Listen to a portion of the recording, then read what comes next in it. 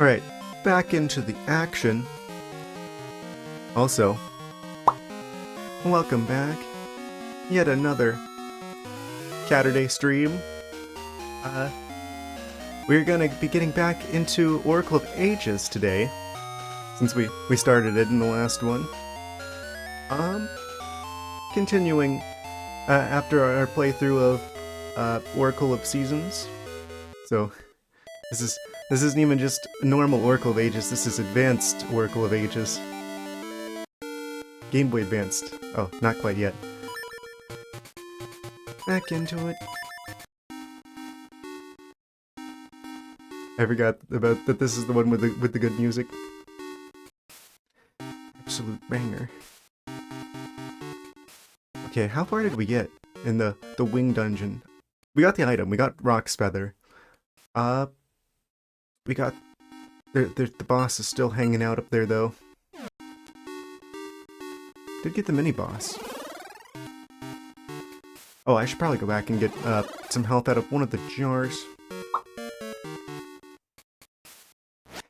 I miss being able to actually slash the jars with the sword.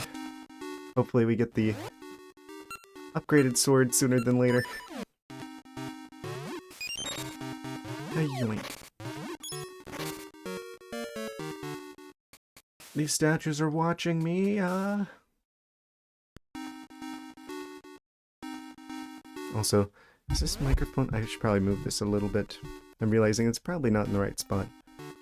Sorry if that's making some weird noises. Okay, that should be better. Maybe.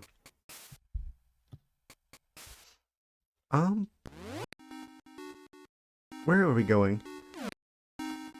Other than crazy.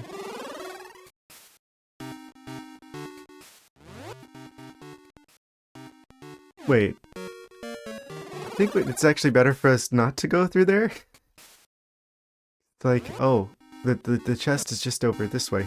Get out of here, turtles. Least favorite enemy in these games.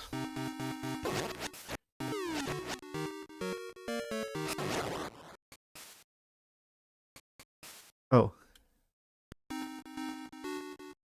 Wait, I thought I could push this.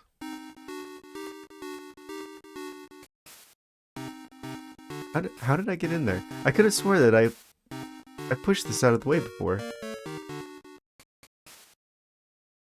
Okay, maybe not. Maybe we gotta go around the other way. Or maybe we have to defeat all the snakes first. Snake jump scare. Oh! That's why it didn't work the first time I tried pushing it in the previous stream. It's like you got to get rid of all the snakes before the block will move. That's weird. But it like checks for that?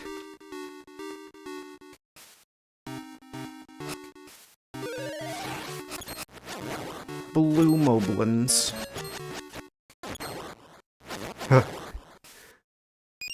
Did we get that guy through the wall? That's fine. Sword visibly poking through.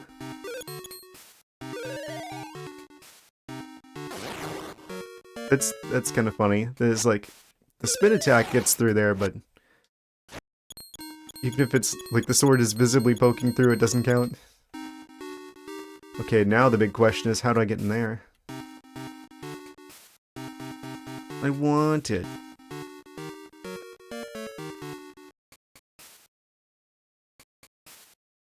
I guess we gotta go around the long way. Using that minecart track, probably. Chop some bats. Finally chopped bats.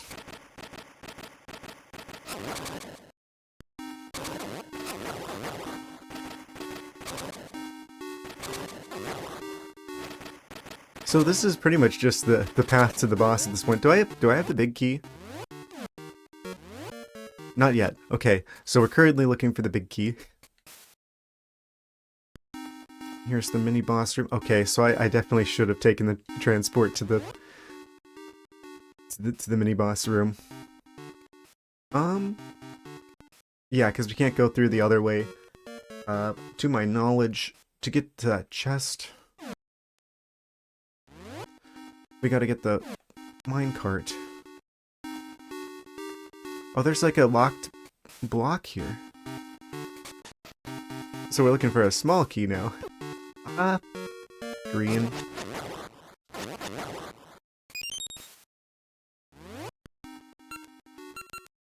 Equip the feather.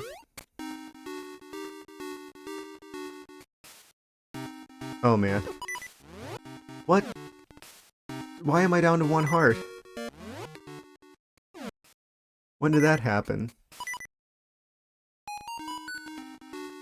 Yeah, that's right. We can jump over these potentially. I remember hearing something. Oh. Okay.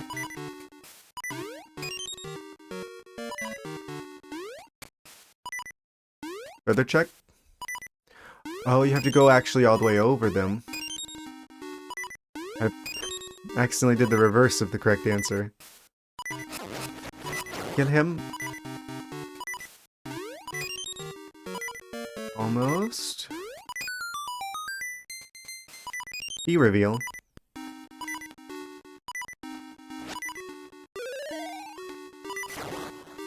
No heart? Okay. Have a heart game.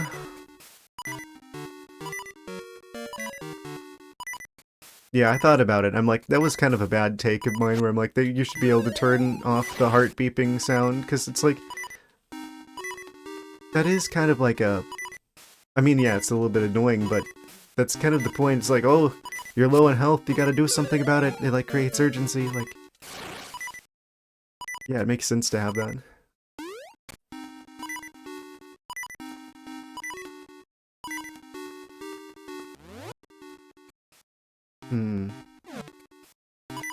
Oh, right, the blue block. We can go back for that now.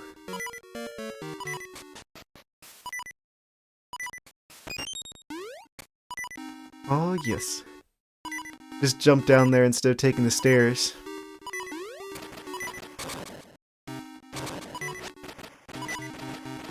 What do you mean I didn't hit the switch?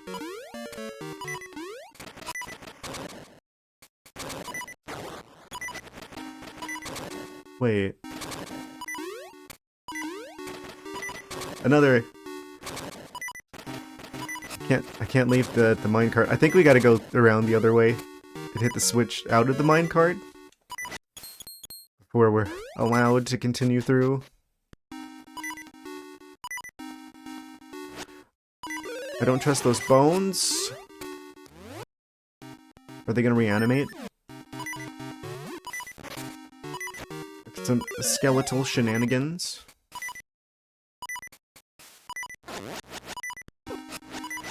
Begone, skeletons. Half a heart. Big yikes. And nothing. And... nothing. Okay. Wait, there's nothing in here. What's the point of this? This is probably a return path from somewhere up above. If I had a hazard guess.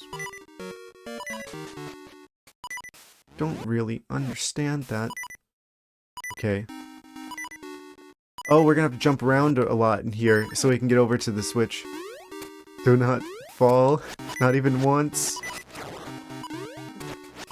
And of course, the one time I get a heart from a key, it falls into the nearest ravine.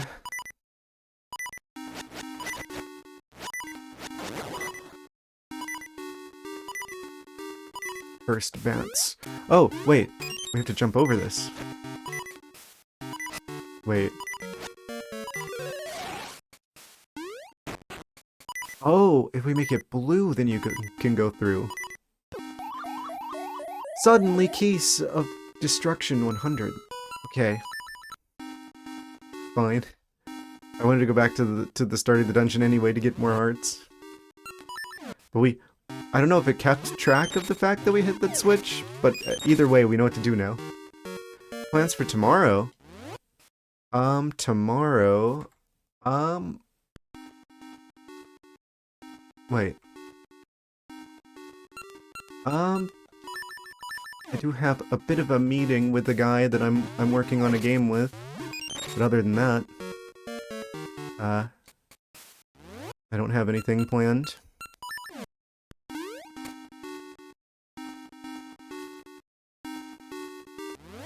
Yeah, I keep a pretty packed schedule.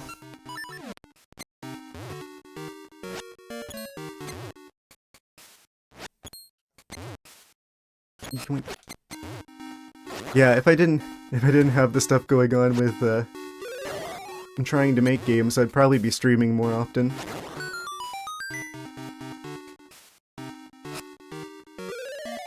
Sometimes I wonder about that, because it's like, I think most people who like stream, it's like they do that most days of the week. So I'm like, oh, what am I, like I can only do like 3 days a week, and I'm like, I should be doing more than that.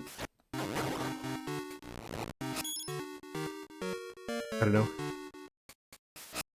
And then editing as well. I'm like, I haven't uploaded like a main channel video in like, what, since last year? Oh, the happiest snakes? Yes, they are. I don't know what they're happy about. I should be concerned. The snakes are scheming. They're like, do what you must, we've already won. Yeah, I'm working on a way that I can, like, do, like, editing stuff faster.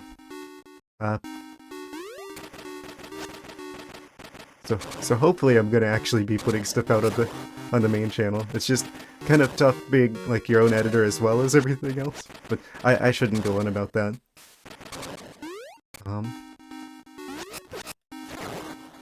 Green slimes.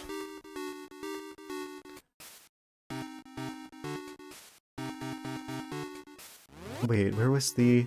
There was a Switch. A Nintendo Switch. Somewhere over here. Okay, moment of truth. Did it keep track of the fact that I jumped over the block, converting the Switch to blue? No, it didn't. At least we know where to go.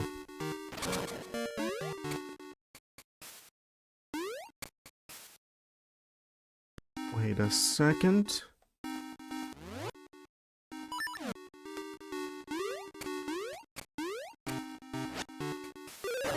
Bonk.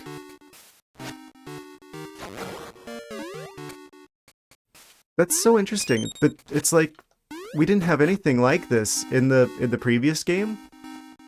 Like these weird blocks that you activate by jumping over with the rock's feather. That's just completely specific to Oracle of Ages. Internet's terrible. We'll watch as much as you can. Hey, I mean, I appreciate it. Honestly, that's... Do I like that? I do. Wait, I'm assuming you're talking about the Switch? Like the unique mechanics and ages?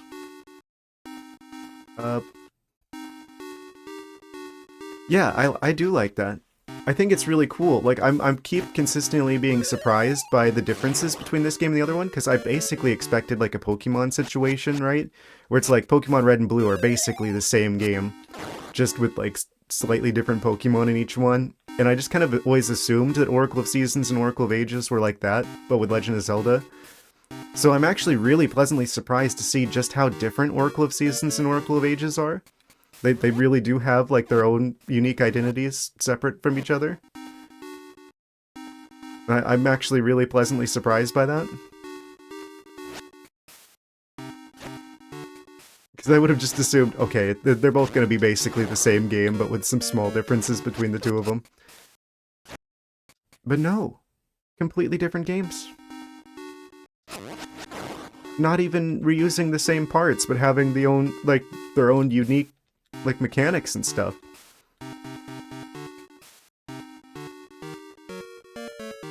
So I think it's cool every time that you see stuff like that that's like, oh, this is something unique to one of the games.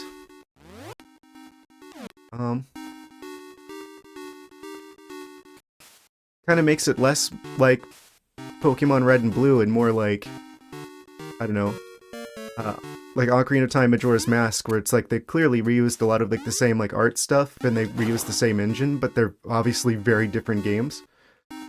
But like the Game Boy Color equivalent of that. Where am I going?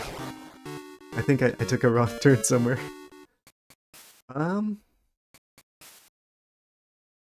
Cursed Owl. Yeah, honestly, this is... I did hear a rumor from someone that, like, there's like a rumor going around that they may be working on like a remake for this game. I don't know how true that is. I don't even know, because it was like a friend who said that kind of thing. Because they said they heard something about that, but... I guess I should go ahead and say that. In case it is true. And it makes sense to me. I think I've already been here before. What am I doing over here? Oh, yeah, true.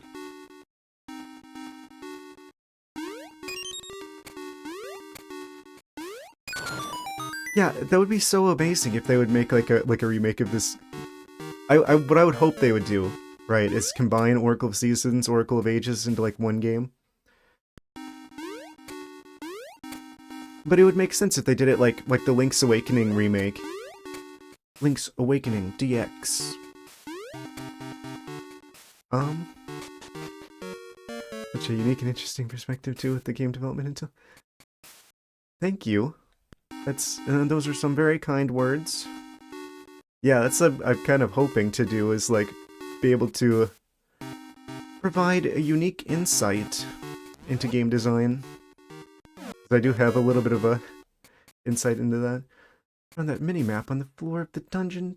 Yes. Beautiful art style from it. Yeah, that was such a creative idea for the art style with that, where they like completely ignored all of like the, you know, more recent art direction stuff, and they just went back to like the original pixel art and just used that as inspiration. I think that was a really cool idea. So I'd love to see them do something similar with this game. And of course, if they're going to go that far, it would obviously be building up to, ultimately, a Minish Cap remake at some point. You got a Gasha seed, planted in soft soil. Very nice.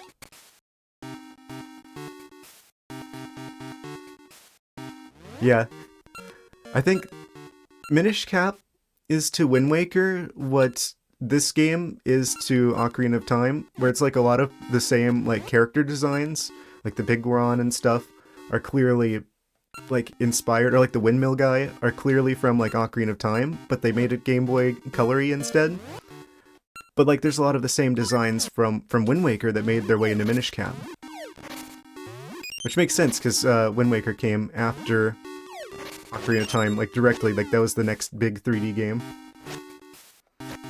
So I think it's interesting whenever they take the same, like, character designs from, like, the three-dimensional games, and then do, like, sprites of them as well to do, like, the handheld games.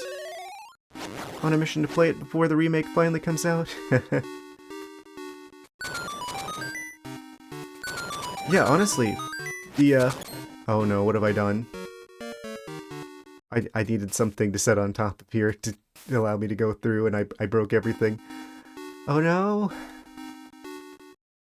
Reset the room. Oh.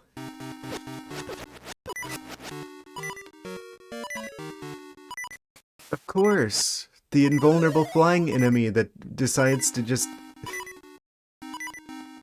It's funny how he can hit me, but I can't hit him. Yeah, that's the one thing with these games, is they can be a bit unforgiving at times. So I bet if they did do a remake, they'd probably make things a little bit more... like, give you a few more invulnerability frames. Just for modern audiences. They're on the floor, but hard to time it, yeah. And that entire time that they're flying in the air, they can hit you. So... if he's just flying right above you, and you've only got like a small amount of space to be in, There's... They just gotta keep hitting you and there's not much you can do about it.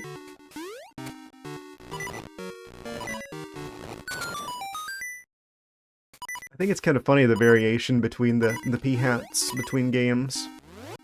Because it's like, oh, in Twilight Princess, they don't even do damage to you and they're just like a hookshot target. But then you have like Wind Waker, where you have like... You even have like the Sea Hat variant, which were like really kind of scary. The big giant ones. Yeah, they have like the regular ones as well around like the forest area. And they give you like the golden feathers if you hit them with the grappling hook. Which is weird because it's like, where did the feathers come from? They're supposed to be like a plant. Do the plants have feathers? And I knew it was gonna happen. Okay. Yeah, it's like really kind of cool how they like work in Wind Waker, where it's like, oh, you could use the grappling hook to like get the feathers from them. You could use like the leaf to like kind of like mess the feathers up temporarily, so they like fall to the ground and become vulnerable. You can hit them with the boomerang to like chop the spinny part off the top. Give them a little bit of a haircut.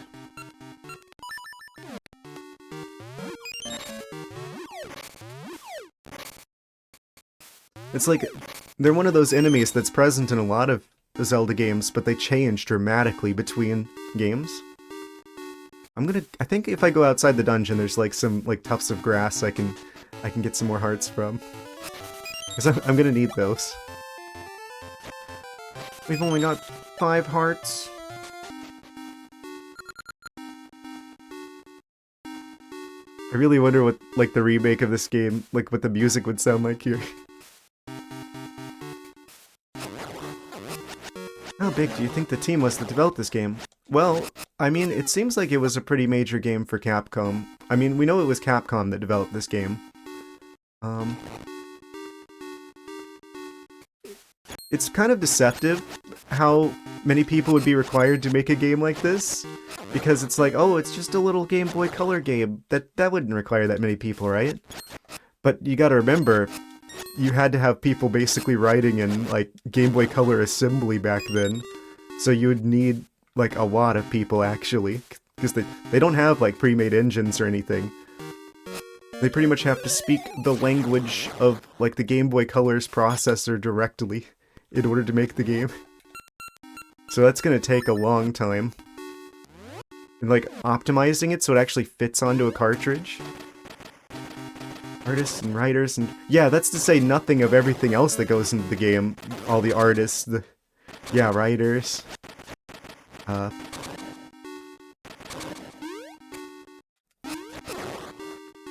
Really? Okay.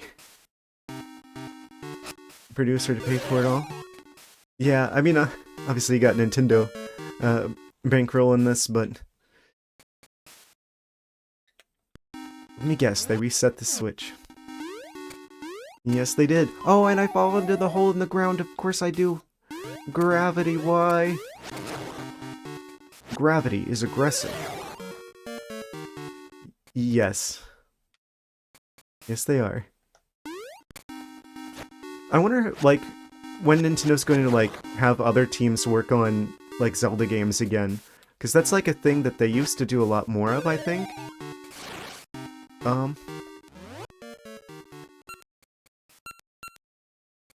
Like, this is Capcom. Do you think that you would be able to contribute to development of this game? Do I think I could contribute?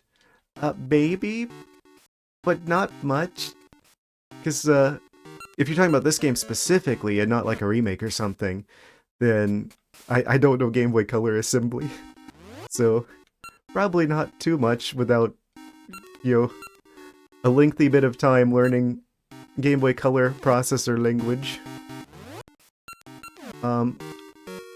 For a remake, however, this would be a lot easier to do now, since we have, like, pre-made engines. So this would actually be pretty easy to make. I mean, not to say that it wouldn't take time, but there's a lot of things that are kind of just done for you by engines these days. Computer chip out of a Game Boy Color figured out. It wouldn't surprise me if people haven't reverse engineered that by now. I mean, actually, I mean, if there's going to be third-party developers for the Game Boy Color, it's got to be like well documented out there somewhere. Especially since this is like, 20 years ago, I'm sure someone's reverse engineered it.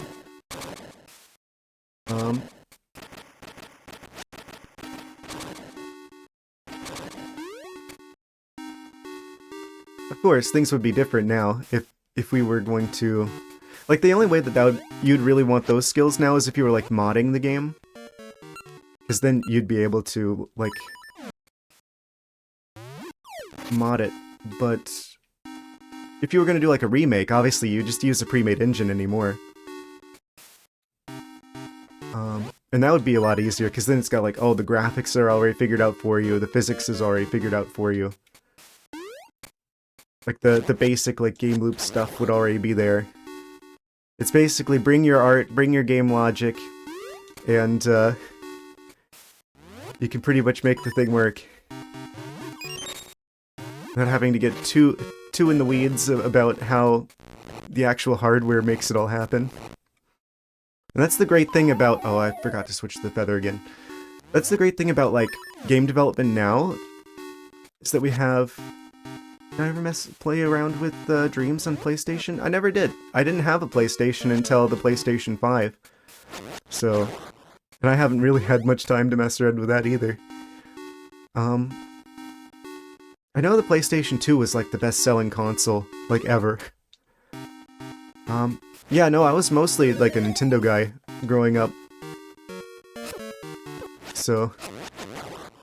never really had much of a chance to do PlayStation 5 stuff. Or PlayStation stuff, rather. Yeah, PlayStation 4. Yeah, that's like the main justification I had for getting the PlayStation 5 was, okay, this is gonna give me access to all the exclusives from, like, the previous generations of PlayStation, because just PlayStation 5 games on its own, it's like, there aren't that many of them. There's kind of not a lot of point to that. But if I wanted to get access to, like, previous games, like if I want to play, like, Bloodborne or something like that, that's still exclusive to Sony. Dreams is a game where you make games and other people play them. Yeah, I've heard of it. I don't know what engine it runs off of, but I bet it would tickle you.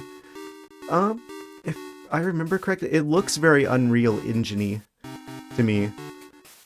I could be wrong about that.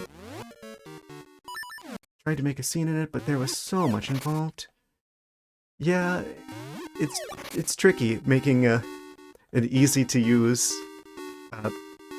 like, make your own game type game, where, like, the editor is the game. It's easier for something like Mario Maker, where, there's only so much you can do with a platformer level. But I think I talked about it before, like, the idea of making, like a Zelda Maker would be a lot more involved, because then it's like, each room would basically be its own level, and they would all have to, like, hook up to each other in, like, a way that makes sense. And that would get very complicated very quickly. So it becomes, like, a big design challenge of how do you make that easy for people to use. Oh, we've got one of these crazy puzzles. Let's go ahead and make things safe in the room first. Of course, he got a good hit in there. Okay, so we've got... what? There's like a yellow statue here, red and blue. Have to be different somehow to make work conceptually, not sure how that would work. Yeah, that's the thing, is it's like... I feel like there's even, like, the potential to get things a little bit confused in, like, the really basic Zelda Maker thing in the Link's Awakening remake. Where it's like, oh, making, like, the stairs hook up to each other. Like, I could see people getting confused with how they made that work, even. So... this is changing the color of the fire.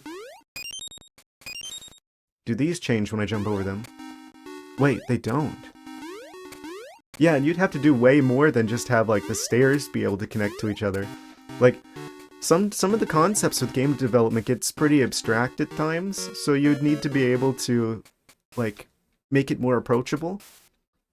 Um, and that's obviously a big design challenge. So I think that's the reason why we haven't gotten a Zelda Maker yet, but we did get a Mario Maker. Because it's pretty easy to do like an editor, well not easy, but it's a lot easier to do a level editor for just like simple platformer levels versus an entire like involved dungeon with like unique puzzle mechanics and stuff like that. Because every single one of these pieces would have to have like, you know, uh, you'd have to make every single one of these pieces like easy to like use to make bigger things with. What on earth did they want me to do here? I feel like... Wait, can I push these? Do I need to use the power bracelets? It's like, I feel like they want me to mimic this pattern on the left to on the right. But I can't move these. Wait, what if it has to be like the color of that one in order to... That's it. I figured it out. You can only move them if the candle is the color of the one that you're trying to move. Okay. That makes this, make a lot more sense. Funk. So then we just... Oh, I've got to push that one in the center first. Otherwise I'm not going to be able to do that. Oh, but that means I need to change the thing. Yeah, the red ones can be on the outside, because those will be easy to put into place. I want to move the yellow one in the center first. Wait, oh, that's because it's red now. Why isn't it moving?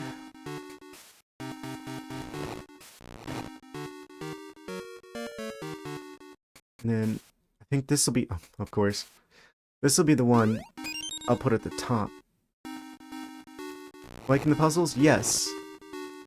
I think this is a pretty clever puzzle. Honestly, I'm happy this isn't a... You have to jump over it in a certain pattern to like mimic this on the side kind of thing that I thought it was at first. If it's just like pushing the statues around, then that's... I like that better.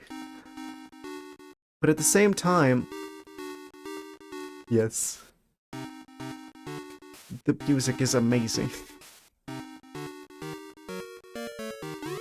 The one thing I wish that it did different with the puzzles in this game is that I wish it would remember that you've solved the puzzle already, so you don't have to do it over again. Like if I die and I go back to the start of the dungeon, I bet this is probably going to reset and I'm going to have to do this again. So I'm going to assume that that's just a limitation of the time, where maybe they just didn't have the memory to keep track of that. Just give them the benefit of the doubt. It's like the fun of a puzzle is like actually figuring it out. Once you know what you need to do, if you've already done it before, it becomes kind of tedious to do it over again. We got the key. So we probably don't have to do this one over again because we got the key already, so...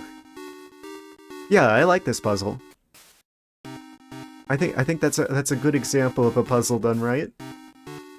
It's like at first it's just like takes me a moment to be like, okay, what are they wanting me to do? Oh, that's what they want me to do. Oh, okay, cool. I'm super genius for figuring this out. Like the way Link walks. A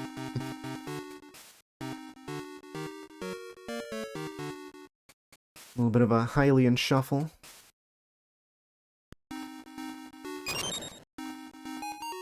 This is a very red floor. There's hidden enemies. They're camouflaged. They are chameleon slimes, it looks like. Oh? I can see you now. Oh? Changing colors again? What number red is that? You mean what number red?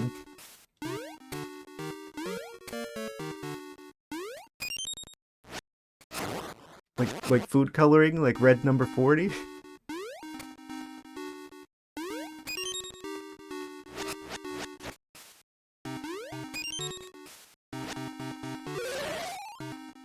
Ah, yes. That is yeah, FF0000.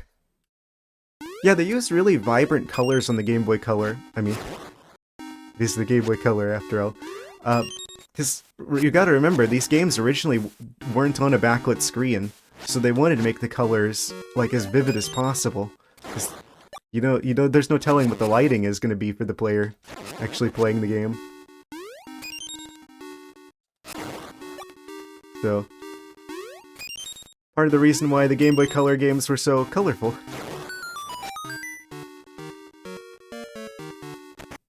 We got the big key, big boss key. Game Boy Color had no backlight. Whenever they started adding not blacklights, whenever they started adding backlights to Game Boy Colors, the flashlight industry was crying. They didn't have a light attachment. Yeah, the little like worm lights. Like I got one for like Christmas one year when I was like a lot younger, and like one of the first things I did was like try to like unwind it. I remember like one of my parents being like, "I can't believe you broke it already." I didn't break it. It still worked just fine. I didn't understand that it was supposed to be all like spirally like that.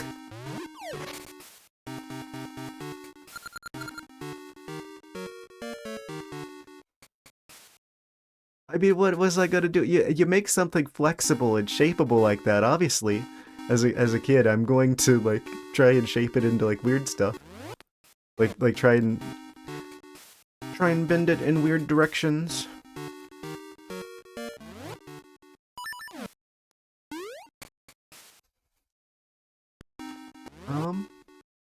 So yeah, mine's not so spirally. Mine's more like a. Well, to be fair, that does make the light a bit longer. I guess if you straighten it out. There's still another chest here down below. Every tool can be a multi-purpose tool, right? True. True. Just depends on how creative you're gonna be. Okay, I'm thinking that this last chest has got to be like the key to get to the room with where we use the boss key. I wonder what the boss is gonna look like for this dungeon. Because it's like we got the Rock's Feather, which means there's probably gonna be a bunch of jumping happening. I have to assume that they're going to reuse like a lot of the same bosses from Oracle of Seasons. I was kind of expecting that. Where it's like, oh, they're gonna be like the same bosses, and I'm gonna beat them way faster because I've already beaten them before. Oh no, I walked into this room, and that means I've got to redo this. How do I go down to where the key is? I've got the big key. I think I gotta do a little backtracking.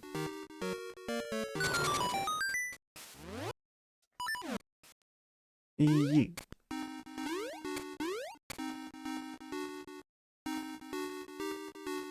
We've got the minecart. There's probably stairs. And we're backtracking.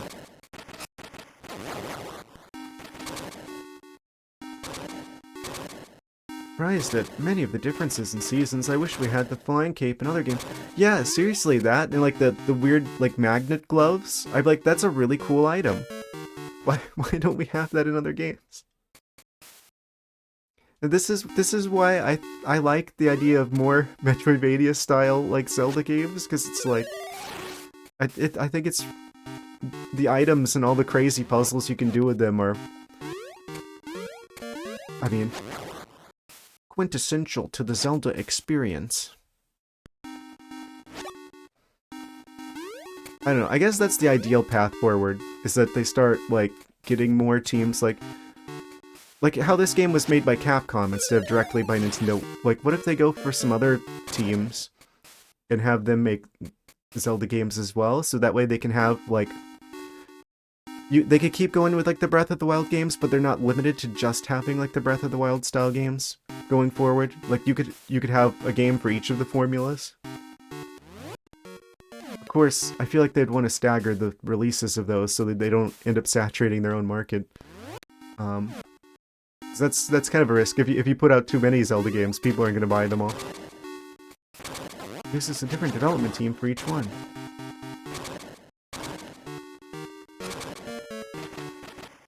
Fallout was mostly... Well, I guess 3, 4, and 5... Wait, there isn't a 5, is there?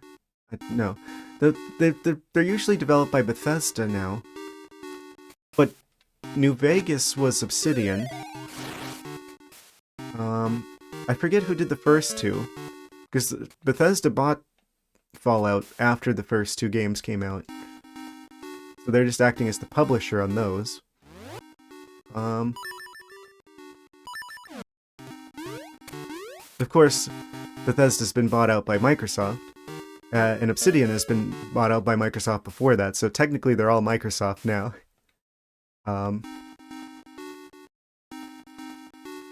Which really raises the question why they're not going to have Obsidian do more Fallout games, if they're all Microsoft at the end of the day now.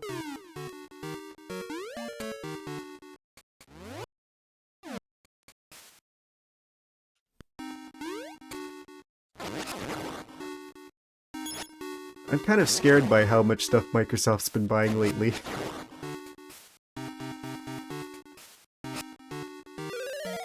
I'm so glad that rumor about Valve being bought by Microsoft turned out to be obviously false.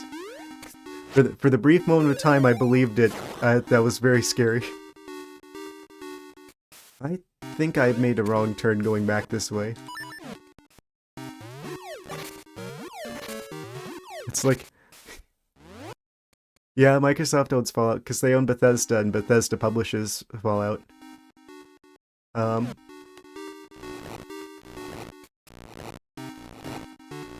It's like Amazon owning Twitch. Almost, it's so weird. I know, right? Can you imagine if Amazon owned Twitch? That would be insane. I can't imagine.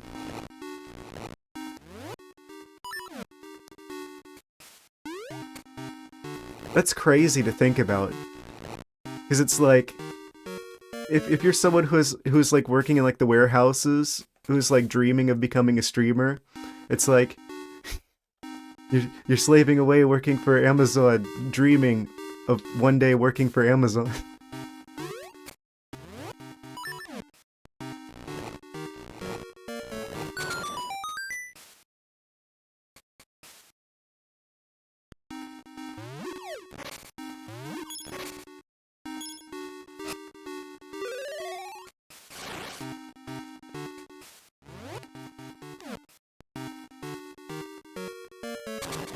Wait, am I supposed to change this room a different color and that maybe gives me another path out of here? No, this is just kind of a dead end. I'm gonna have to beat all the colorful slimes again. Okay, so I know for sure this is a dead end. So, okay, the room I was just in had a path up north somehow. I should check that out as soon as I escape the slime room. Yeah, I'm a bit concerned about the future. I miss how the internet used to be, where it's like everyone just kind of had their own like small website. I like that better.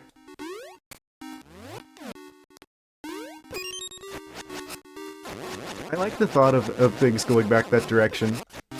Are they like immune when it's like the floor is the same color as them? I jumped over it, it didn't change colors, what? I feel like there's so many tools out there too for like making your own website. It's like you don't even need to know HTML. Not even that HTML is that hard, but it's like it's really easy to like make your own website. That's actually one thing I'm like nostalgic for about like MySpace back in the day, when you could theme your page using like HTML. You could make it look like how you wanted it to. Everyone can do it themselves now. Yeah, I mean, there's even like tools that you can use that kind of automatically put sites together with the... Like I'm thinking about like if you wanted to make like a static site, You got like frameworks like Hugo that you could just like put together like some markdown and... Oh, I'm getting way in the weeds here. But it's like you don't even need to know HTML practically. There's literally programs that'll make at least a simple website for you now. You could put it on like NeoCities for free, and then buy like a domain name for like 20 bucks a year, and you could have a very cheap, like basic website. And anyone could just do that.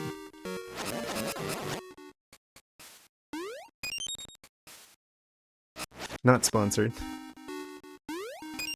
Everyone forgets how to make websites from scratch, a big issue will happen, and... Don't leave us hanging.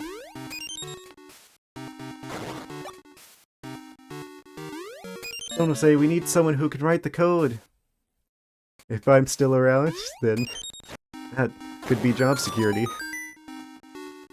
I don't really focus on web stuff, but I know a thing or two about it.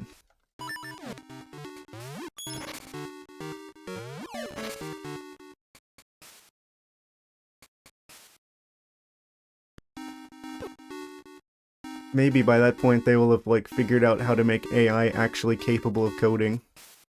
I don't think that's gonna happen anytime soon though.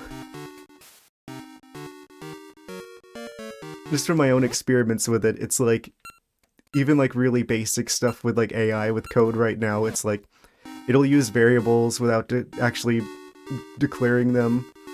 It'll like it hallucinates like crazy.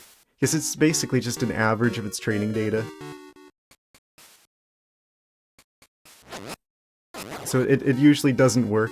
It's like, you spend so much time babysitting AI right now, that it's like, you might as well just write it yourself from the start and not have to try and get the AI output usable. Like, I feel like it takes longer to babysit the AI to give you something useful than to just do it yourself. I don't think it'll always be like that, but people gotta realize there's no intelligence in AI.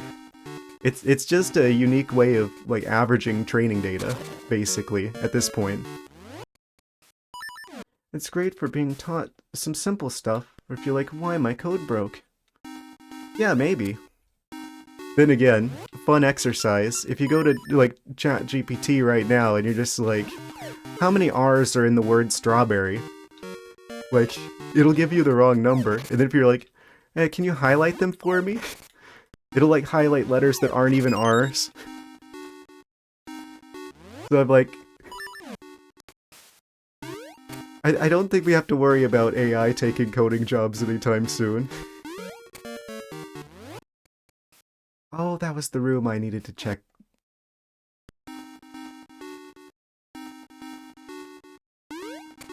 I just want you to be happy here.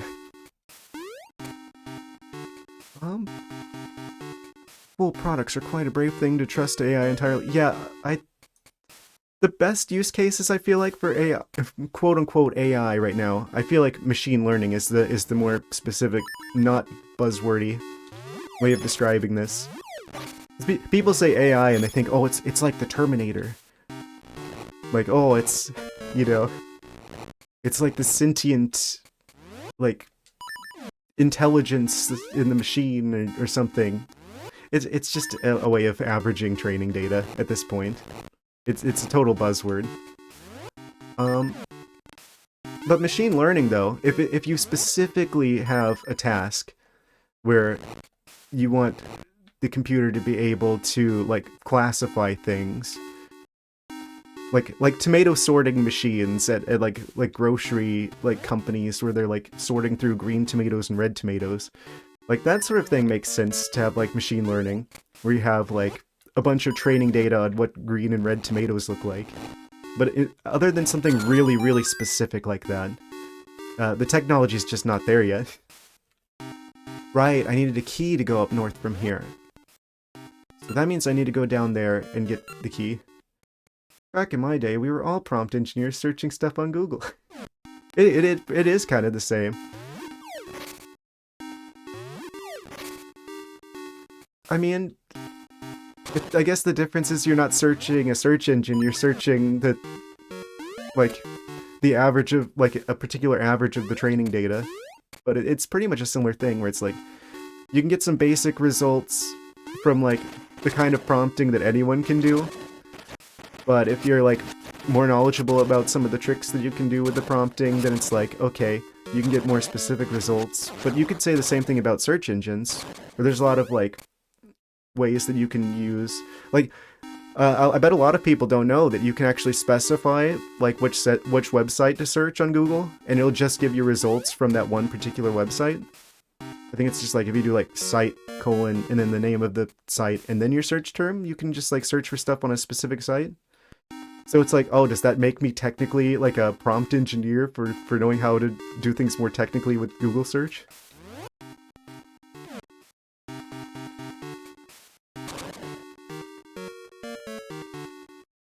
I guess that's kind of similar to what you're doing if you're doing prompting and then you know to do, like, oh, if I do, like, a colon and then like, a number after that, then that'll set a weight for that particular term in the prompt. But anyone could just figure that out. So, like, I'm gonna go to college. I'm gonna get a master's degree in prompt engineering.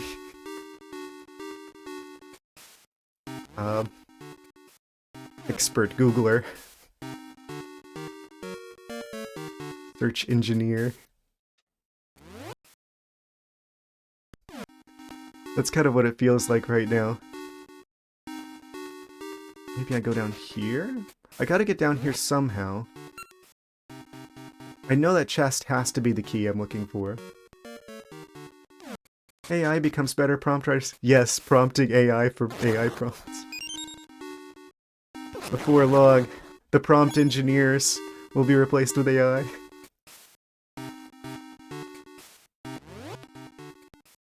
We're gonna go full circle on that one.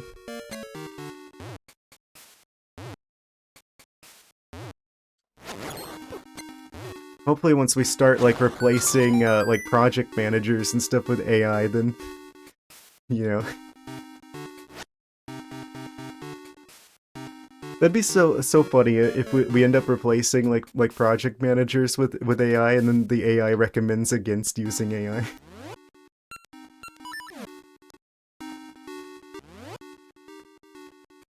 I use the AI to destroy the AI.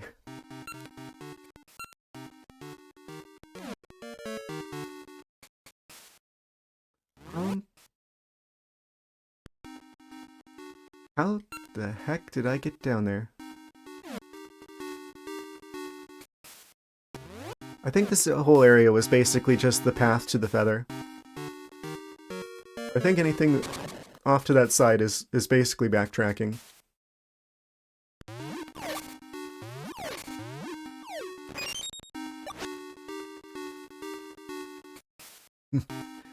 .0000013% less efficient today than yesterday. One display point has been added to your...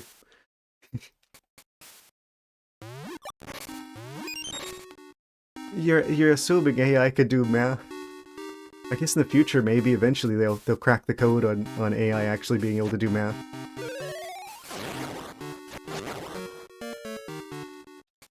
Because right now, it's like, you'd have, like, whatever the average, like, whatever's the most, like, prevalent number for efficiency is probably what it would give you. Because AI doesn't actually do any, it doesn't think. It just gives you, like, the average from its training data. So if the average is, efficiency for employees is 50%, it's just going to guess that your efficiency is 50% from the training data. It doesn't actually check. All it's doing, at least the text, like, generating AI is doing, is just looking at what's in its training data, and then giving you whatever is the most likely thing. So, like whatever the average response would be based on its training data to whatever you prompted it with. It doesn't actually think about it. Clippy from Microsoft Word was AI, according to modern definitions. Could be. I mean, considering AI these days is so poorly defined, it's a buzzword. You can pretty much have any kind of algorithm where the computer just does stuff. And people would probably try to sell it as AI now.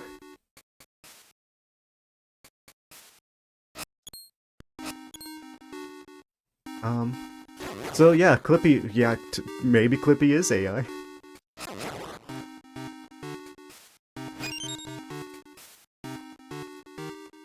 Or AI, assistant system on Microsoft software will help you with writing your documents by intelligently looking to see when you are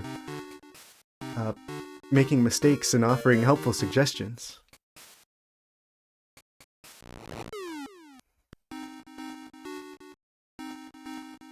Is Recall just basically advanced Clippy?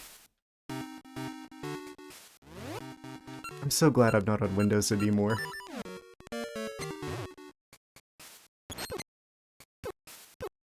Oh my gosh, these turtles!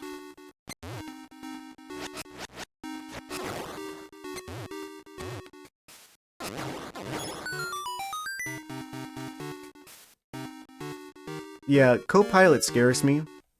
That it's like, it can take snapshots of everything that you're doing all the time, so it can recall them. I think it's appropriate that they called it Recall, because I think it needs to get recalled.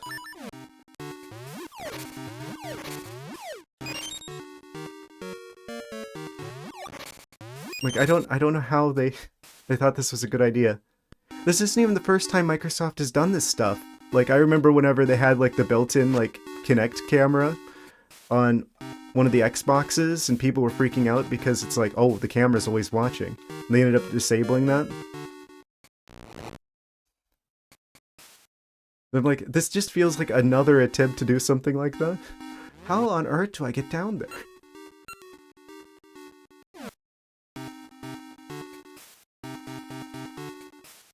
Can't even go through here now because I accidentally left the minecart on the other side. I think I might actually have to go past the other way. All of our smart TVs and laptops watch us anyway. Yeah, a lot of like backdoors and stuff in the processors themselves. I'm just waiting for like RISC-V processors to become more of a thing. So then we'd actually know what's actually on the hardware. Because right now, regardless if you have an Intel chip or an AMD chip in your computer, or ARM, you don't actually have a way of knowing what's in there. I know there's like developer kits for like RISC-V stuff, because that's like an open hardware standard, so you can actually you actually get like the diagrams of the chips, so you know everything that's actually in the chip. Let me ask your opinions on this though. Sometimes I see videos where supposedly an AI is playing a game or learning a game. Yeah, so I guess it would be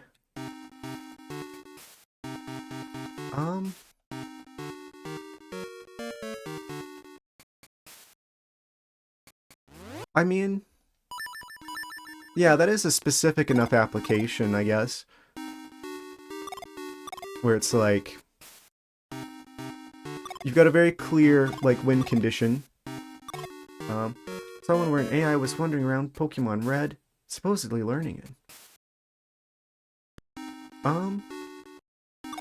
Is it really learning it, or is it just, like... How do we define learning?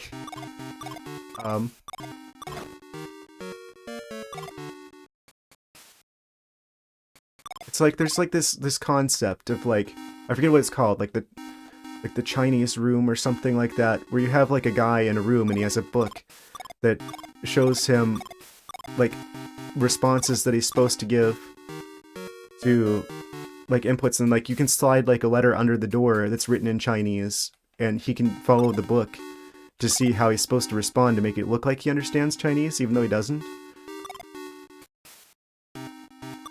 So it looks like, for all intents and purposes, whoever's in the room speaks Chinese.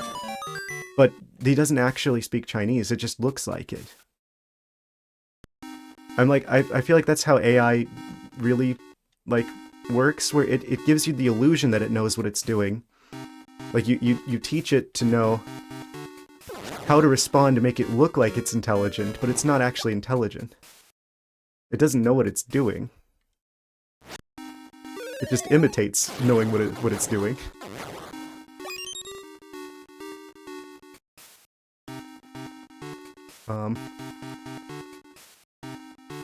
So it's like, is it really learning the Pokemon Red, or does it just look like it knows Pokemon Red? Where it's like trial and error things out enough that it eventually learns the way to look like it knows Pokemon Red.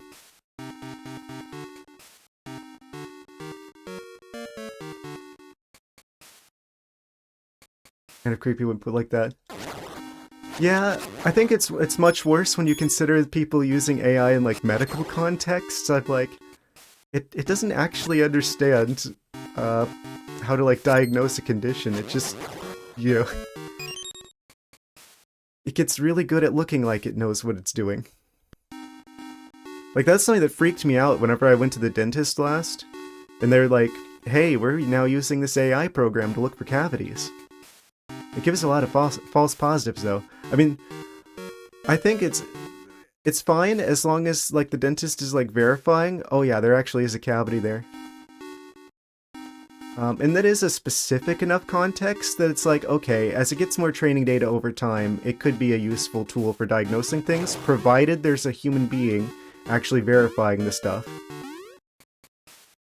But yeah, I think that's the key thing with AI as it currently exists, and probably how it's going to exist for, you know, at least the next couple of decades, is you're going to need human verification that things are how they're supposed to be, because it cannot be trusted on its own. Just the sheer amount of times that AI will, like, hallucinate.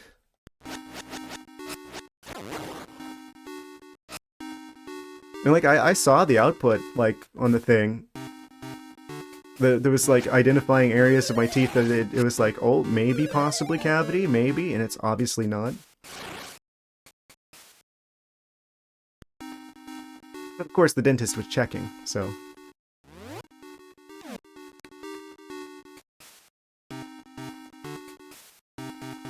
That did have me a little bit concerned, though.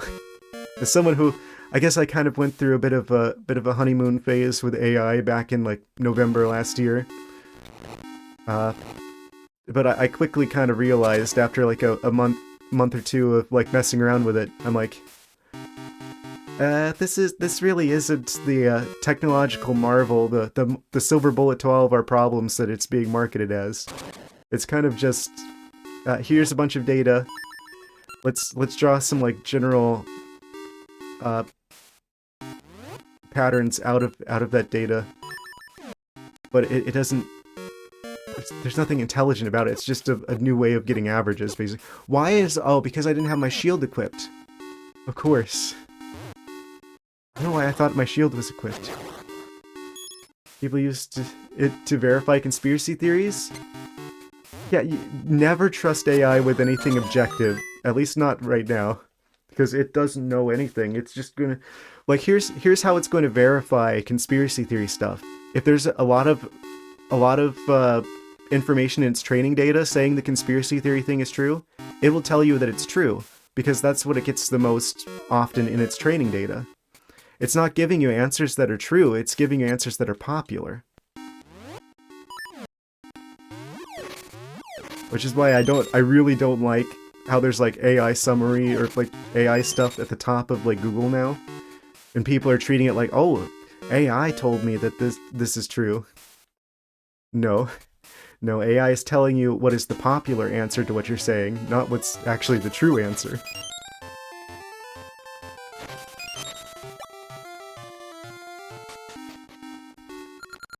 I've seen some pretty funny examples of that.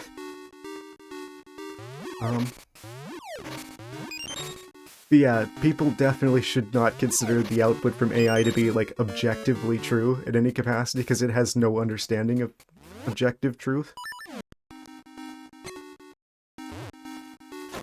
Yeah, it's a lot better if it'll actually cite its sources. I've seen some AIs that are actually starting to do that, so you can at least go in and verify things, but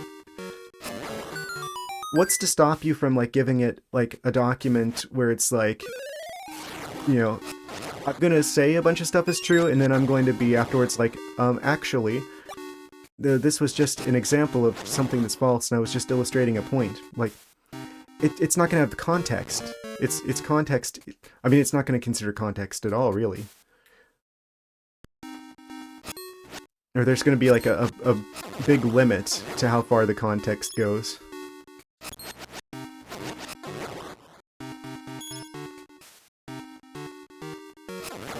So yeah, I don't know. It's hard for me to even figure out what is like even a good use for AI at this point. Other than just like something really specific. Again, like sorting tomatoes in like, you know, a produce processing facility. Determining between green and red tomatoes, it'll probably do that well enough the majority of the time that it can be used for that. But other than something really specific that it has a lot of training data on, it's pretty much not useful. When it comes to like art stuff, it's basically a patchwork plagiarism engine. I think there's a huge ethical problem that a lot of like the creative writing and like art and stuff that it's been trained on has been collected without the consent of the artists or writers that were responsible for the training data.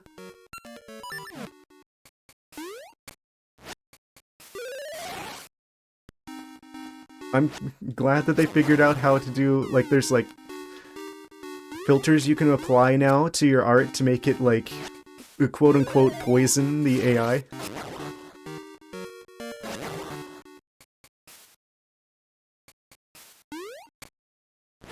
And this is a huge issue of people who are training these AIs not being willing to pay the artists for the training data, because you know that there'd be artists who would be okay with, you know, oh hey, we're gonna pay you X amount of money and to make art for us to train an AI with. There'd probably be some artists that would do that. And then it would be, you know, entirely, you know, it'd be a lot more ethical then. Someone won an award for their painting and they used it under debate because they found out they've used AI. And that's another thing too with copyright that's kind of an interesting quirk about this. Because technically, if a person didn't make the art, it can't be copyrighted. Like, AI can't own a copyright on something.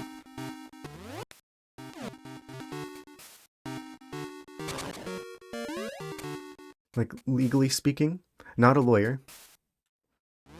There's a big community that argues it's still original and human since we have to describe the art we want it to make. Yeah, but then you're not... It's not you making the art, it's the AI making the art based off of you, like, telling it what to do. It's like... The program is like a quote-unquote artist taking like a free commission or something.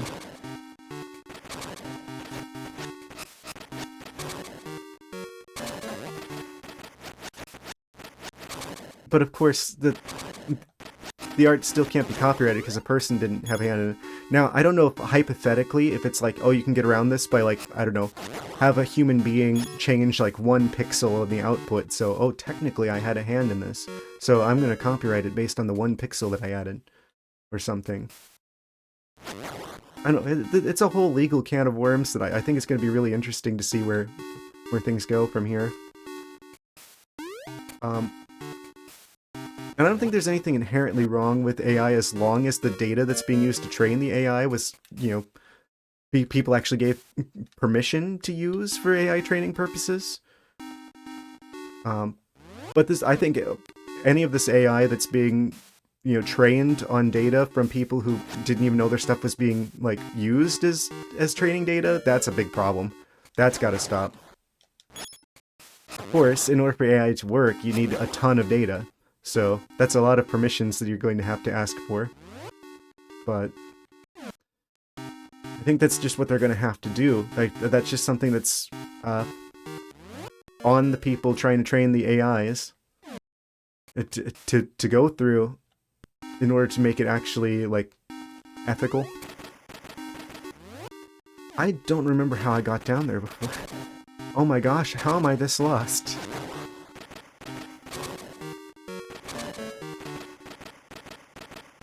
Okay, so I flipped the switch there. I go around here. Here's the area with the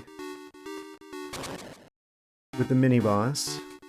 I go this way. I flip the switch that turns it blue so I can go through. What path am I missing?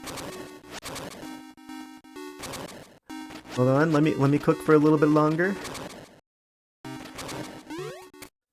So we're here.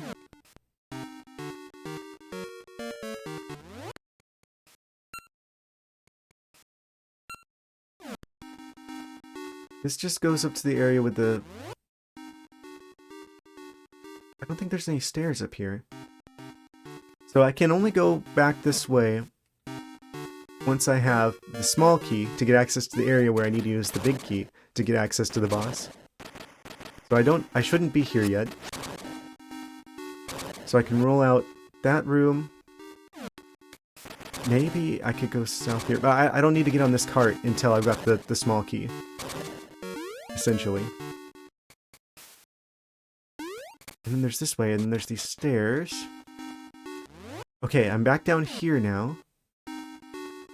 So I need to go through that entryway there. So maybe if I go around here somewhere? No, because this is a dead end.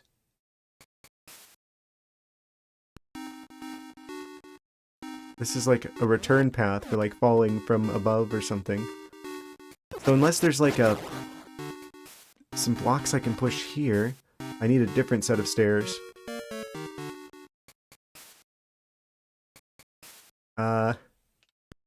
Unless I can go through here somewhere? Like there's like a hidden like doorway or something that allows me to get access to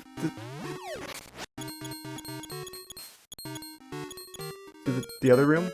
Like the top part of that room? And of course, they gravitate straight towards me. And there's gonna be no hearts in any of these jars. So... I gotta go down that set of stairs, actually. So I can be here. And of course, the green guy shoots me. Then we go south. There's a little bit of a jump puzzle.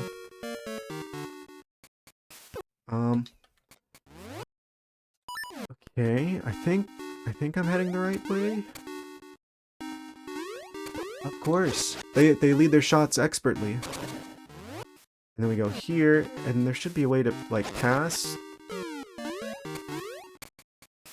Oh, am I stupid? I might be stupid. Oh yeah, I'm big dumb. I should have gone this way. Okay, we're making progress again. Be long enough. I just got so involved with the amazing, interesting conversation about AI and its implications. I need more neurons. Oh, wait. Okay. Fixed.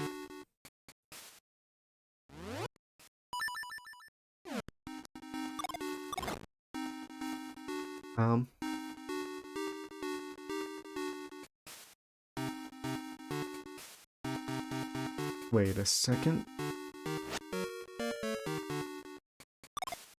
It's red. Can't leave that light on red.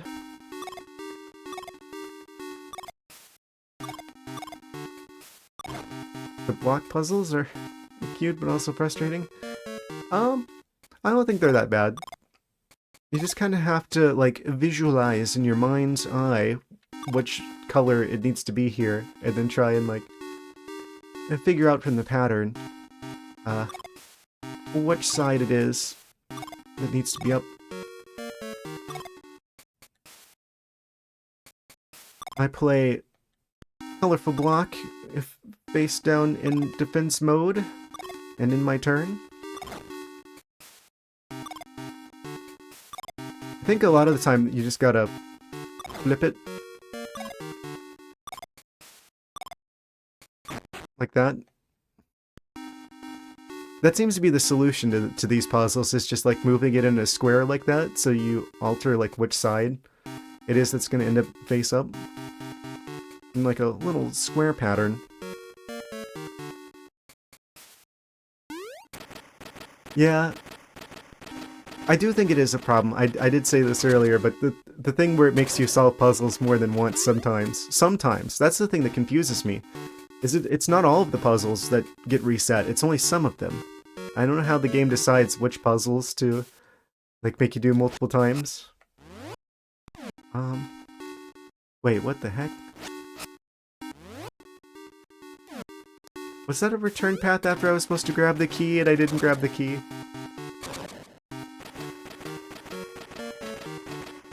Oh, there's a hole in the wall. Okay. I'm supposed to use the bombs.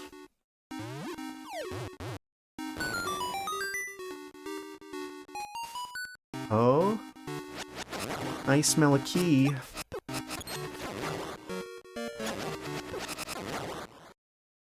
I really wish the sword didn't, like, stop halfway. We got the key. Officially progress. After all these years.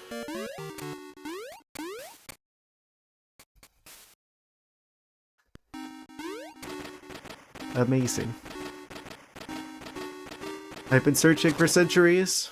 I guess we're gonna find out what the boss looks like here pretty soon. So now I just gotta get back up the stairs.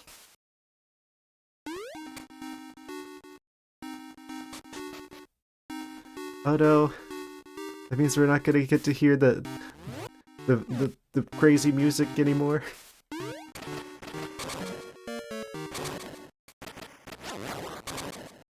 I wonder what this boss looks like.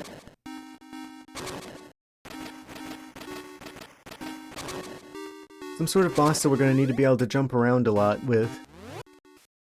I guess that's the big question, is this going to be a boss that we've seen in Oracle of Seasons, or is this going to be something new?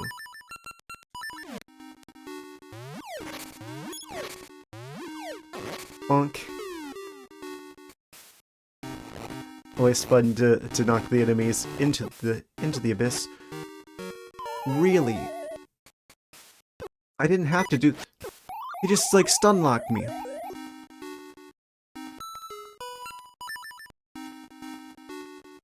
That's fine, we can just get back there. Actually, I should go get some more hearts outside. I did this on purpose. This was to get back to the start of the dungeon faster. Also, probably RNG manipulation on the boss. So, it's easier. Yeah. Got a new king of minecarts. True. I think it's interesting how many of these Zelda games on the Game Boys have minecarts in them. I wouldn't typically have associated minecart travel with the Zelda games prior to this.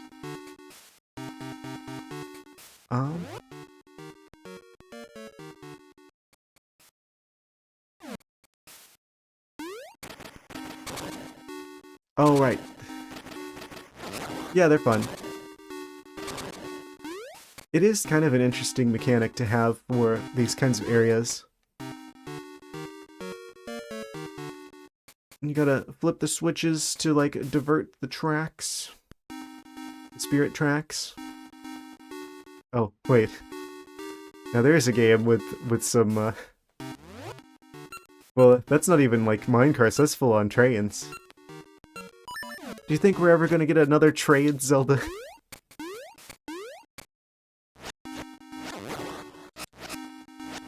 Who's building all these car tracks in these dungeons? I'm just imagining Ganondorf with, like, a train engineer hat. If we're moving Ganondorf's evil supplies around.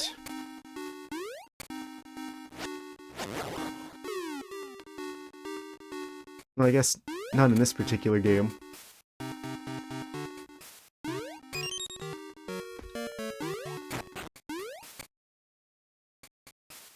it's like there's like some sort of evil sorceress or something. I forget what her name is.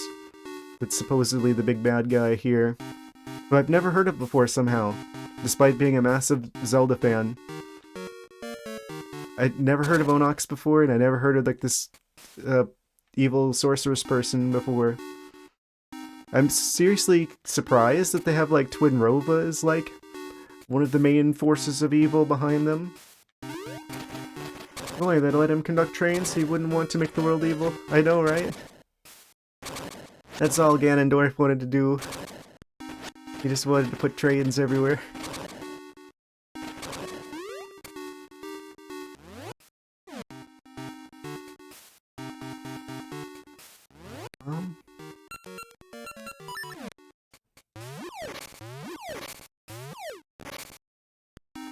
Oh, don't pick that one up.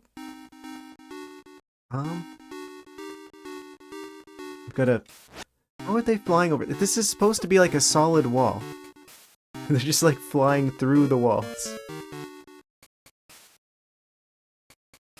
Sure. I guess I should be grateful for that, because otherwise they would be, you know, only able to fly in this tight space here. But still, it's like, they've got like a shadow casting on them and everything. It's like, they're literally inside the wall.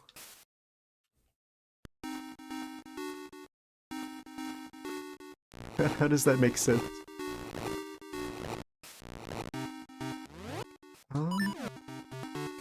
Fly over here.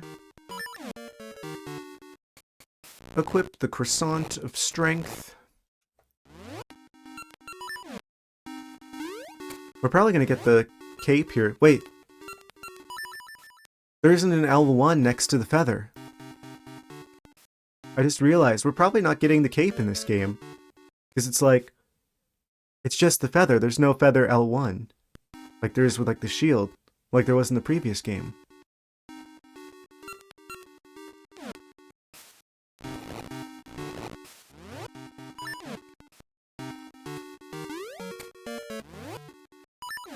That's so interesting. So it's like there's going to be completely different sets of items here. And that could actually explain why there's so much more like empty space. Like there was still like 4 empty slots in the previous game, because it's like maybe because they're like reusing the parts from that game with this game. It's like they could put more items, more or less items as they needed to with the game's development. A surprise to see it in Seasons. I want a cape. Yes. Is that the only Zelda game that we get that actually has the Rock's cape? I don't remember ever seeing it before.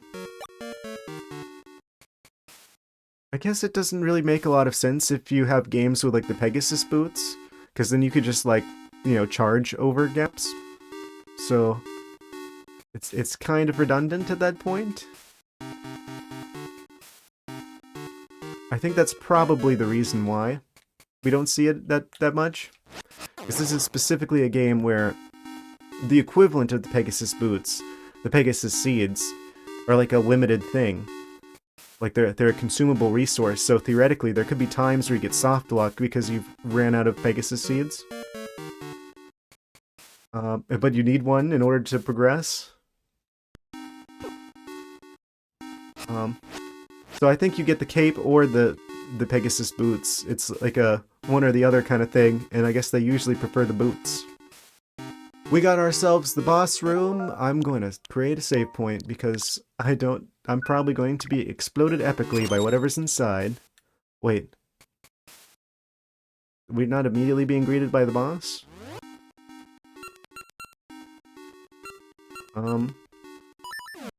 The owl is the boss. Defeat him before he has a chance to do his attacks. I think we got him. The red face fears smoke.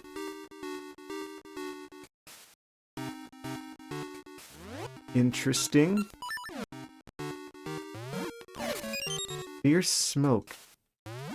Come back here, fairy. No. Yes. They fell for it.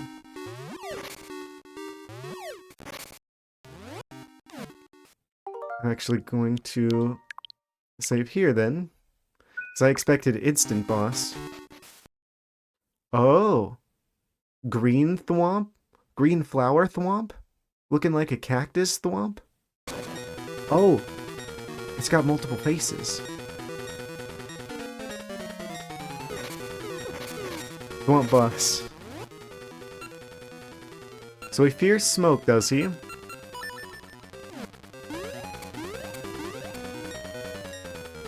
Do we throw bombs in there, or is this an Ember Seed situation?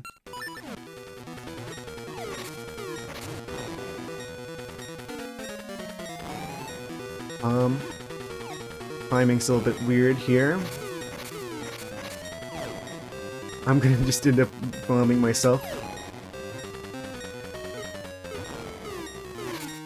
Wait. It's like I gotta delay it, but just a little bit. But not that much. Unless this is not what I meant to do. Okay, that one actually landed on him, but it was like the wrong face, though. I hope that's not bombs.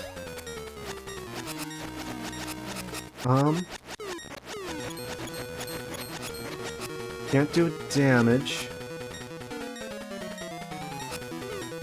He launches bombs. Oh, but he gives us bombs as a pickup. So that absolutely must be what we need for him. Kind of like how the Tower of the Gods boss in Wind Waker is just like sneezes arrows at you, just in case you run out. Okay, so this is the bomb boss.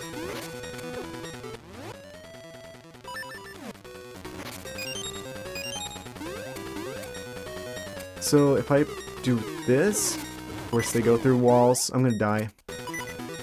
So we know that he gives us bombs, and that means he's probably weak to them. Blue, purple, so it's... Wait, these are the same colors as like the Link's in Four Swords Adventures. I just realized. That's probably just a coincidence. So we're specifically going after the red one.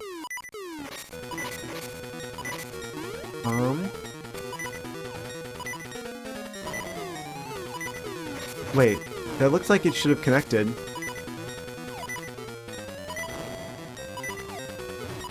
We can drop them on top of him.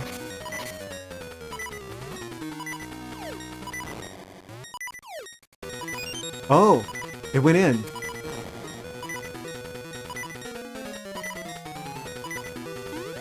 What does that mean? Oh, it fell. Oh. Oh, wait. So do we need to, like, make it so it's the red one? That... whenever he falls, so I can hit him, or...?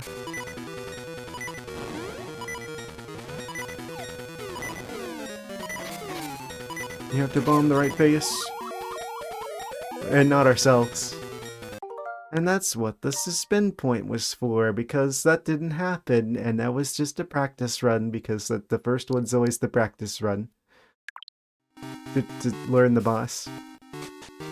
Consider the boss learned.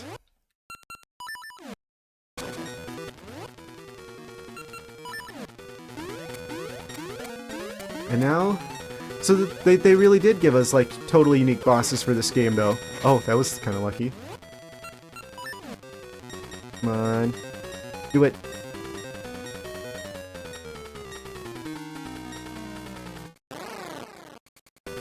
Wait. He didn't fall? I guess that just counted as...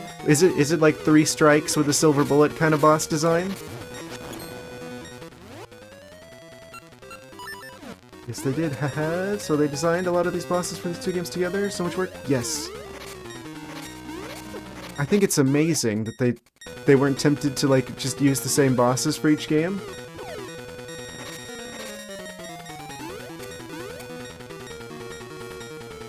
I feel like Nintendo now probably would consider that, but... Well, to be fair, this is Capcom. Can I jump and throw a bomb? No, I can't. So I have to be on these flying blocks. And of course it's gonna knock me off of there. They go in this direction, so I should be starting on this side so that it carries me towards them. This is gonna be a bit of a thing, a bit of a problem, a bit of a pain. I get what needs to happen here. And I can't even remember if you just bomb it X times or if there's... I think it looked like it was doing damage. The boss flashed, which is game design language for, yes, what you're doing is working, this enemy is taking damage. And considering it's one of these sorts of things, I'm gonna assume it's, do the thing 3 times, and he probably just drops dead. Of course, the second I step on that. Yes, the shiny lights of success. The win in? So I think it's just like dodge the fire, because it like alternates between there being fire and there not being fire. That's one. And he drops a heart, which is also kind of a nice thing for them to do. They didn't have to do that. So then you drop another one in, about from there, it seems like. And then he does the thing, and it's probably going to be the wrong one this time. Yeah. Can I at least hit him here? No. So it has to be the red one. But realistically, I'm not going to be able to time it. I just need to jump from there and then toss it. Actually, this just became easy. Because I know that I just need to jump from here onto the flying platform. Oh, he's releasing circular fire. Circular flames.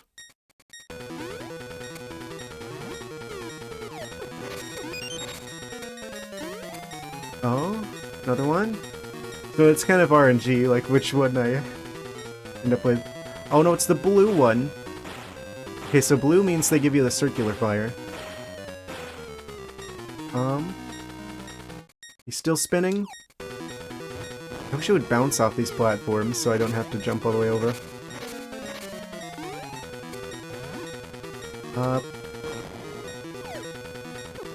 It would help if I actually... Come on.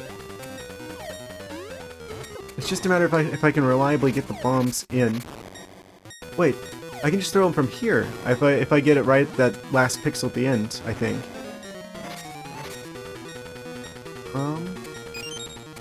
Yeah, I just gotta kind of stay towards the stairs, and then I can toss it in like that. I don't even think I need the platforms.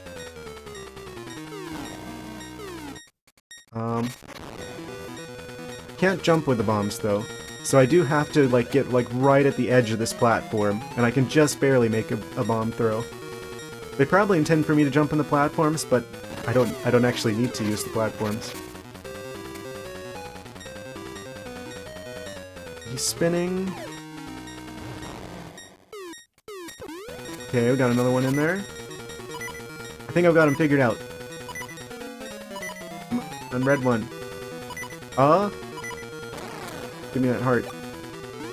Ooh, this might be the attempt.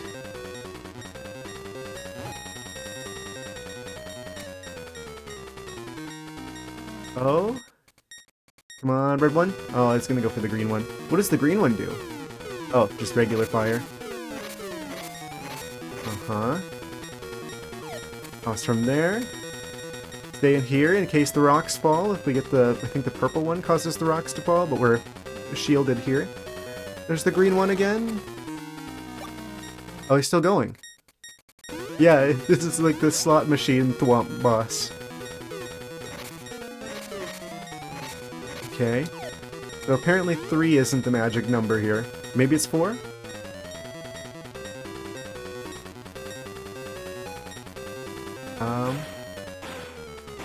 Just wait for him to do the circular fire technique. Yeah, and that's obviously there to keep you from, like, being able to just stay on the platforms. But I don't need them, I can just throw them from here, which I think was a little bit of an oversight on their part. Oh, it's the green one again. That means it's gonna shoot the fire. Oh, I'm out of bombs. Come on. Throw me a couple more. That block the fire. So if I stay here and just like kind of alternate between here and like underneath here whenever the rocks fall, I don't think I can actually take damage.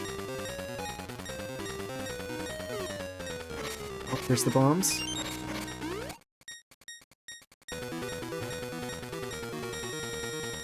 Let me just go down here.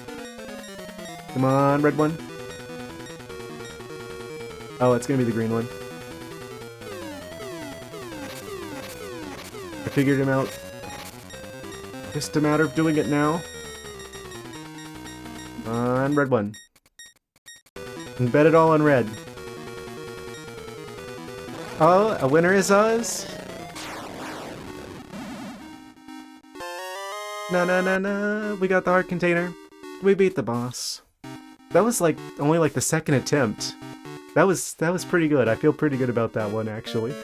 That was a good boss. I like that. And this also confirms that they're definitely doing unique stuff for this game. Yeah, it's always kind of a fun thing whenever they do like the side scroller bosses. Like this. He's bringing his green Mario skills into the mix. I'm not saying that he's Luigi, but I am saying, have we ever seen Link and Luigi in the same room before?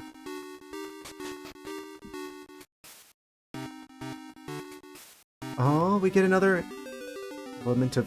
Is that a Christmas tree? Oh, very seasonally topical.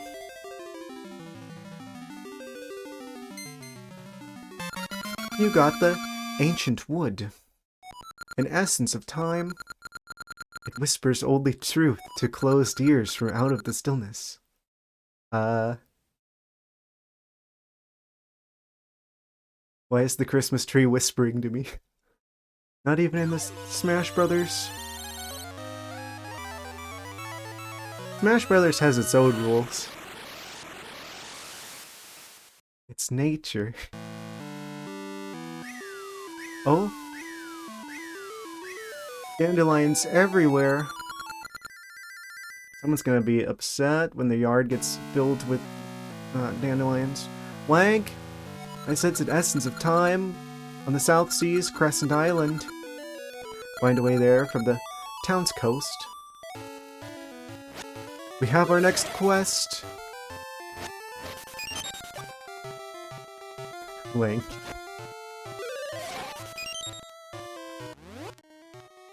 Yes. Apparently we've got to go to the Crescent Roll Islands.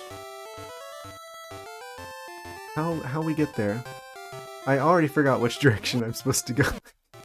Amazing. Yes, we are able to jump. Not just between time, but also in space as well. Rafton's house. Rafton? I have a feeling. Town to town to town. Where's town? Lena Village. Where was the tree? The big tree. Blank, I sense an essence of time on the South Seas, Crescent Island. So we're heading south. We gotta go down here. There's like a Crescent Island. Who are you? My husband gave Queen Ambi that which pleases her, but he was still taken to work on the Black Tower. I want him back. I already talked to her before. Did you find what Ambi desires? I did. We gotta get back to town. When, oh when, shall we get the warp seeds? Warp seed ahead.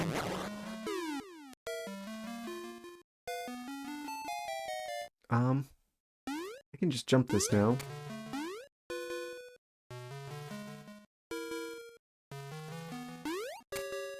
I don't trust that bush at all. I made that. I'm so happy I made that. That was quite the jump. Quite the leap.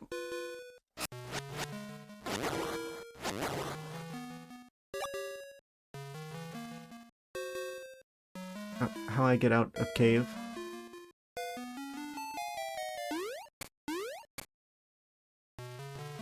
I think I've already been in there before. It's been a few days. Oh wait, I can go this way now because we can jump, which means we can go over all these little gaps.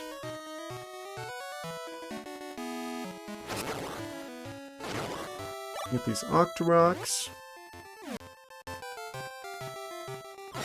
There's probably a lot of the map open to us now because they like to kind of put like a couple blocks in our way.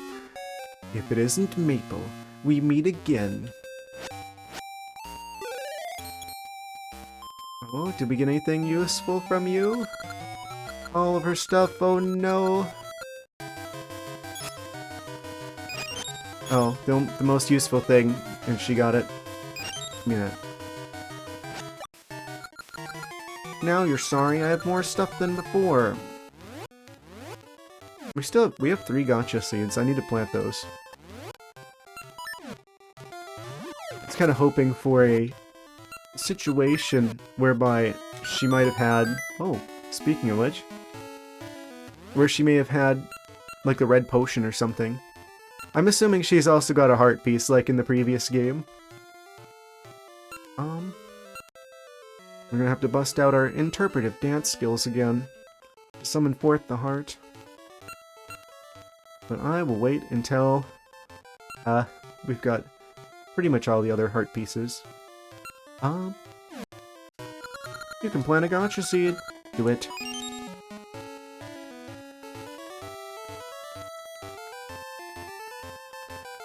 Have a heart piece. So do one of the seeds, of course.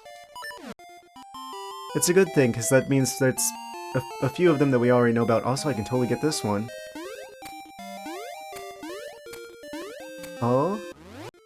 Am I gonna make it over there without actually falling into the void?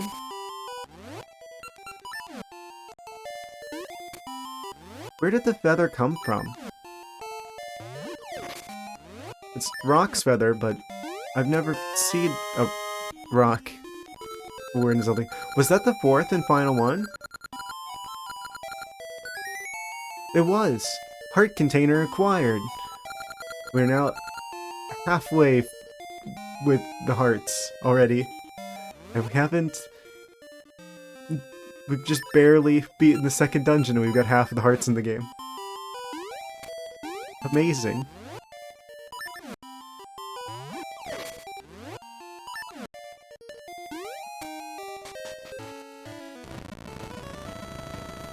This looks like a special kind of climbing. Maybe it's from feather from the owl. You're right. I'm like, I hear rock, and I'm like, there's a bird enemy called a Helmarock. Is rock short for Helmarock? But the Helmarocks aren't blue. Unless it's like, oh, but there's like the Zelda enemies that are tougher are blue. So maybe like the blue Helmarock is like the advanced Helmarock, and you get like a feather from them. Like that's where like the golden feathers come from in Wind Waker, from like the Helmarocks. They kind of look similar. But we've never seen a blue Helmarock before, I don't believe. Unless they're in like a different Zelda game. Where did the Moblins get all those boomerangs? I mean, where could they possibly get them? I mean, they're made of wood. It's not like it grows on trees or anything.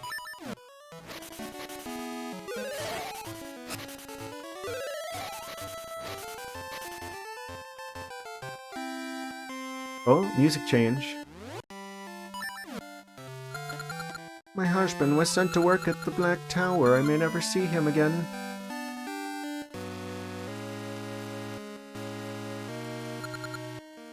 Why build such a huge thing? It's just work, work, work. I think we've already seen what the tower has to offer. Let's go try and see if we can't... I'm assuming we gotta go talk to Rafton. I am Adlar. For 50 years I was a palace advisor, but I have since been chased from the palace and am now retired. I have known the queen since she was young. She always held the people foremost. In her heart, But since she took the girl Nehru in, she has changed completely. She quit listening to my advice. It was that girl who suggested I be banished. But okay, so we've got a I remember now. We've got like an evil Nehru. Nehru is possessed by evil sorceress type situation going on.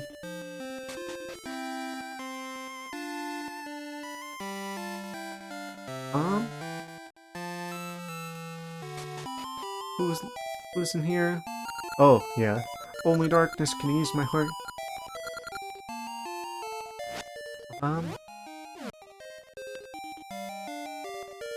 Not sure what else to do here. I think we come back for him. A few who still call it Ambi's Tower. Yeah, the music is great.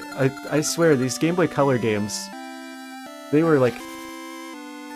They really made the most of like the sound chip on the Game Boy Color.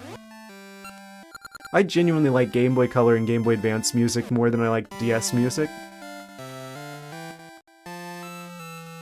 The chiptunes are just crispier.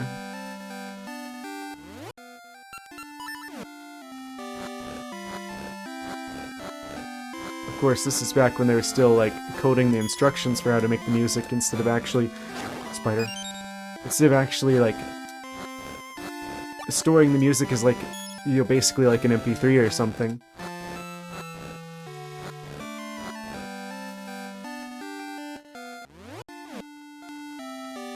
Every village is Kakariko.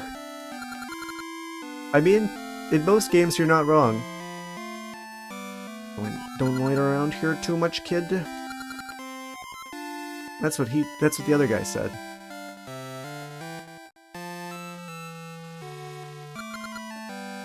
Do you know of the Tokay? Here there's an island full of them across the sea. It's Pippin.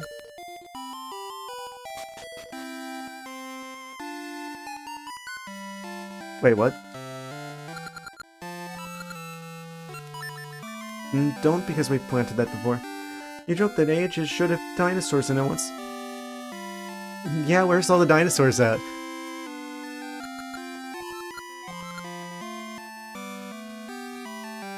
Now that would be a real link to the past.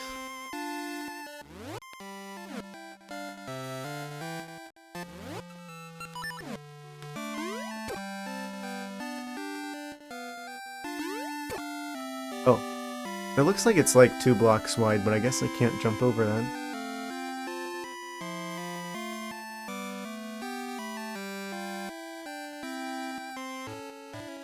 Oh? Music chance once again. Okay, so... Oh, I should have gone to the tower, because you go south from there to get to Rafton. With a name like Rafton, I can't help but feel like he might be helpful in getting across the ocean.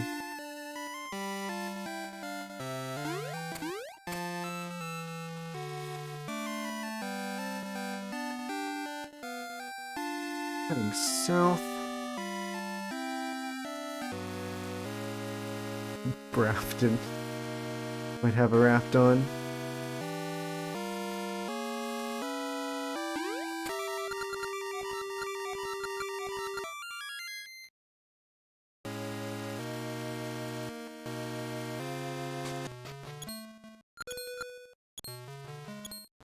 Oh.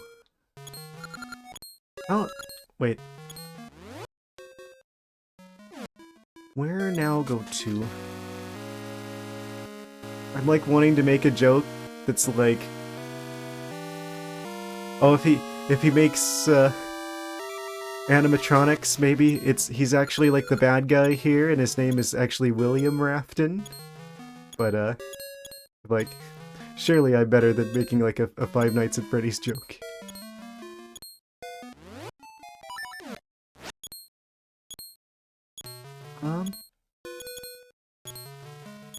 Yoink. I'll do all the work for them, then they don't have to mine anymore. Get me out of here. Do a loop-de-loop in the tower, and then we head down south, and... How the heck did I get over there before? Oh, there's like a single pixel right there telling me that there's like a bridge. One singular pixel. It was a mistake coming back for the tower.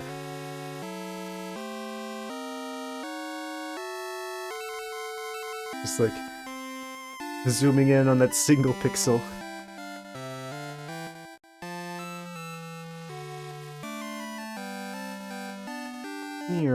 Travel around the world. Mermaids in Zelda lore confirmed?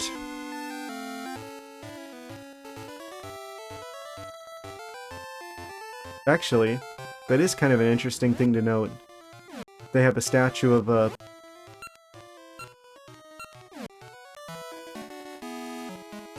It's this one particular bridge here.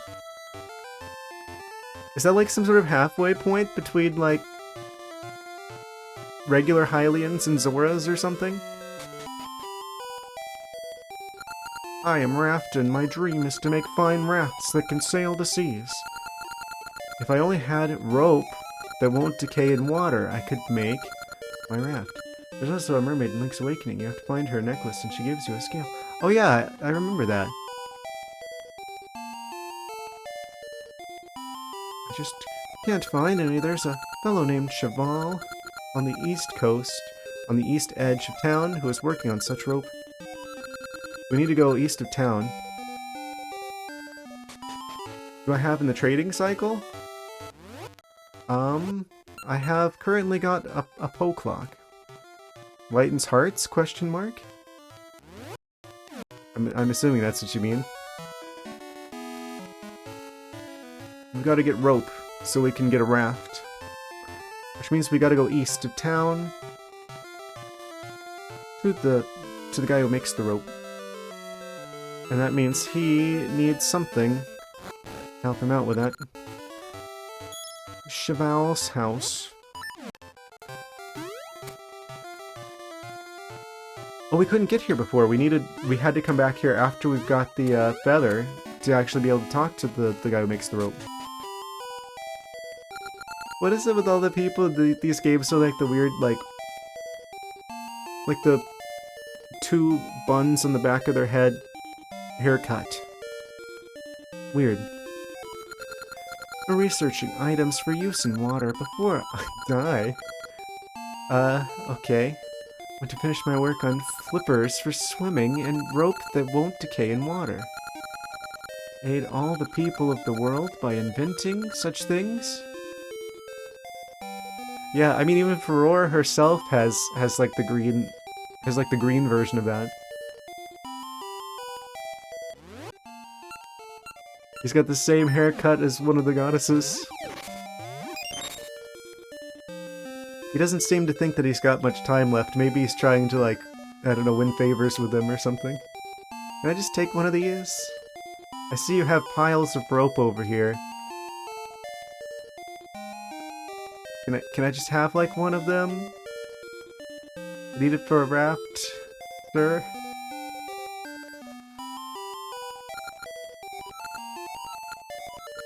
What did he want? Inventing such things?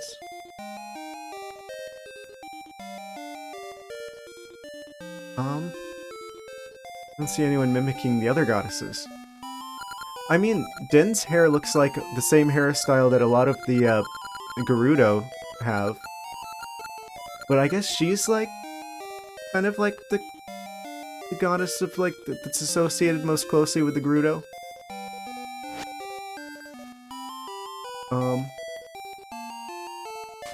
He looks Gerudo. Oh? And then a wizard showed up. Are you looking for something? Or what, huh? Cheval rope? I know that name. Yeah, I've seen a grave in our own time that has that name on it. Oh. Oh, things don't end well for him. I don't have time to chat.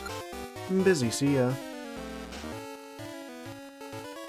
So he's still working on it in the past. We gotta go to the present so that he can recover the artifacts of what he eventually would discover. Time to go grave digging. In the future. Oh, we haven't even been to the future yet. It takes eons to make this rope. It took me 3 days to make this potato salad.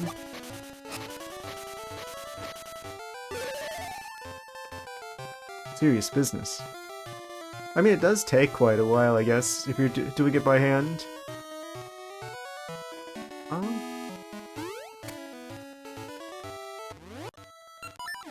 Time to get to digging.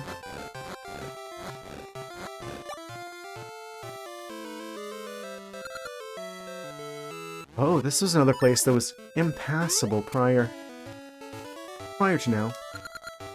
Rolling ridge base, Luna Village. Giant diamond blocks?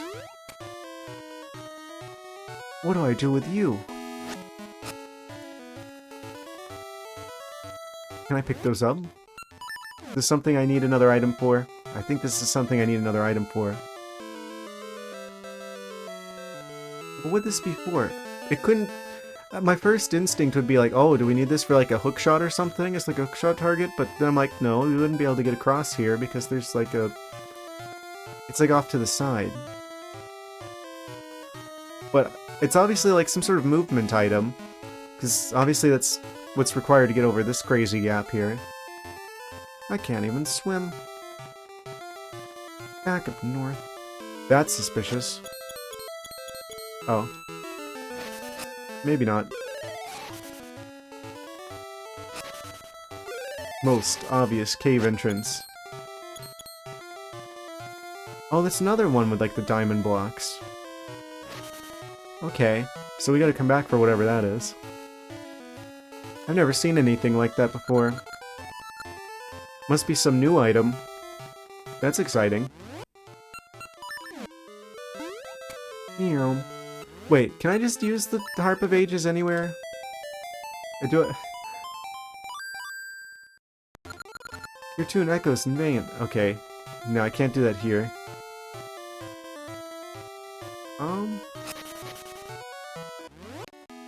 Where the heck am I going? Crescent Isle. How I go back to the future? I forget where I'm supposed to use the harp at, because I don't think there's like the tree trunks here.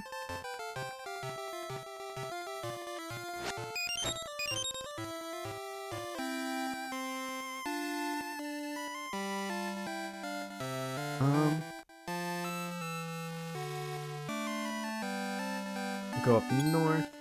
Oh, these things. Right. Okay. So now we can go back to the future.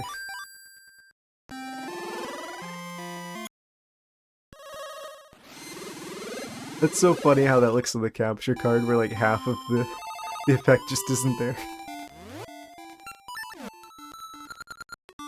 The Maku tree stands over there.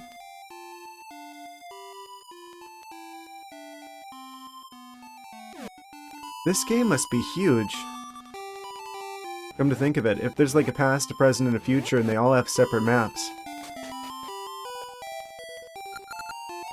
Praise my ring. The green holy ring. That's a new one. No damage from electricity. Ooh. Big. Big if true. Do I want immunity to electricity over... what do we have now? Discovery ring? That didn't tell me anything when I was near like a patch of dirt, unless I was just misinterpreting the signal. I'm gonna swap it for the electricity immunity ring. That seems more useful. Like, it's not like they're subtle about hiding like the dirt patches.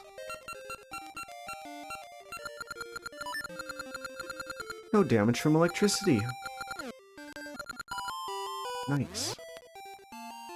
Yeah, electricity damage is particularly obnoxious in some Zelda games. I guess it's not as bad in this one as it is in, like, you know, the Breath of the Wild Tears of the Kingdom games where it's like, it makes you drop all your stuff.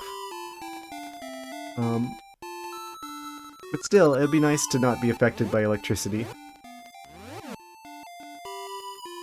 And we're going back to the shop. Shop of the Kingdom. I think we're full up on bombs. There's a gacha seed for 30. I guess I should buy these whenever I see them. One gacha seed. Oh, very nice. Yoink. So there's a graveyard over here, and we gotta go digging. He's either gonna have flippers, or he's going to have...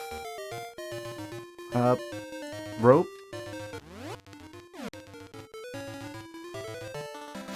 Oh, we gotta burn our way through. Burn our tree girlfriend's rival. Moosh! We meet again? He's surrounded by ghosts. Is he friends with the ghosts, or are they, like, causing problems for him? This guy's shocked. Let's shock him some more. Do not shock the moosh. Why is the weirdo here? Not just a weirdo, the weirdo. What are you looking at? We'll shock you too. I have a ring that makes me immune to being shocked. Checkmate, spirits.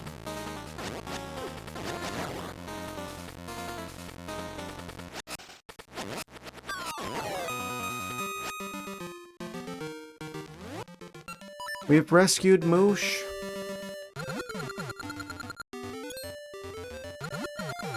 The ghosts are all gone. Lank. I can help you if you like, Lank.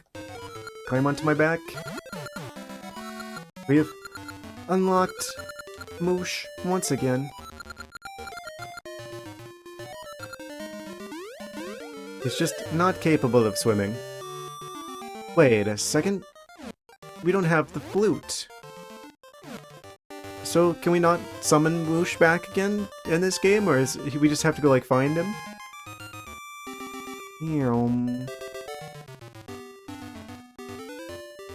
Seriously, how have I not heard about the Zelda game where you get to fly around on a giant blue flying bear before? What other Zelda game gives you something like that? I think that's probably the one we're going after right there, considering it's blocked on all sides except for on the other side. So we probably need Moosh to fly around over there. He doesn't want to go too far.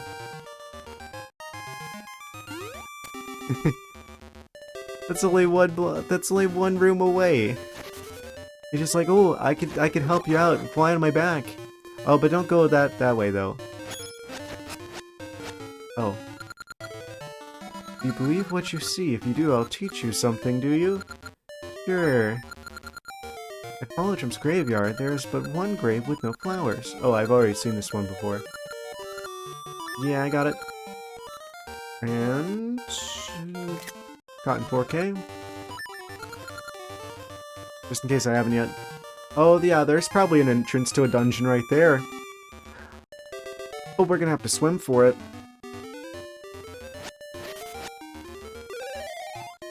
Yoink. One. Okay, let's get out of here.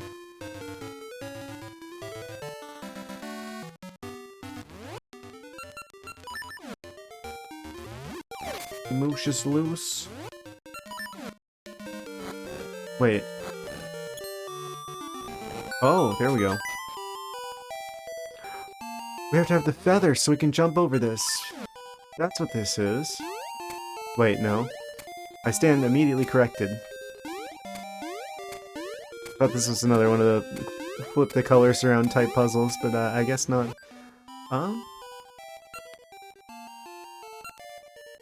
What'd I do about you?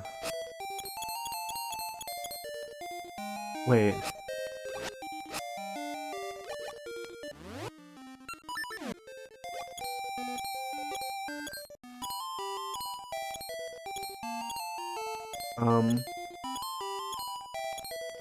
So, about this...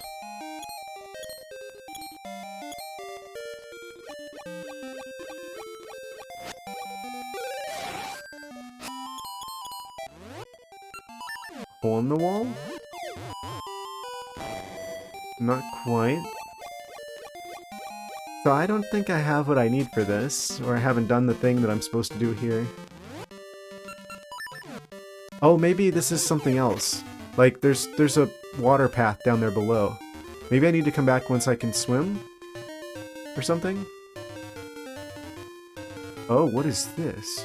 Have I been here before? Oh, yeah, this is the first dungeon.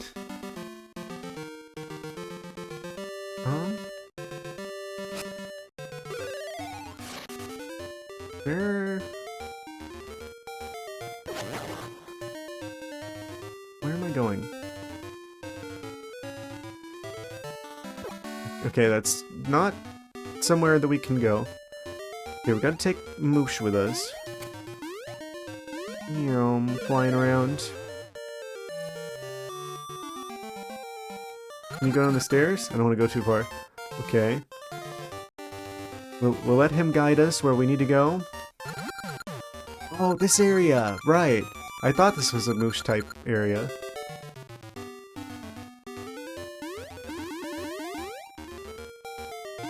I remember this from earlier. Then we go over here. Push that up there.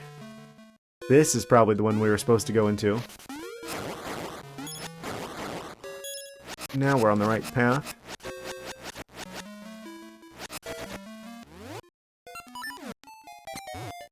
Be gone, turtles. Turtles be gone. Bonk, bonk, bonk, bonk, bonk, bonk, bonk, bonk, bonk, bonk, bonk, bonk. Oh, no, he's going after me. Oh.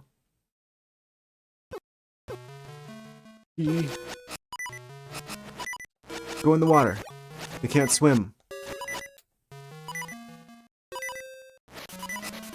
That was a close call. Rope. This guy must have been successful at being, like, really helpful for everyone and stuff, because he's got a giant grave cave.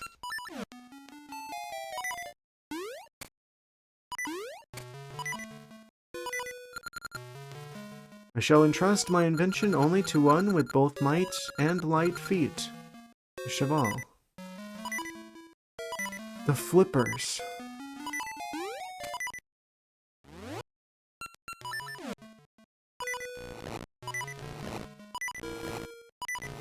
So this is like a strength and feather check. No, don't do it! Why do you make me spawn at the start of the room? Game. Can I dig for hearts? Oh, immediately got lucky with that. You'll love to see it.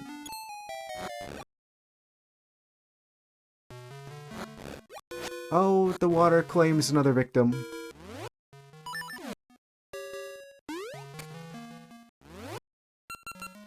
Crescent roll. Up strength. Okay. Got it. We got the Zora's Flippers. Now we are capable of swimming. We doing a bit of a swimming. It's so weird that, like, Link can't swim normally. It's like, most of the worlds that Link's in are heavily full of water. It's like, you'd need to learn how to swim. You got the Cheval rope. This sturdy rope won't rot when wet. And that means we've got ourselves a potential raft. Also, we can swim now, so we could go into that one cave. But I'm realizing it's probably not a dungeon entrance, actually, but is probably the witch's house in this game. Where'd Moosh go? Oh, we can go back this way. We don't have the flute, so does that mean we just never get the ability to summon Moosh again? We have to go find him? You found what you were looking for. I'm glad I could help. See you around. No, come back! Moosh has abandoned me. No. Sad day. He's just got other stuff to do. Why has Moosh forsaken me?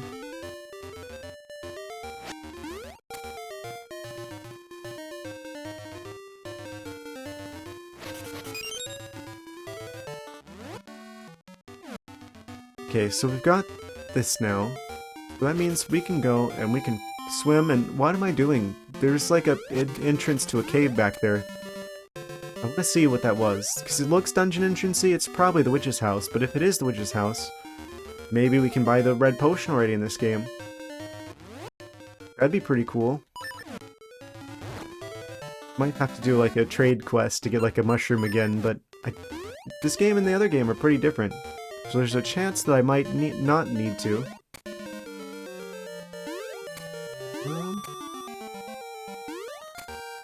It was over this way. And we do a little swimming, and it is the witch's house. And we can buy the red potion right away. Nice. And there's also a chicken. How much? I can't pick him up. Chicken is ungrabbable. Is it levitating? Levitating witch chicken? How is he doing that? I shouldn't question that too much. One of these, please. Wait, no. Actually, put it back. We should get this. It's an expensive one, which means it's probably got more valuable stuff in it. If we have to choose. One or the other. It's a precious gacha seed. Just wait for it to bear fruit. Planted in soft soil. Eee. That's quite the noise. The sound of spending money in this game, it's like scratching a fork against a plate. They really don't want you spending that much money at one spot. But we know now that we can go back and we can get red potion whenever we feel like it. Which is kind of big, because it took us a while to even have the option in the previous game. Roast the tree. Okay, we gotta go deliver this rope. And then we get the raft. Is that Tingle? What's he doing here? Is he gonna try and scam us out of maps again? I picked the wrong item. That's my bad. Can't cross that yet. That's amazing. Tingle wasn't even in the other game, to my knowledge. But there he is. Just kind of hanging out in the sky.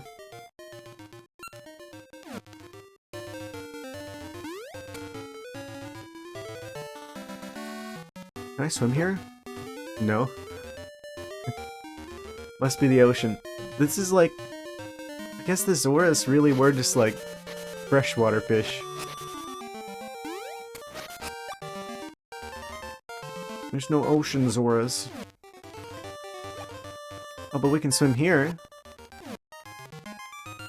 If I swim south, where might this take us? Why would we need a raft if we can swim? Oh, I guess specifically for the ocean.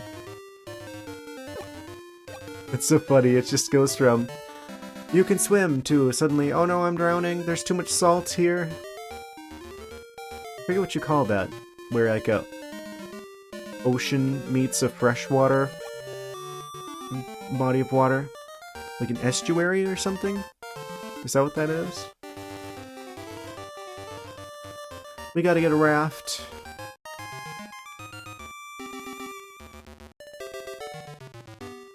Oh wait, that's It looks like fresh water. I could smell the lack of salt in there.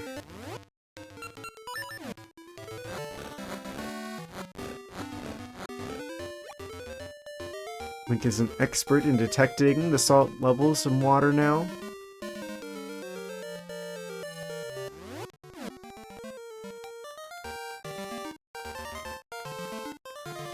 Where's my raft? That's kind of funny. I think I joked about there being like a raft in the previous game. Because it's like, that's an item in, I forget which of the previous Zelda games. We can go to the statue now. Not that that does us any good.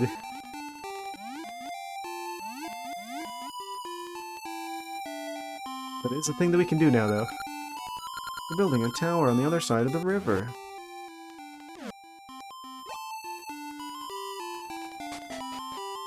Oh?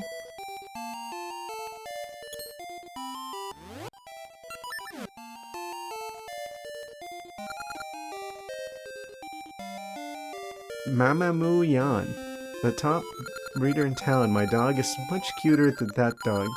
Much cuter. My dog is very shy. Which other dog are they talking about? Do you have a good way to hide its face? Okay, that's a very weird set of words that were just said to me. They just want me to get like a paper bag to put over their ugly dog's face? That's kind of mean.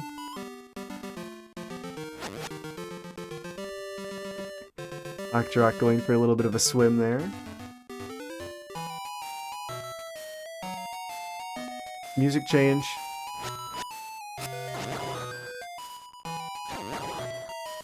Oh, this is like the Lost Woods. We need to skedaddle right out of here.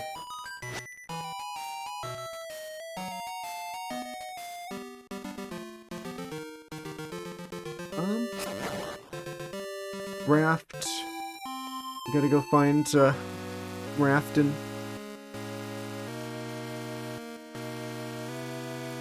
The Tower of the Gods. Oh, we can't go through here. Right, because we're like in the past, in the future. We gotta go back to the past. Raftin isn't here in the future. I forgot. Microgor. Is that Dracula? I wonder if a fake mustache would work.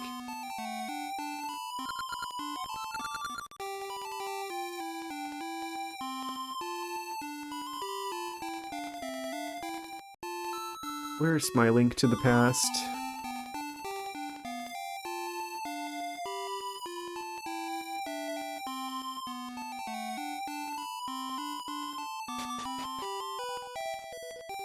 What's this guy? Just between us, I have seen a terrifying monster that eats shields. Ah. Talked to him before. Mr. Like Man.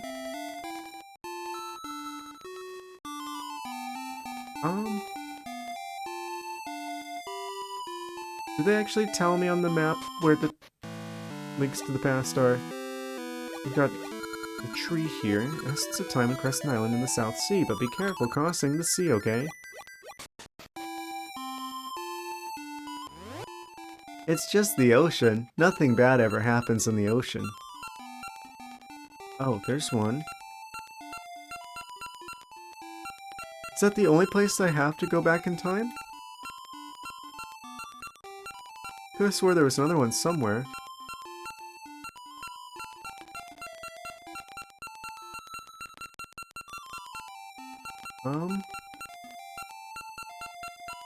I guess we gotta go back there.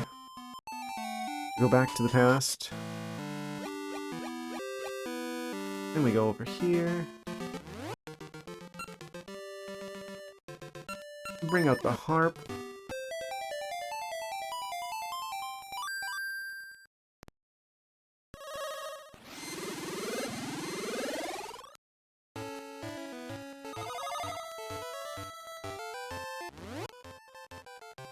We are back in the past.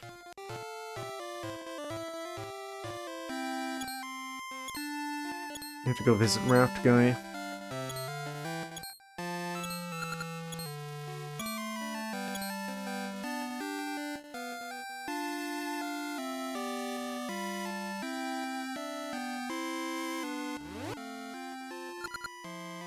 Post office. Wait, the post office. We needed to come back here anyway.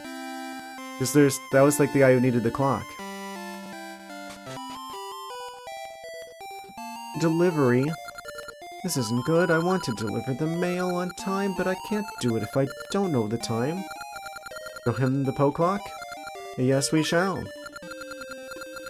Haunted by the ghost of time. TikTok that tells time.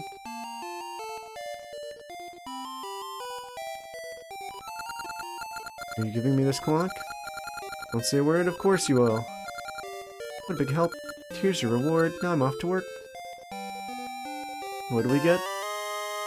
You got a stationery. Who will you write to? We're gonna like write a letter to our tree girlfriend? That'd be kind of awkward. Because it's like, where'd you get the paper from? Who did you get the paper from? That's weird. Let's go get the Raft Guy.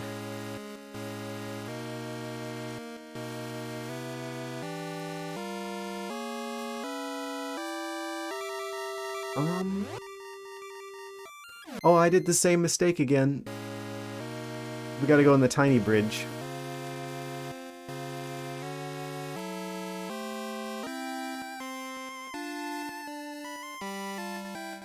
I can just swim over there, though. We doing a swim? Go down here. And... one raft, please. Hey, that's it. With that cheval rope, I could finish my raft. Let me have that rope, please. Tell you what, you can be the first to ride my raft when it's done, but you'll need a chart if you want to go out to sea. Of course. Going without a chart is an invitation to disaster. I'll have the raft ready by the time you get a chart. Let me guess. We're gonna have to go pay Tingle a visit. He's, the only one that I know of that would have anything to do with charts.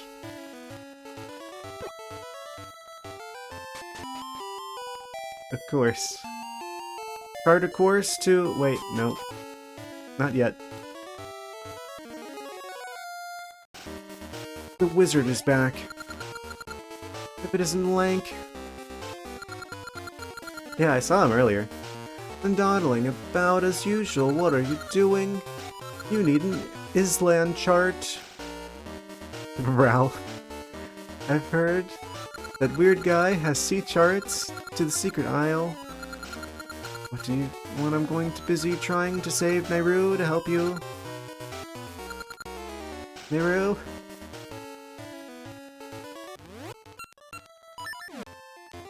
Okay, we gotta go track down Tingle.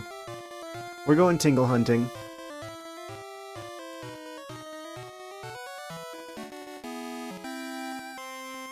He was in the future, I think. Unless he exists amongst all timelines.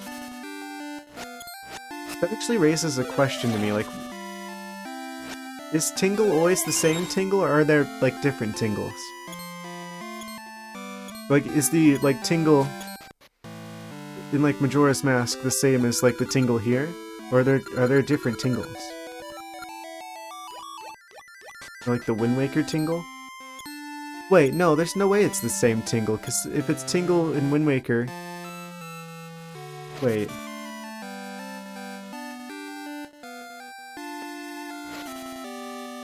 That can't possibly be. They can't possibly be the same Tingle. There's too much time between, like, games where Tingle appears and other games where Tingle appears. Unless Tingle is immortal. Maybe he actually is a fairy after all.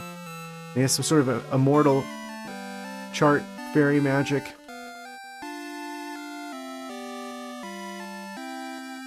He would need something like that. I think we've got to go back to the future.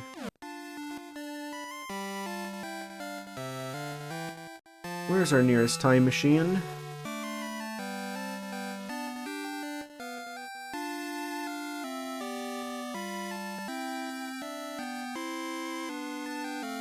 Going over here. Going up around here. There we go, that's a time machine if I've ever seen one.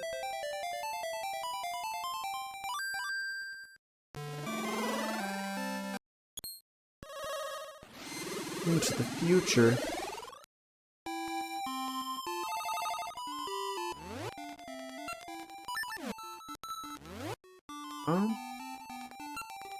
So Tingle was like down here somewhere, Forest of Time kind of area. Oh, right, dead end. But if we go around this way, bypass the tree, head south from here.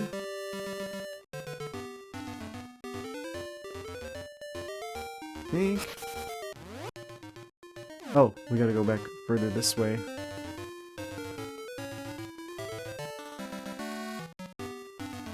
It's Ricky! He's back!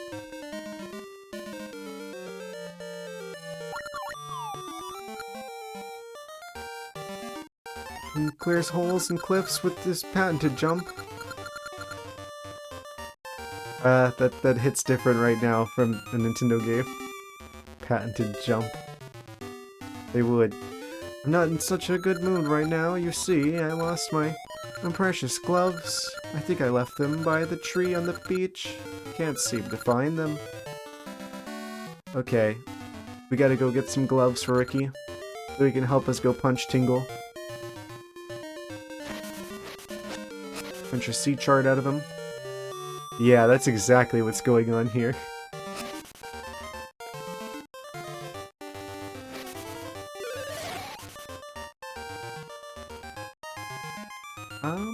Where's the beach that Ricky may have potentially lost his gloves at?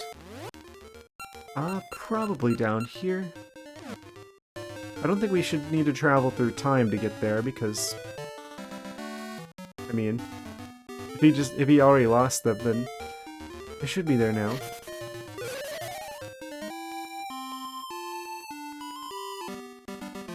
Wait a second, that's another time travel spot. Mental snapshot taken.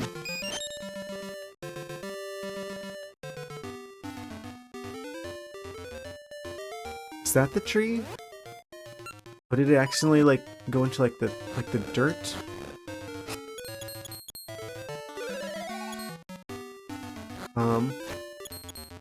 Secret cave?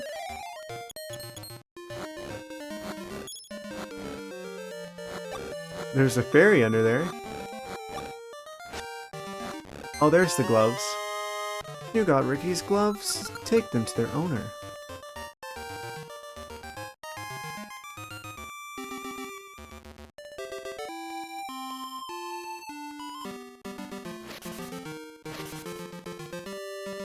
And then he will take us to Tingle.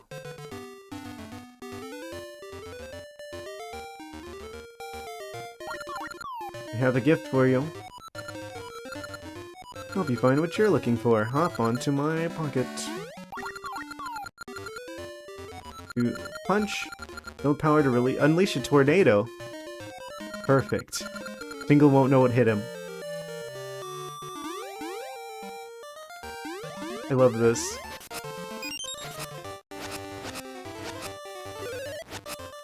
Pinchy kangaroo. Cliff like that one is. One leap. I'll jump if you move up to it. Try it. Of course.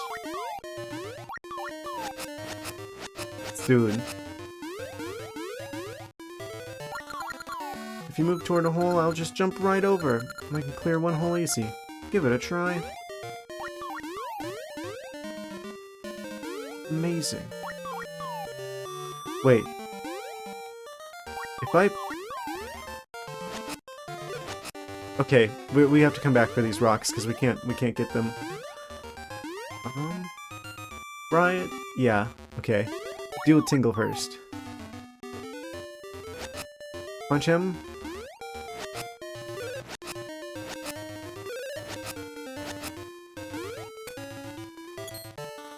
Wait, how do I get Tingle? Come down here.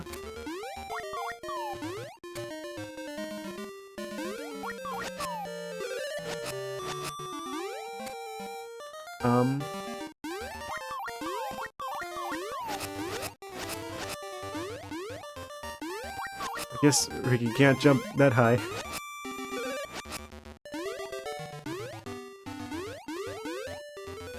Keep an eye on him. Oh. Wait.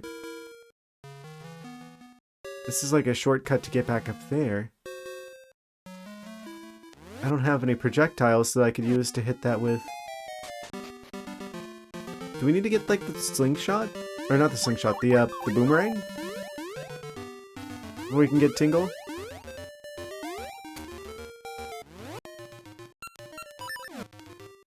Yoink. And he can just jump right over that. What's in here? Oh, it's the same cave. Okay. Isn't what you're looking for over there? He knows better than I do. Huh? Am I missing something? I'm probably missing something. Punch him.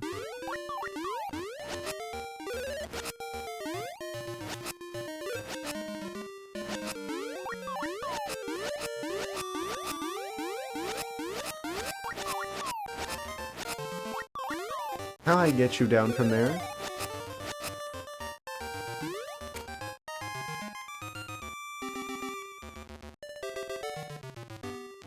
Just like lift the entire tree trunk.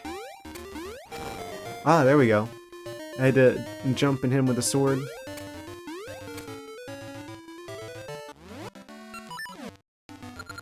What's this screen clothes, sir? Are you smitten with forest fairies?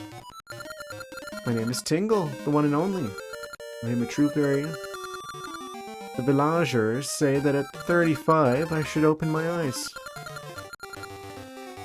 You know, that's not really that old in the grand scheme of things. Like, that's not... If you live to be 80, that's not even halfway. Reincarnation of a fairy. How'd you like Tingle the fairy for a friend? Sure. And today, you and Tingle are friends. We'll give you his chart. Oh, he's just gonna give us the chart? We don't have to pay him an exorbitant sum of money? Amazing. The blue chart.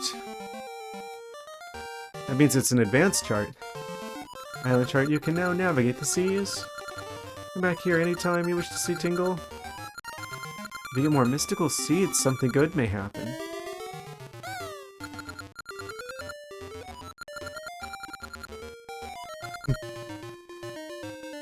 His original magical words, do not steal. So you found what you were after. This is just between you and me, but I can't stand this guy. Amazing. Tell us how you really feel, Ricky. See you later.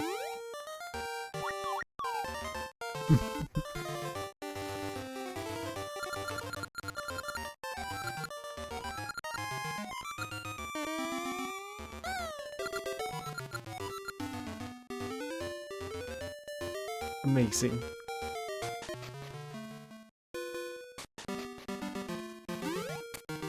We've got the sea chart now. Time we do some advanced swimming.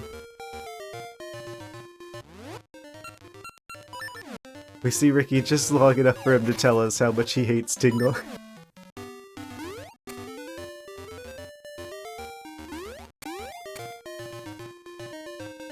can we actually go in the water now? Nope. Oh, right, because we don't have the raft yet. We have to go back with the chart to get the raft. Back to the past. Link to the past. Why does that look like a place where you could grow one of the gacha seeds? I was mistaken. It looked really suspicious, though, having that patch of dirt that was like a different color there.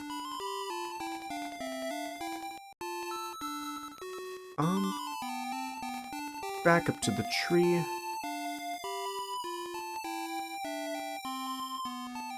Back to the past.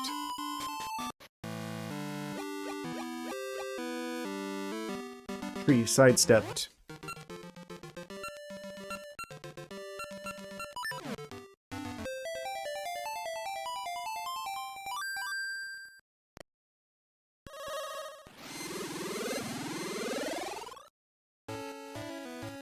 And we're back to the past again.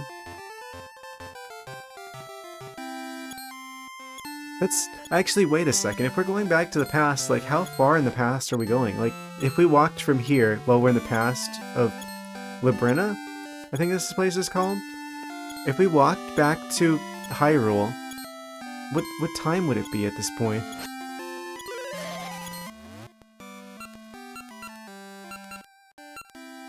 Yeah, that kind of raises the question. There's like 3 different versions. I'm assuming there's a future version of Labrina as well that we're eventually going to unlock.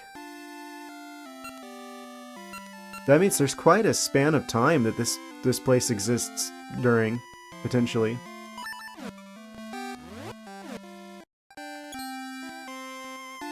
So, depending on how far back in the past is, and how far in the future is, Labrina probably canonically exists for a huge length of time outside of Hyrule somewhere.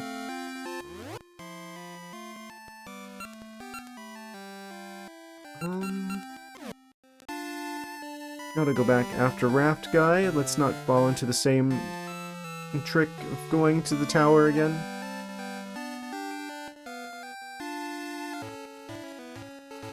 Cross the bridge. Oh, I can't climb under the raft from there. Fair enough. And we heading south.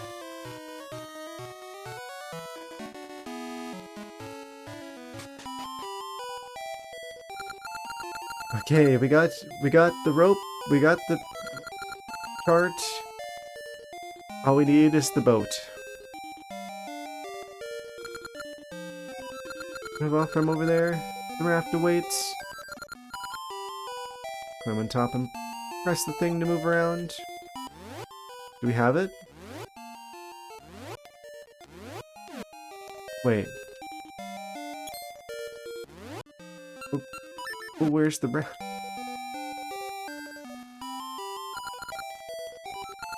Anytime you need a ride, climb on top and press that to move. Wait, where's the raft though?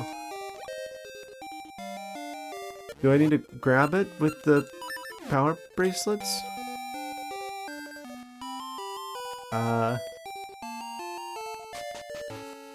Oh, it's just out here. That works. I'm assuming I can't go through the swirly vortex there. We gotta try it anyway. Thought so. Okay.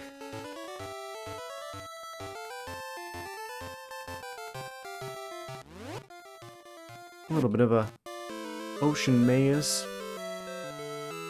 Wait, I didn't go this way before. Thin, narrow path here. Oh, we gotta explore the entire ocean.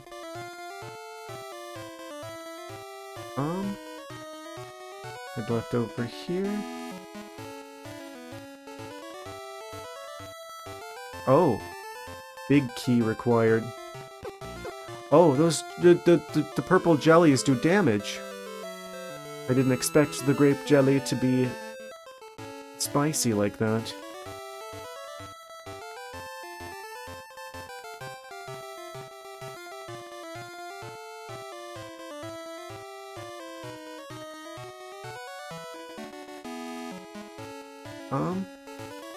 There's just like this one little tiny patch of dirt here, which is extremely suspicious. I guess it's nothing, actually. Wait, can I do attacks? Oh, we can. We can attack on the raft.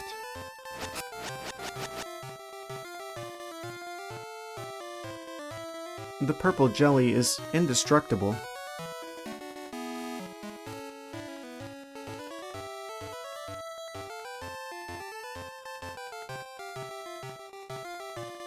Waiting for the tentacles to like show up and like attack me while I'm swimming.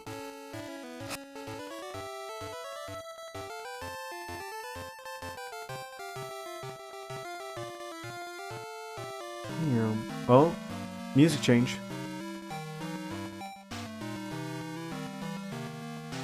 Wait, this is just a dead end.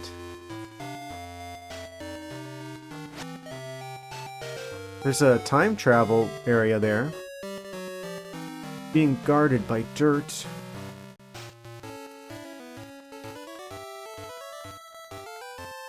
Wait, what? We're being pulled out to sea. Glad I got the lightning resistance ring. Surely that will keep us safe here.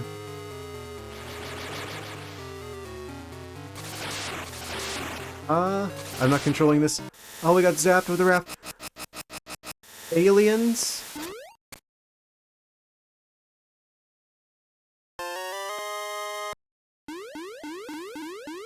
They stole my stuff. Dinosaur aliens.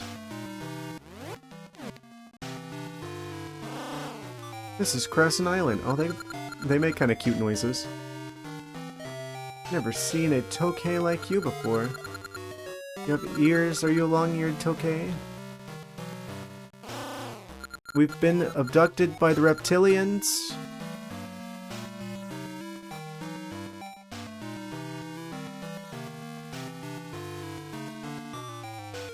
What is that? Some sort of green plant?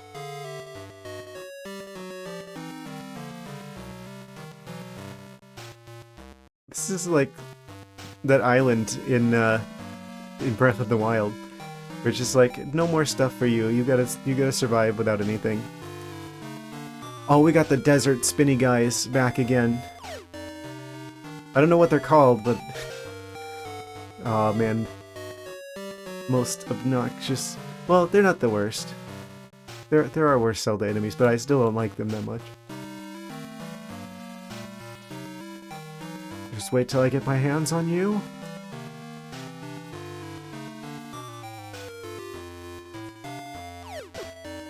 Coming through here.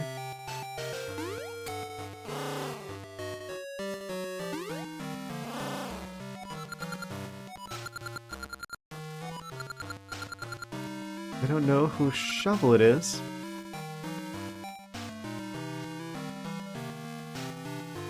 What? Plot twist. What's her face is back? Do you remember me? I do. Oh, wait a second. Is she gonna fight the tree? Because it's like the tree thinks that they're our girlfriends, and then she's also like, oh, but we dated.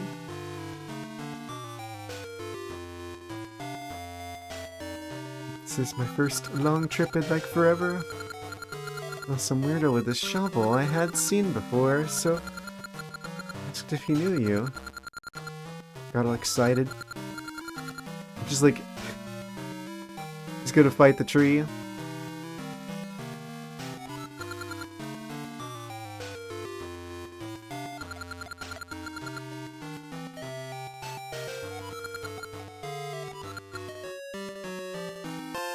We got our shovel back. We got an old friend to help us fight the reptilians.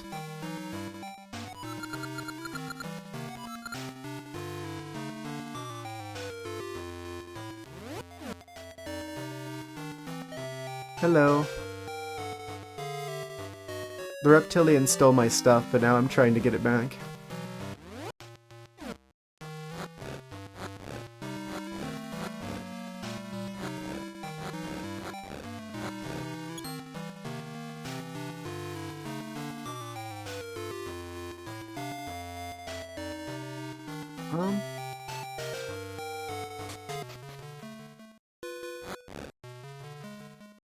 They've got my sword. It took me like a solid 5 seconds before I connected the dots there. Actual reaction time. Oh, wait. I think I did this wrong. Oh, yes I did. I forgot I could dig the dirt there. Let's try that again. Move that out of here, and then we got the shovel. I'm gonna switch which button I have that on, actually. Give to me my sword back. Smelly lizards.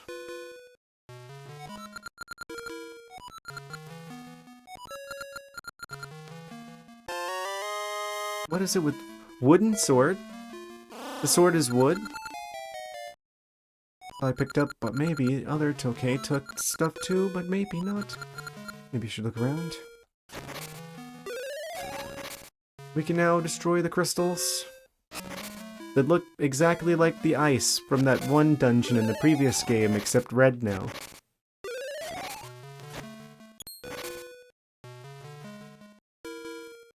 Maybe not red. It's like a stony taupe.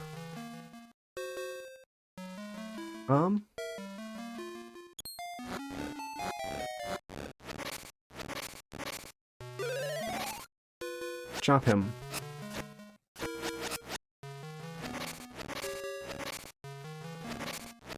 Today is just a day for lizards. I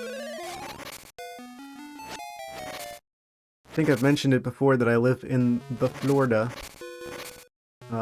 There's many a lizard that lives here. I actually was going outside earlier to get, a package that showed up for, Christmas gift purposes. And one of them got into the house. Shortly before I started streaming. I didn't have time to, remove them. So there's just a lizard downstairs. I don't know where it went. If you're cold, they're cold. Bring them inside.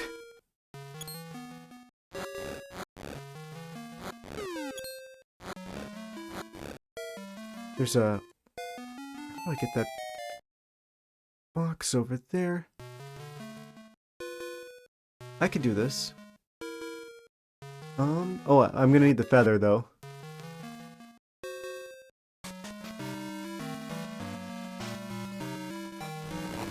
That's movable. Amazing.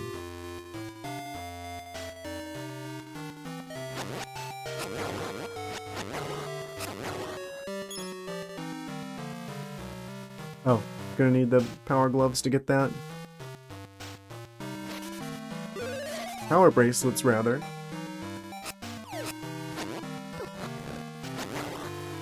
I think someone's trying to sell me something. Shield for 50 rupees. Can't afford.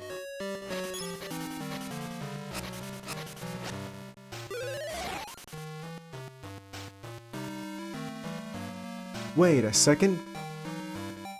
What am I doing? This is an Oracle of Seasons.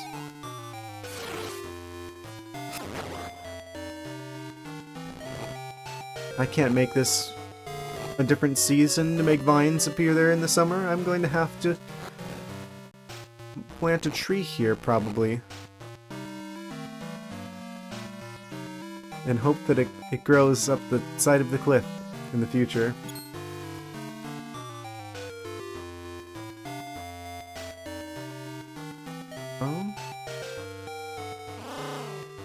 Our guardian is at the center of the Island. When the sun climbs high into the sky, the sea comes in and you can't get to him.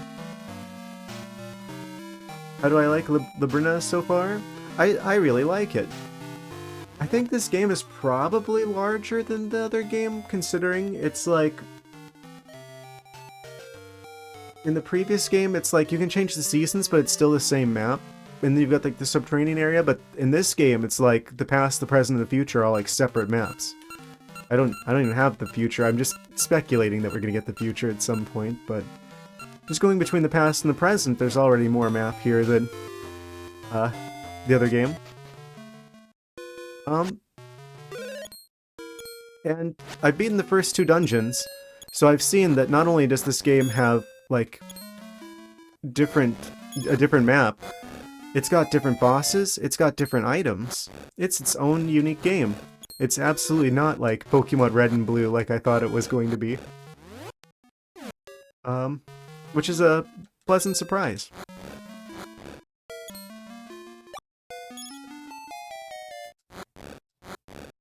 It's more like the relationship between Ocarina of Time and Majora's Mask, where it's like, yeah, they used a lot of the same parts in the same engine, but they are totally separate games. Just the Game Boy Color equivalent of that. And they're actually connected to each other. Which was very surprising.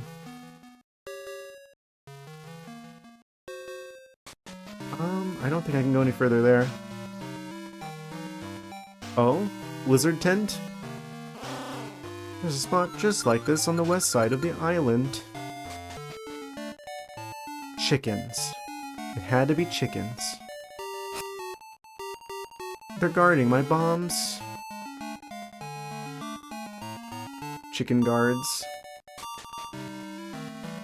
The most formidable of adversaries. Put vine sprouts by strange walls for good luck. Of course. Do I have any explosives? Not at the moment.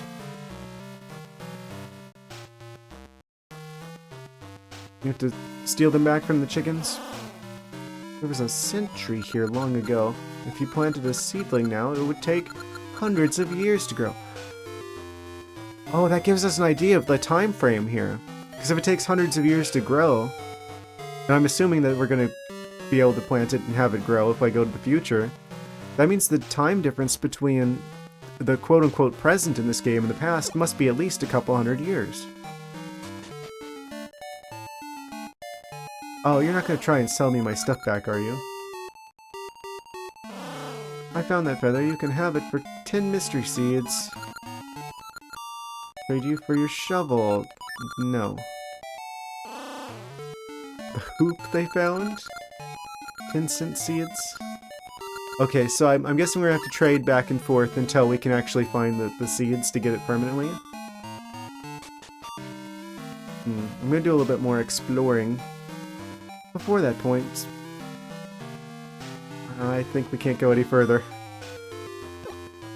Which one did I need? 50-50. I know for a fact that there was one back there. Wait, actually no, I need both of them, I think, for the rock area. I'll get the crescent roll of strength, I think. Trade it for the shovel.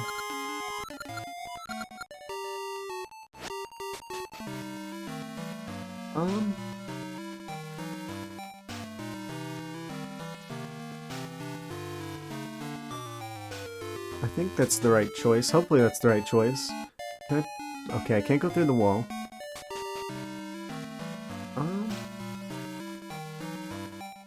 That's a rock that I can lift.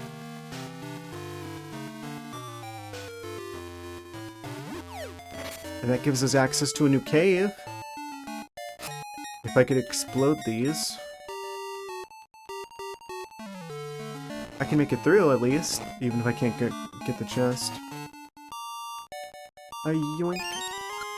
We got the bombs back. Hooray.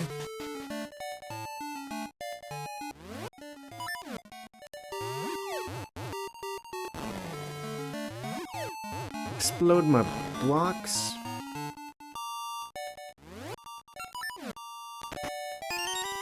Got a gotcha seed. Wait, they didn't steal all the rest of ours, did they? No, we still got them. Okay.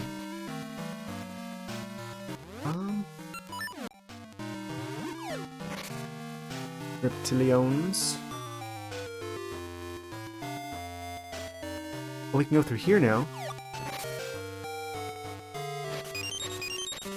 And we can go through that wall.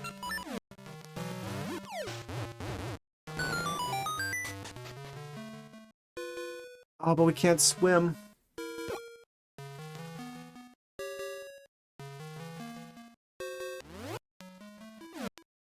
If I break that, will it stay broken?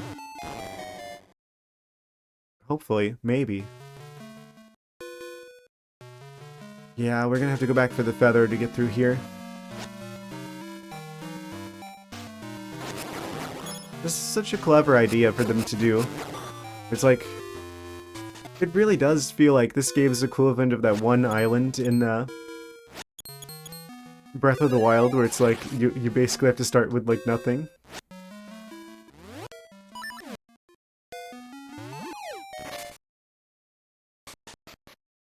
I forget what it's called. Are we gonna drown if I go in here? Yes, we are. Gotta come back with the flippers.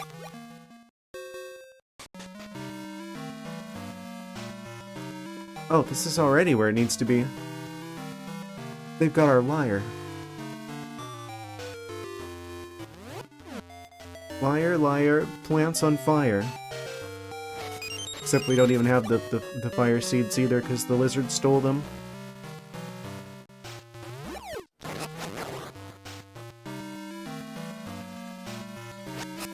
When I was hoping for dinosaurs in this game, I didn't mean like this.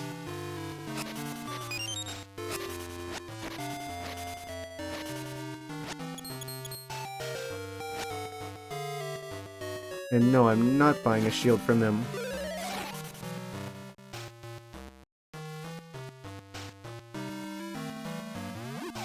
I can get to you now.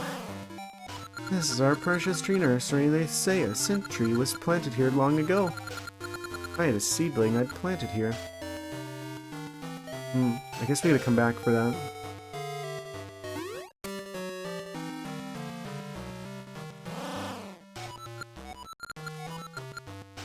Hundreds of years. Okay, let's trade for the feather. We gotta trade back the other way around. Oh no, wait. Oh yeah, we have to trade that around. Then we get the feather. Hopefully I did everything I needed to do with the strength croissants.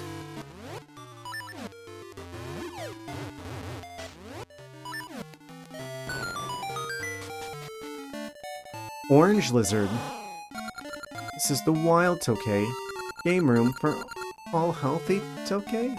You can't play if you can't lift meat. That was one of the sentences of all time.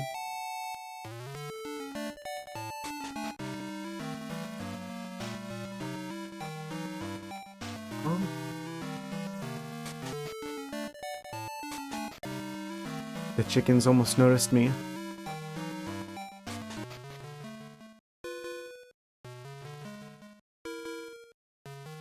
Okay, so we have to come back here when we can actually lift various types of pottery.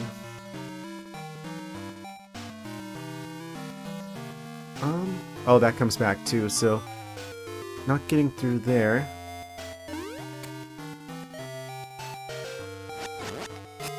We can jump over here now, though.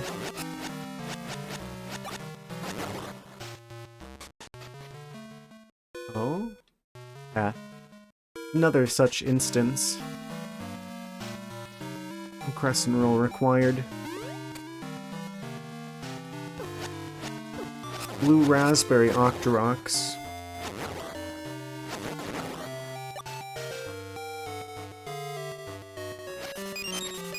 This cave is still open.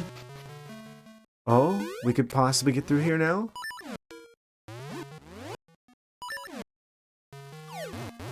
Let me out. Okay.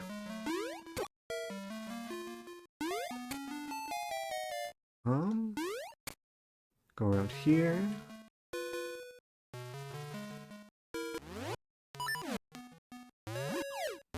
Explode that.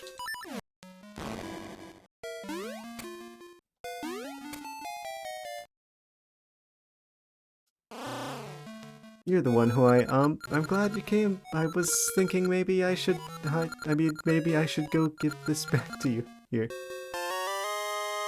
We got the Zora's flippers back. That's all I picked up, but maybe other Tokay took stuff too, but maybe not. The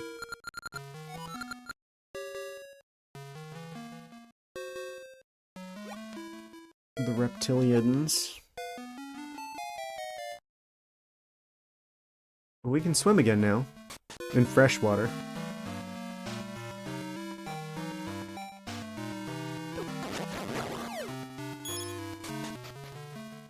Actually, speaking of water, I think I might go grab some really quick. I'll be right back in a second, guys. And then we'll continue retrieving our items from these reptilians. 1 second. And I'm back. Actually, probably should move this microphone a little bit. Kind of in a weird spot. Okay. Hopefully that hasn't messed everything up. Let's get back into the game. And also, go after these reptilians. Stealing all of my stuff. Yeah, let me just move that a little bit further. Okay. Wait, can I explode these? It was a noble effort.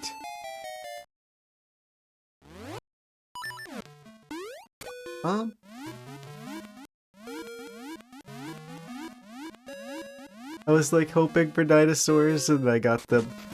I got what I asked for.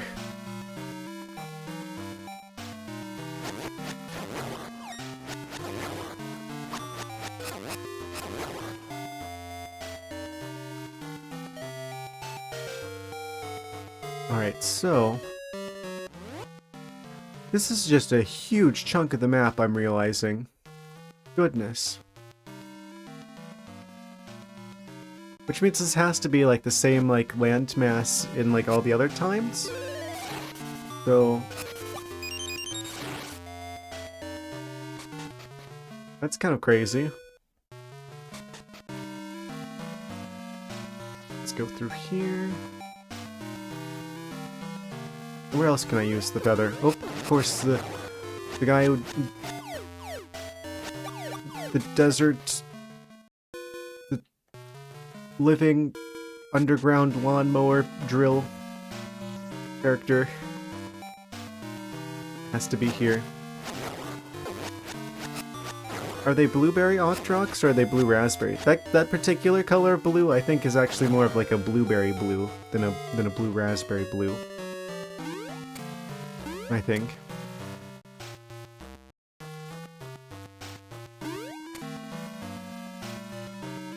Yeah, those are blueberry ArcticThwacks. If it was darker blue, then they'd be blue raspberry.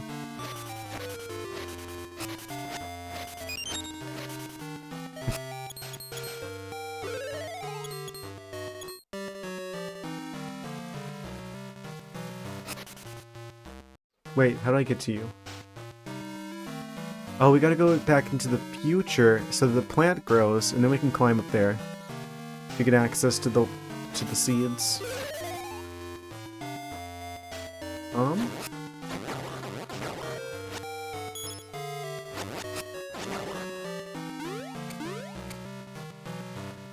Jumping around.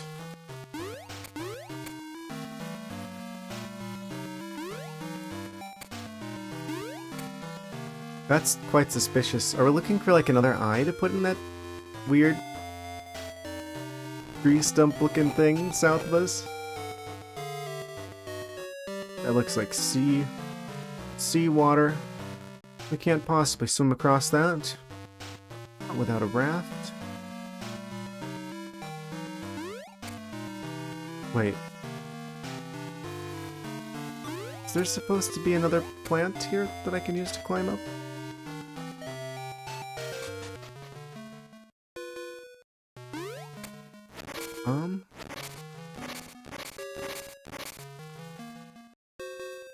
Do I need to have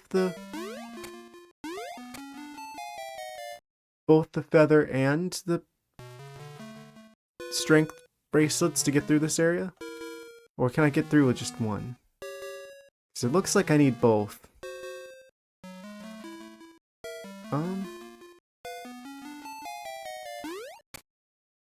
I would need the feather to jump over here. Oh, wait, what? I can just push those? We don't need the... We don't need the strength bracelets to push those? Well, that sure makes this easier.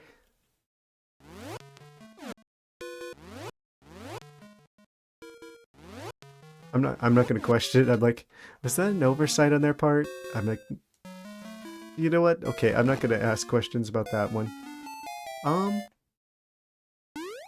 That does raise the question, though.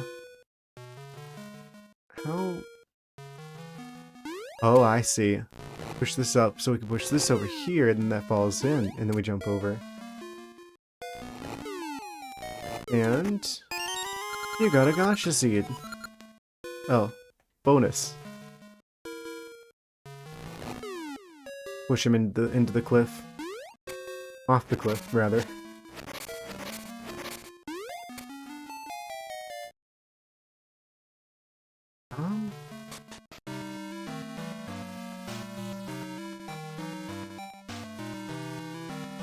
What else do you have to say? Theme of my trip is the independent woman, so you have to wait for another date. Fair enough.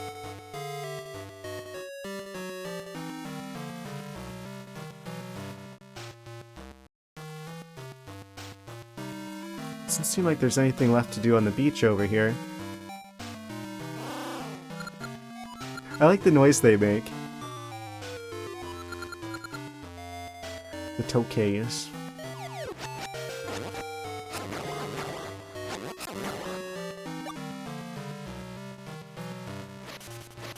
Oh, we don't need the gacha seed to get up here.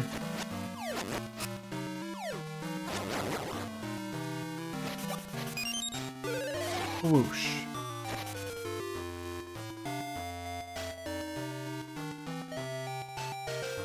Wait, can I push these? No.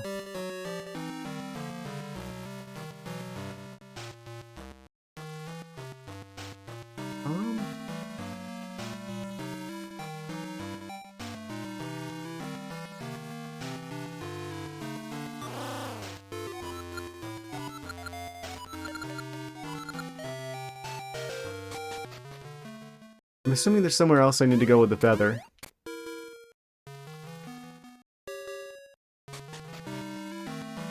Well, what do we have now? We've got the bombs, we've got the sword, we've got the Zor flippers. I think that's the big one, because now we can swim again. I need the lyre to be able to go through there to the future. Maybe it's something to do with this guy. Well, it's okay. Game room. Oh, it's okay. You can't play if you can't lift meat. Okay, so we have to come back here specifically with the strength bracelets, probably. Every combination of words I could use to refer to the power bracelets with, I'm going to use interchangeably.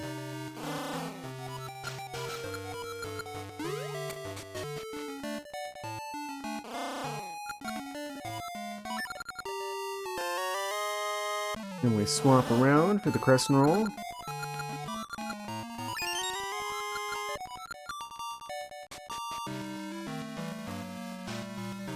I think we gotta do this mini game.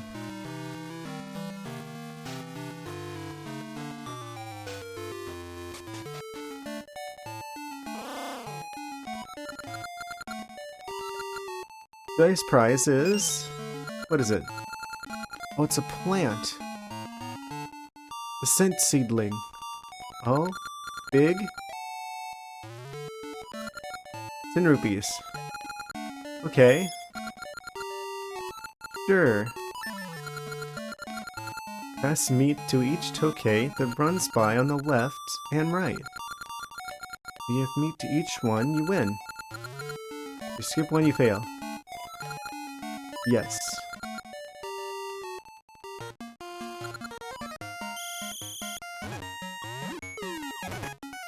I think the key is going to be throwing this.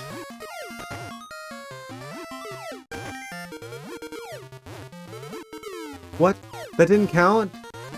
Oh, we lose. I thought if I threw it in their path, they'd pick it up on the way through, but I guess you have to specifically hit them with it. The first one's always a warm-up. And I fail immediately. Oh yeah, there's no room for error here. Well, we got 4 more tries. We're gonna have to get a job on Lizard Island.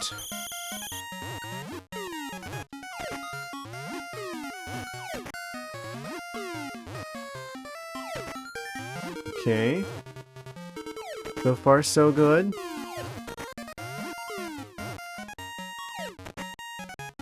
And then we get that one. Oh, they're getting faster. They're getting faster. Come back. No! I missed one. How am I supposed to... Angry. Fast-paced reptilian feeding.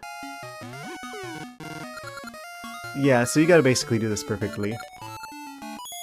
Okay, here we go again.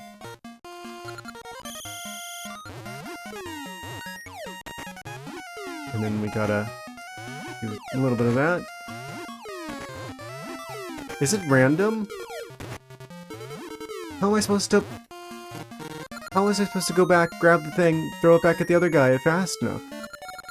Unless I just have to... I'm gonna quick save, because I'm about to run out of money.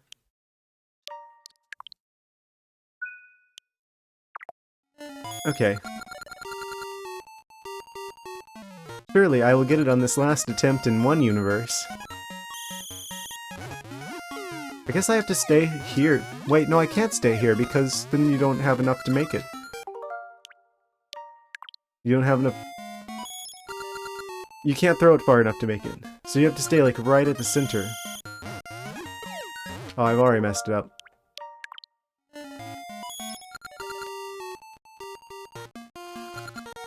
I don't have any qualms about using save states here because it's like... It's just a matter of saving time. Also, I have the worst depth perception. This is gonna be just a lot of me doing the same thing over until I get it. I think it's perfectly acceptable to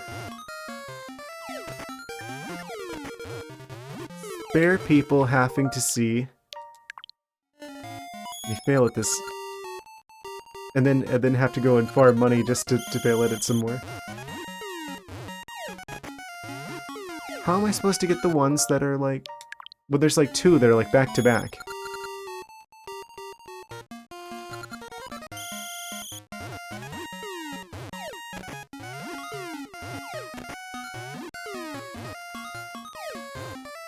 I hit him with that! Okay, yeah, this is why I do the save states. The game cheated me, so it's okay.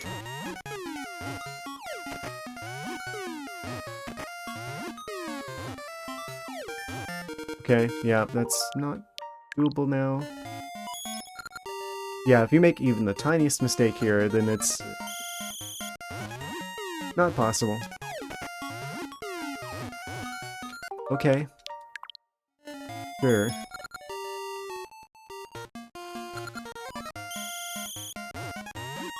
I had to ask for dinosaurs, didn't I? Pick up the meat, smelly lizard.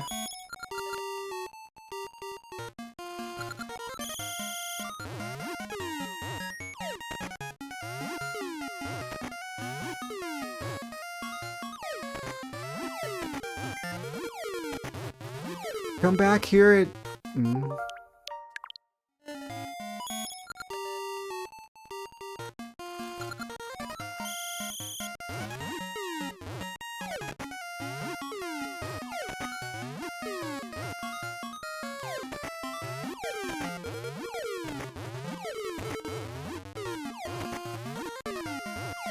having to, like, go super focused.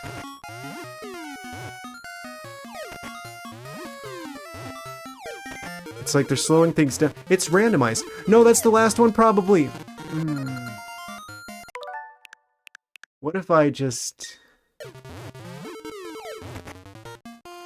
Yeah, I got it. I totally got it. Congratulations, take the prize. You gotta be careful what you ask for, huh?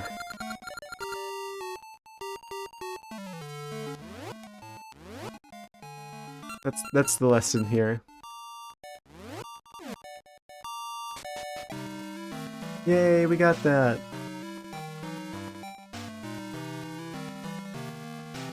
It was totally the first try, even.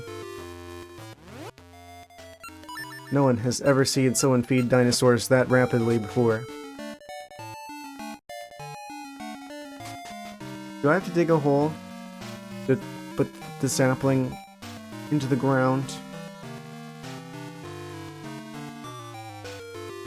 I think I gotta talk to that guy. Which means I'm gonna need the Croissant of Strength again. Wait, do I have it? I do have it. Okay. But then I can't have the shovel. I guess maybe I just gotta give him the seedling? Then he'll just kind of plant it for us.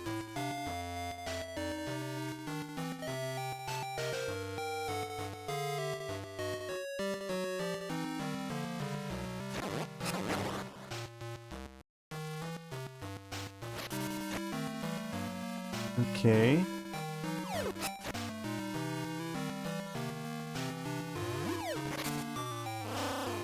This is our precious tree nursery, they say. A century was planted here long ago. Seedling I'd planted here. I have one.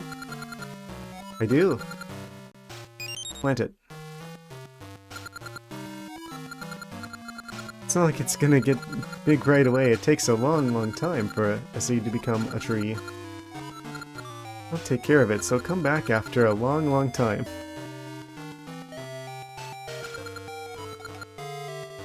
How long do Tokay live?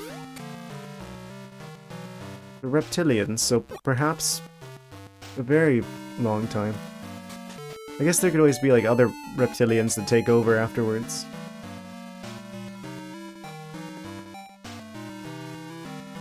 But if that's planted, then that's...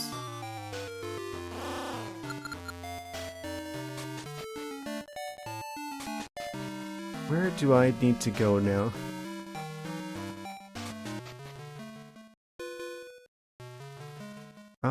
Not here.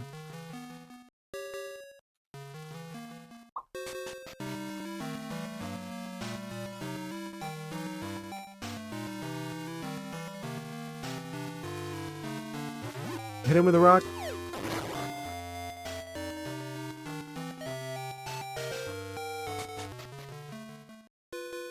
Wait. I can go here now. Secret tunnel under the waves, under the water. There was another area that I needed to swim at that I haven't done yet. I forget where that was. Also, I gotta remember I can swim fast.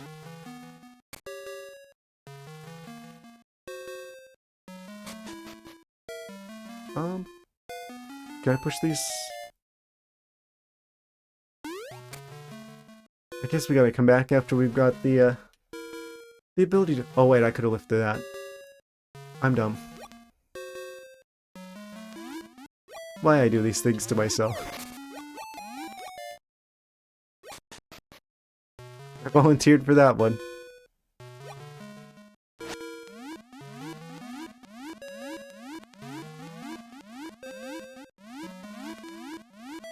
And we swimming.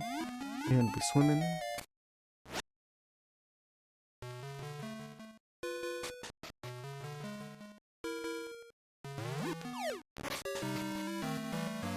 Oh, and then that takes us up to here so we can grab the satchel. Maybe I should go give this back to you here. Amazing. What else are we missing?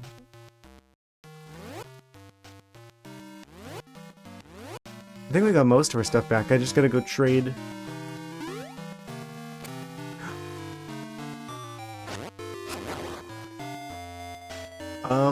That's probably bad news, right?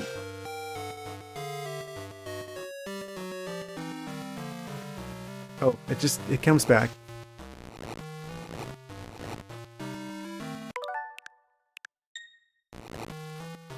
I didn't do that.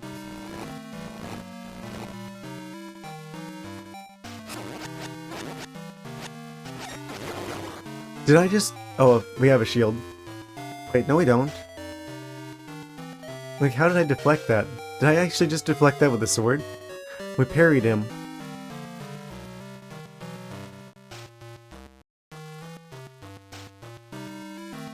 How many of the seeds do we have? Do we trade him for the mystery seeds? I forget if it's the mystery seeds he wants or the other ones. Might have to go back to the future.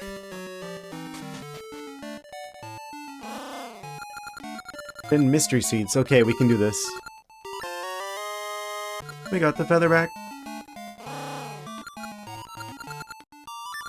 Sure.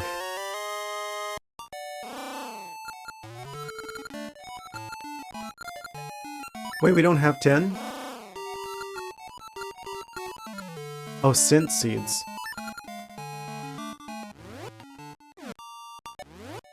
So we have to go into the future for that one. So it's either shovel and feather or...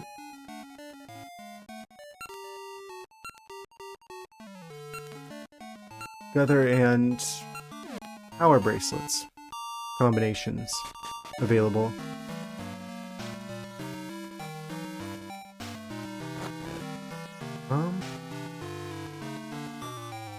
We probably want the power bracelets, I'm imagining.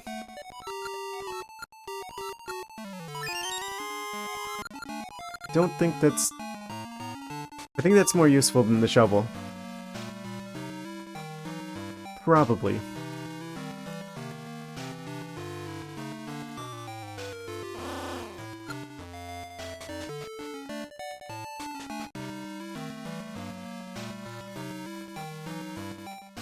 Slowly but surely we're unraveling the lizard riddle. Kill it.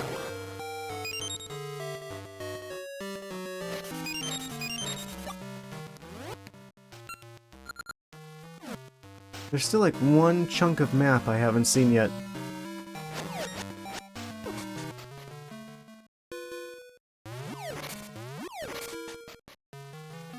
Oh, it's...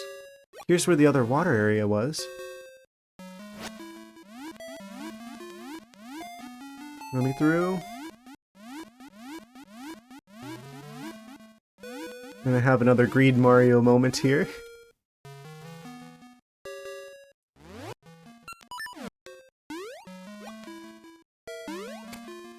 I thought this was the right choice. Jump over here, jump up there. Go up the stairs. Into the water with that one in particular. Bring my instrument back.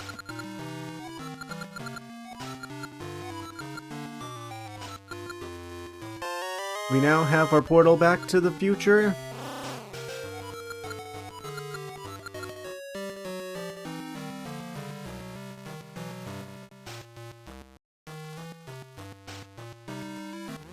Oh, of course we need the shovel for this. Of course we do.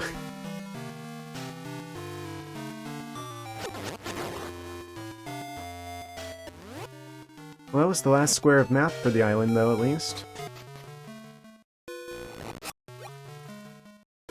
Just do a little swim over here.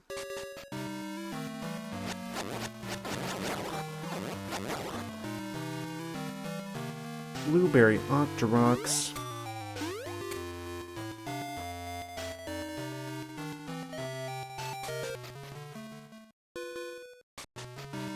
Been in there before.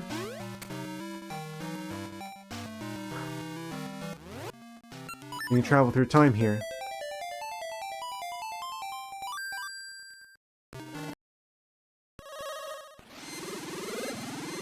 Fast forward. Oh, that's interesting. Like, the tile that you actually use to travel through time is in a slightly different place here now. Like, the winding maze beneath the island. Maybe. No guarantees.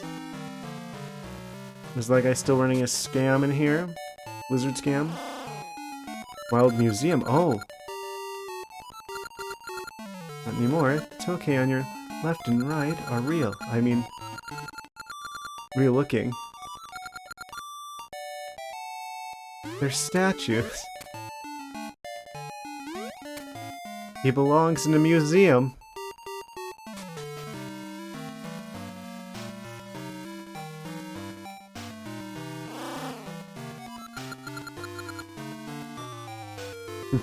Lizard's trying to do math. Oh. There's the plant. With the seeds for trading, but I can't get over there. Where the guy who I trade the stuff with used to live.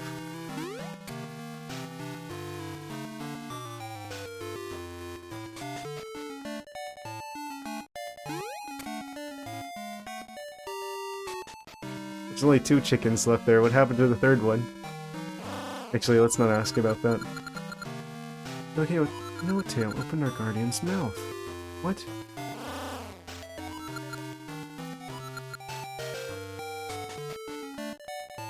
Gotta keep an eye out for a special lizard.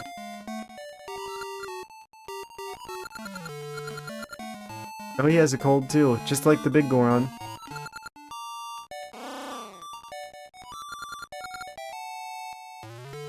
Okay, we gotta go get the scent seeds for him. The bizarre oranges. I did notice those vines. We don't have the shovel anymore.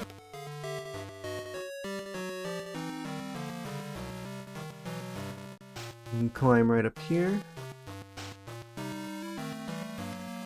Go around. There's a crab.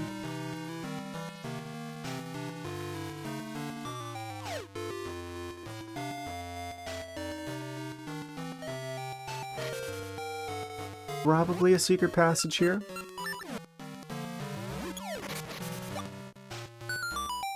Oh, even better. Plant a gotcha seed. Surprise ArcticThwack.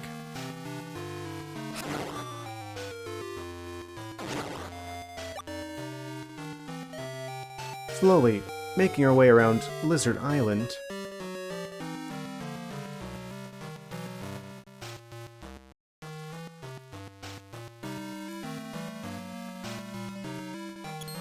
Oh? Activated his trap card. Takes a long time for trees to grow. The same goes for that vine you climbed down. Oh, he's just angry at me for climbing on the vine.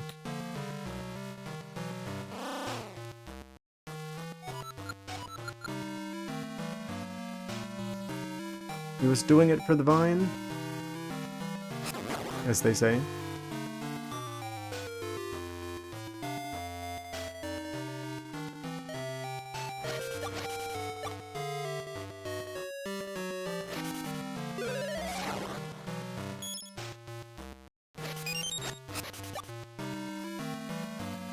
And we've got oranges.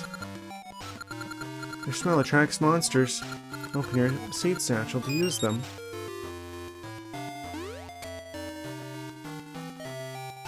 Monsters like the citrus.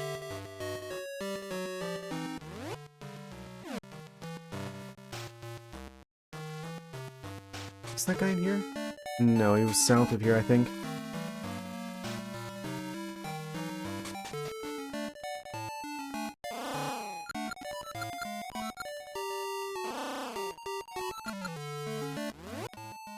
Activate the oranges.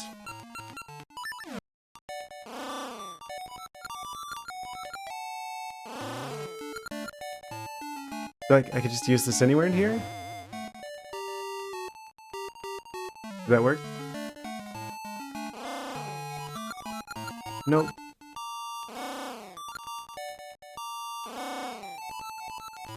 Wait. Does that work?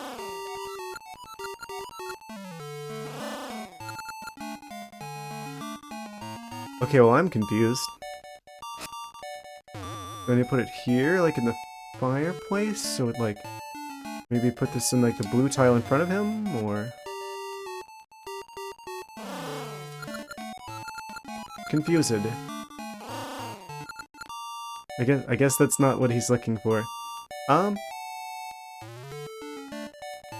I'm just doing it wrong.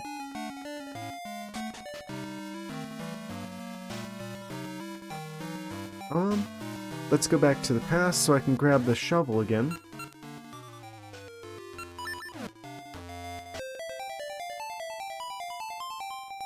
Open the portal. Now we're thinking with portals.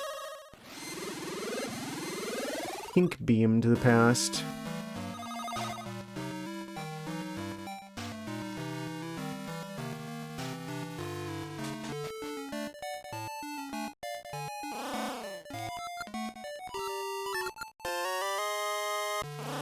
Could be the last time I need to trade with him. Got the power bracelet. Oh, I think that said... Did that say we got all of our items back? I think we got all of our items back. Fantastic. Nothing left to trade.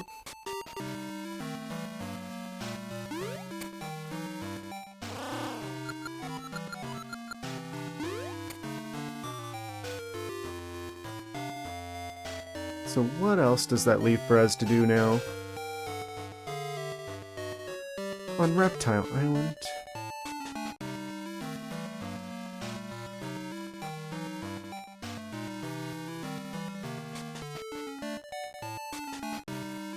Mischievous lizards.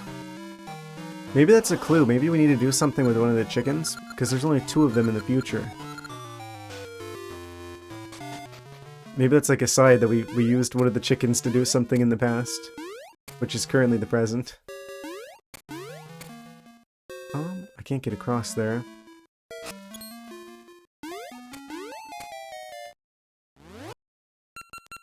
There's probably somewhere where we need all 3 things. We do have the other portal to the future now that we can use.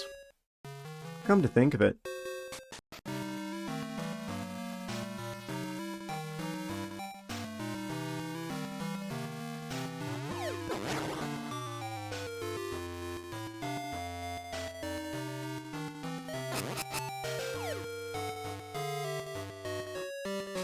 We can go up through here, and then we could...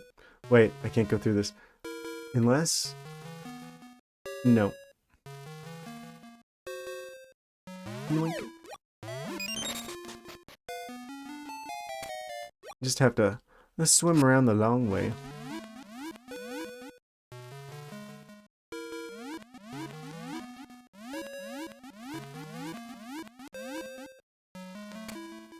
And then we cross here. Oh, I need the feather. Ah, there was just the tiniest bit of a delay there, and straight into the water I go.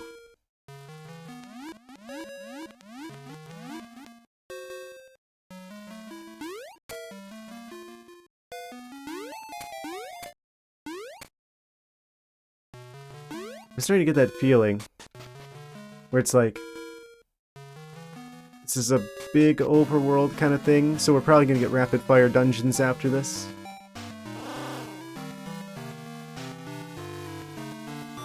Do you like oranges? Eat the orange.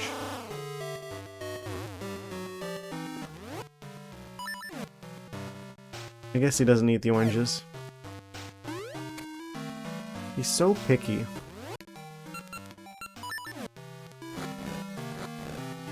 Lizards.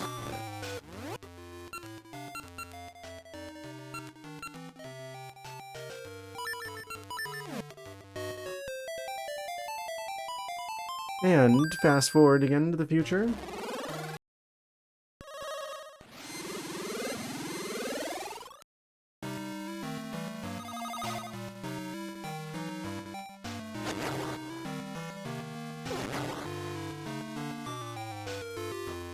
There's some enemy crabs.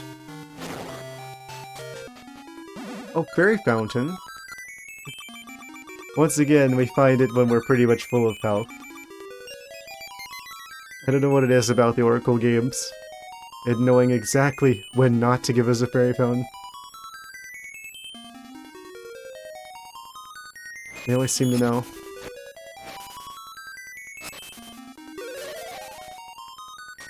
Not those plants. Unnatural plants that don't require sunlight.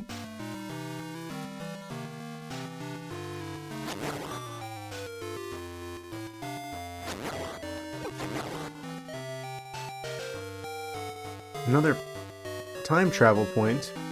I'm gonna keep going at first though, just to see where this takes us. Before I try going back to the past. Oh, this is just straight up Dungeon 3. Okay. We made it! Dungeon 3 time.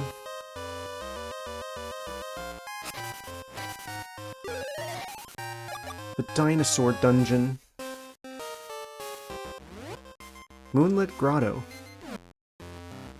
That's one of those words a lot of people don't like.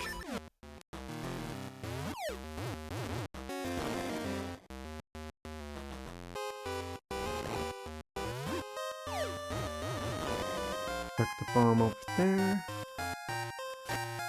It's the mouse enemies.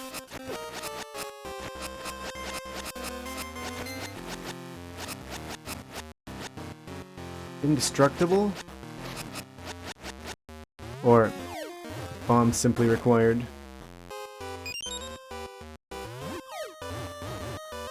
Oh, that was very close to actually hitting him.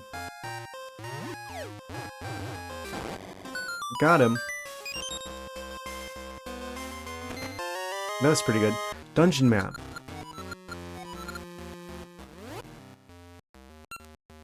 It's like moon-shaped dungeon.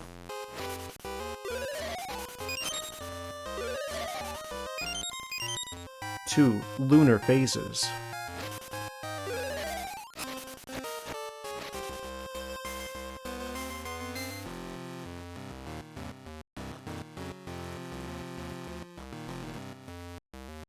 Oh, right. Took me a second there, but we got it.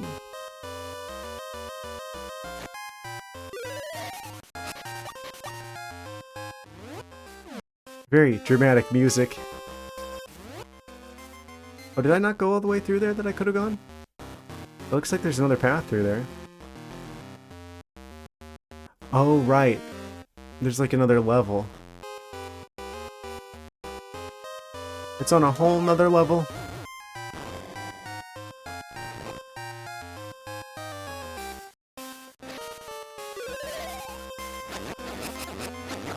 Slice 'em and dice 'em.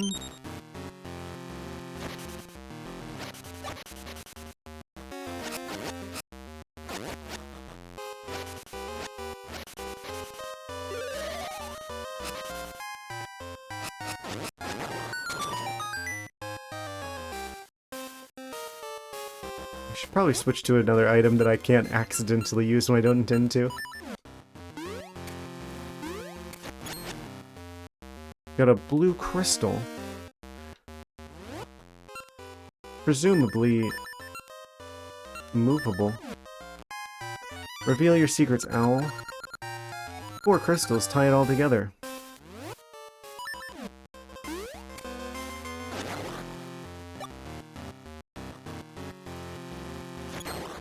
Oh, destructible. It's a loud sound far off, like something being knocked loose.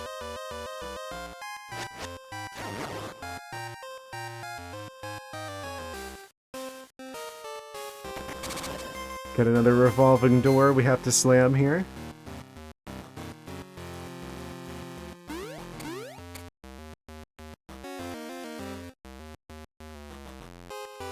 No way through there.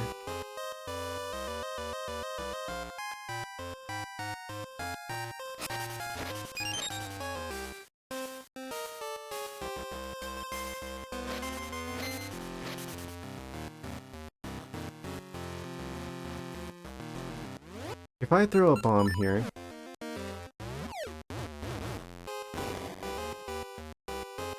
Am I meant to, like, move one of them? Are they pushable? Doesn't appear to be, so...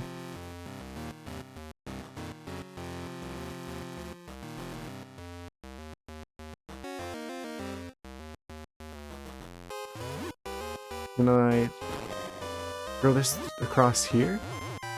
Oh, that connects. Okay. In that case... I have expected that to blow up the crystal there. We'll do it ourselves.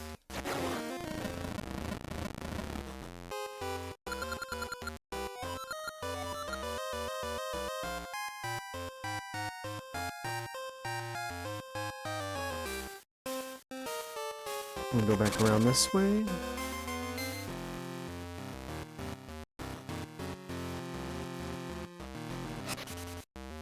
Don't have a key yet.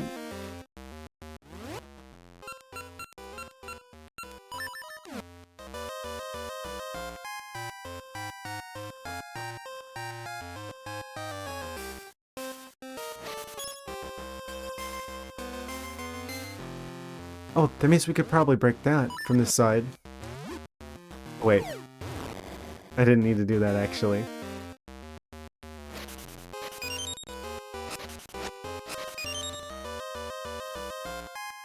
This music kind of goes crazy.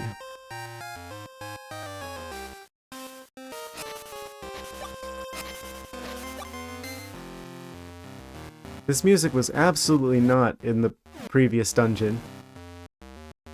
Wait, did that change something over here whenever I hit that other crystal? It's like saying that there was something that changed in the distance. Maybe it was something over here.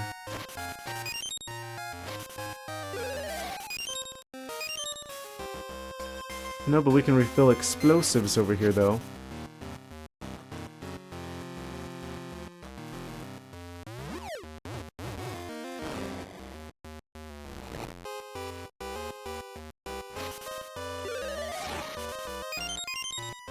I wonder if that has a fixed loot table. Like, if that one in the bottom corner is always gonna be the bombs? Possibly.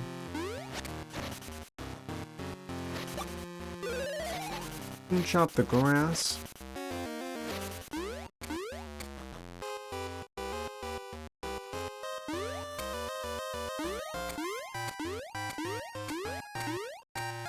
Forget how many crystals that's up to. Is there like a way I can go around? Possibly? Haven't been to the floor below here yet. I think we have to find somewhere north of here.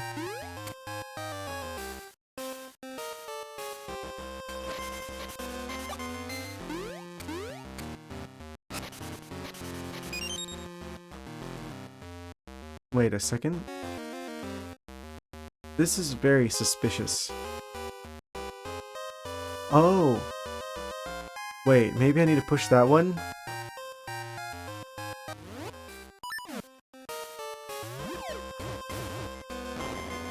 We do that. We'll chuck that guy in there.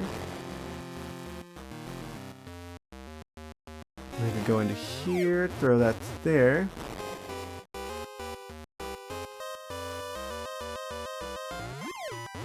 Don't really know what that block would be for, but...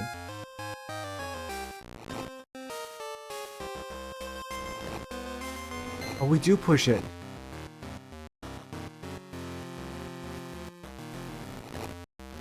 Complete the pattern. Key appears.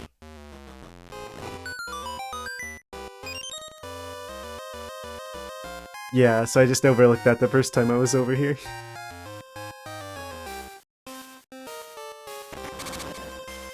Confidence is key.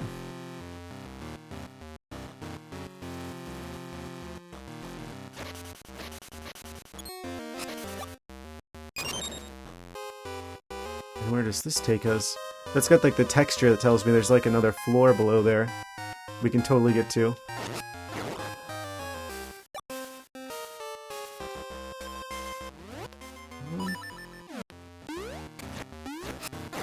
Green slime appears.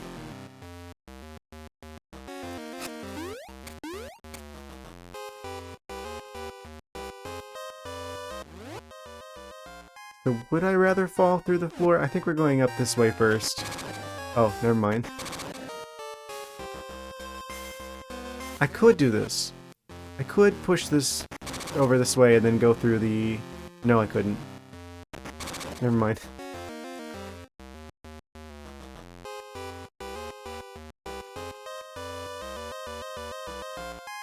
If this is here, then that means there must be some sort of way that we can go around.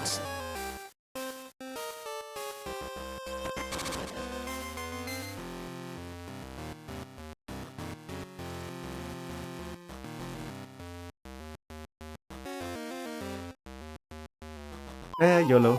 We're jumping down. Into the depths. Crazy spiders. Okay, so we've got a few branching paths from this point.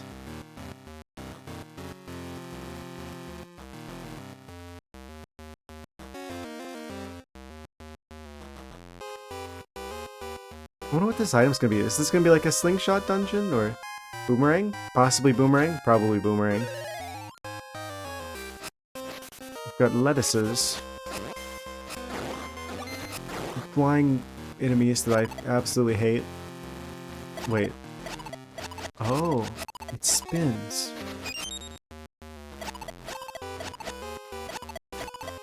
What does that do for us?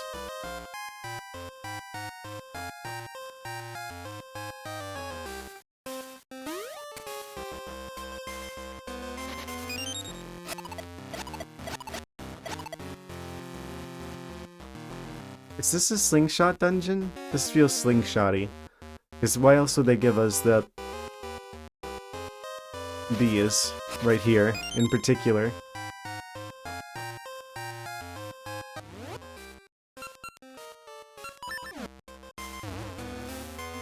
Yeah, fly towards the orange. Oh, it doesn't work. He doesn't want the oranges. What have I done? I've angered him. Oh, we're fine.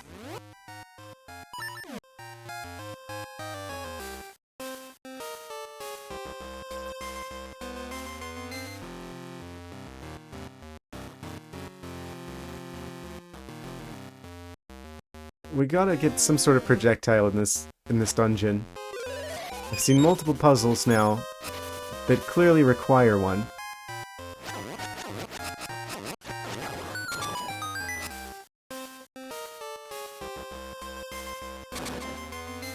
Oh?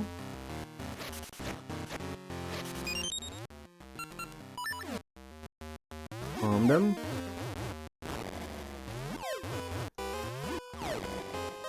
I don't know how I didn't take damage from that. We got two with one.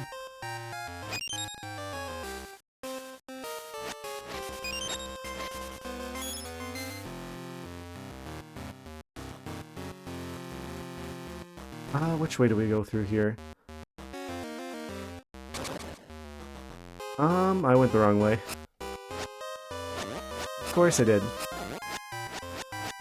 It doesn't feel right going after that guy. He's just kind of stuck in there. Oh, I see. So we can go around this way. Remotely bomb him.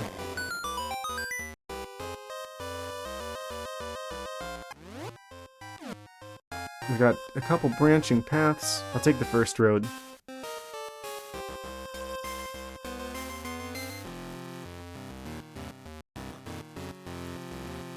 Is it gonna come to life? Okay, no. Good.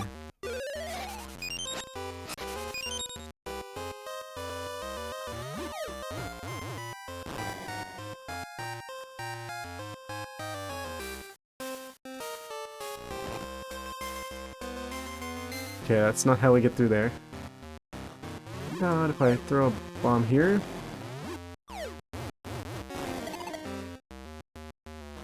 That activated him.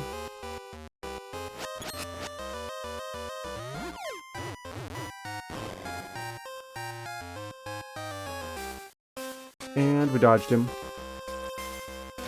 Gotta remember that there's another branching path back there. I opted not to go for.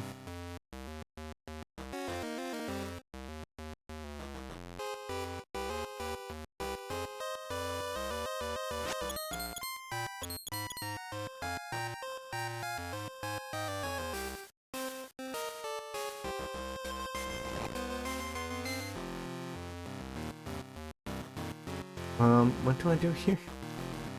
I'm not quite sure what they're getting at. That one can go back one. Oh, these need to be pushed out this way? Oh, that works. He acquired. I could jump down there. Probably want to see what's this way first before I do that, though.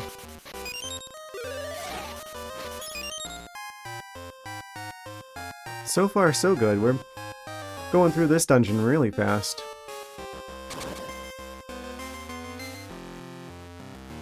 Another staircase. The plot thickens. Glad I came back for this. That was like the last crystal, I think. There's a loud sound far off, like something being knocked loose.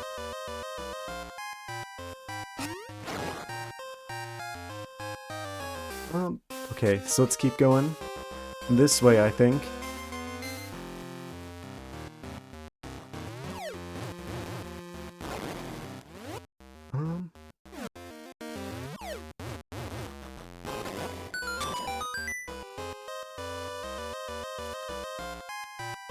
There's a couple branching paths here.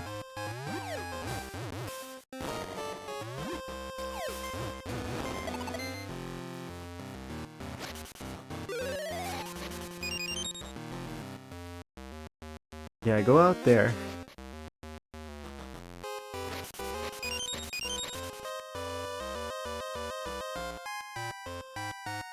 Wait, why is this red now? Was this red before? Why do I feel like it was green before? I'm probably just misremembering it. But I can go down here now. Well, I could go back here now in the first place, but... seems to be the return path I probably want to go through. And it takes us back to the start of the dungeon.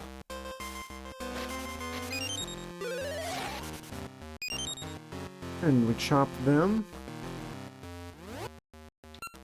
Chop my lettuce.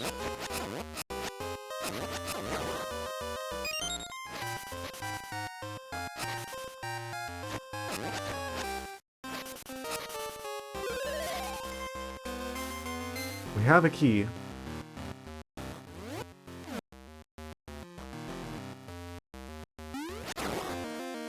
Wait. How am I supposed to open that? Is this a beat all the enemies to open it kind of situation?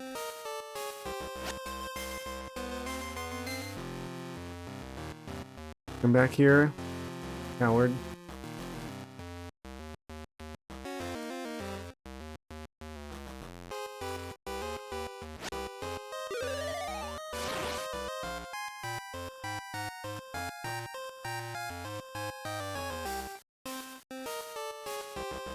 He's just gonna stay over there.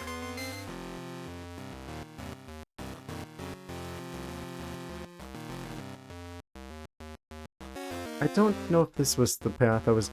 Wait. Maybe here?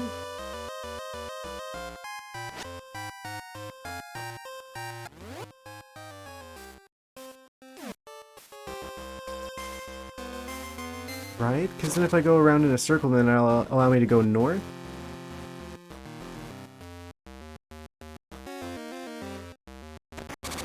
New area?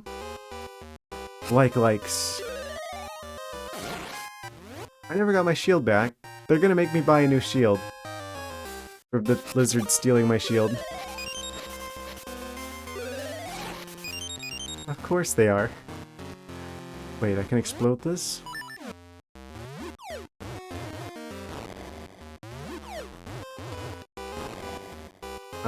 No I can't. But why not?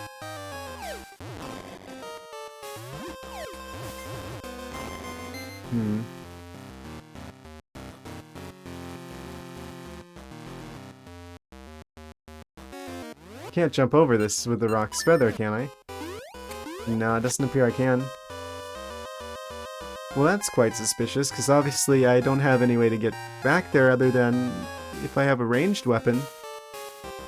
Other than bombs that just don't work here for some particular reason. Yep, that's as close as it's gonna get, and that doesn't work. We need something else. Something the dungeon shall provide. Stone soldiers do not fear swords. They do fear boomerangs.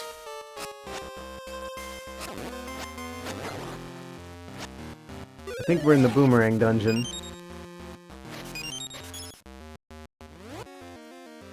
The moon is crescent-shaped. The boomerang is crescent-shaped. This has gotta be the boomerang dungeon now. Oh, that's not a pit, that's tiles. And they're hostile. Jump out of the way of those. Since I don't have a shield. Because the lizard stole my shield.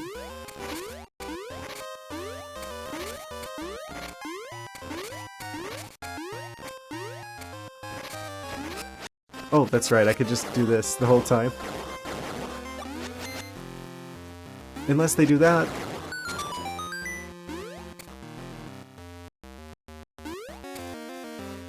Now we head over here.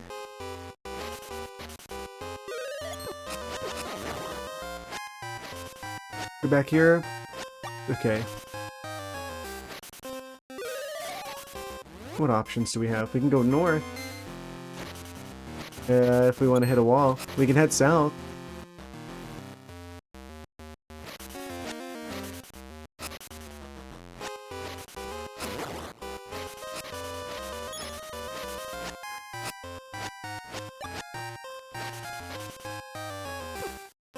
Attack of the killer grass spiders.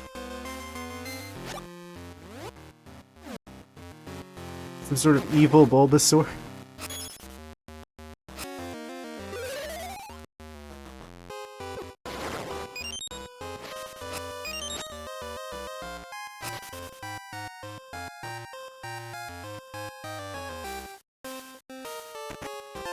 We got a blue rupee. A very nice. We should probably go back and buy a shield at some point.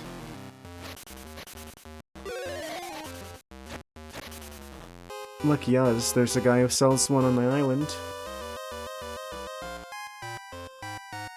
Go south here. But why would we though? Why would we go south here?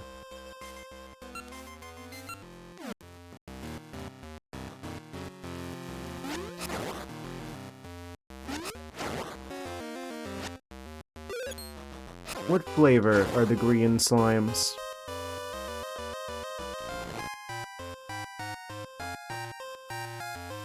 Are they apple? Are they lime? Are they mint? Like spice drops kind of situation?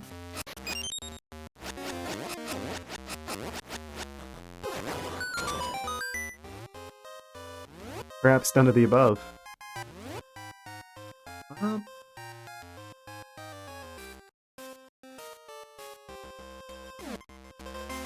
There's some way to go over to the side over here. I'm not sure what the crystals did for us.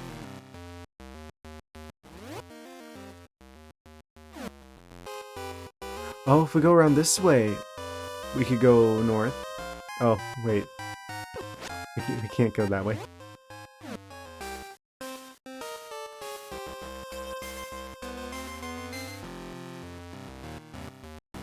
unless we go through here.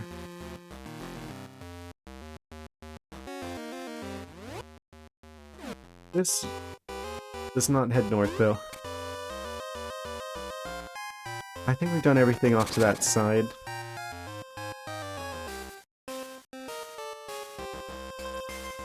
Surprised we've seen this much of the dungeon and we haven't found the mini-boss yet.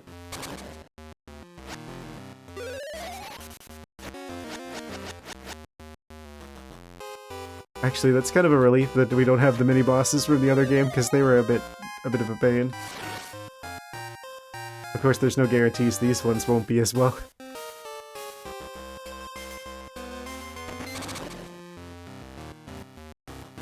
We can go around this way. That'll allow us to go up north again. To what end?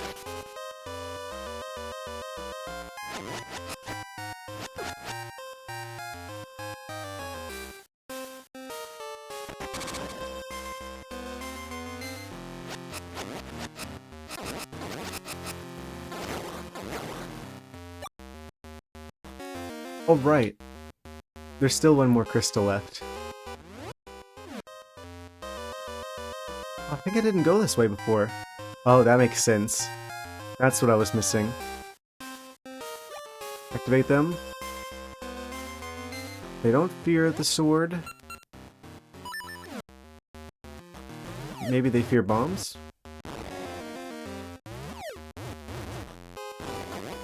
Yes, they do.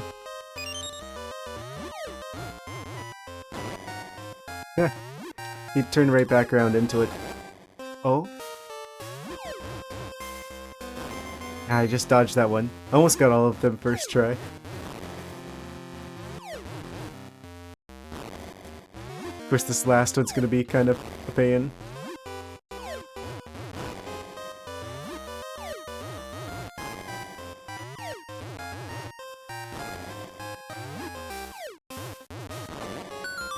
Got him. He acquired.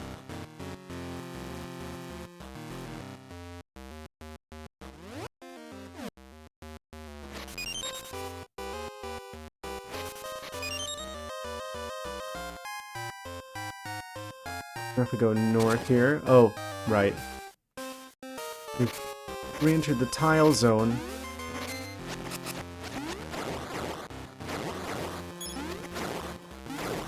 Oh, of course. Yeah, we should be angled like this, because then the sword swings any possible direction they could possibly hit me from.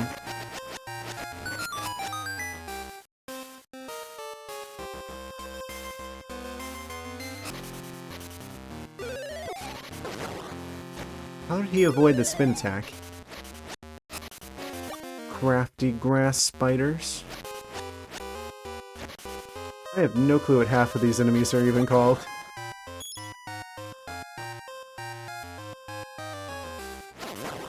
I had a feeling. Oh, right, so we can go here now. This isn't the mini-boss. No, but we gotta be able to hit that with fire somehow. Remotely. Remote fire starting. Oh, it's these guys. We don't need to put Shadow Link in this game. We've got Shadow Link at home. Shadow Link at home.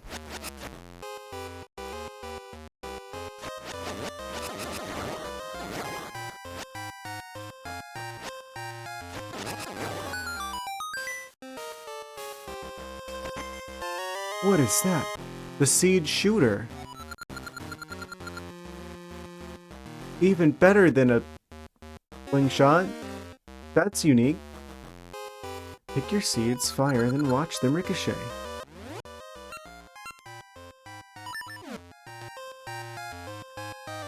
Wait. Weak gets a gun in this game. Amazing.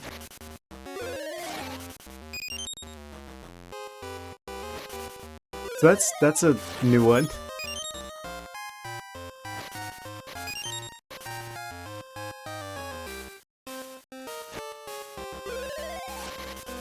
I wonder why they chose to do that instead of the slingshot.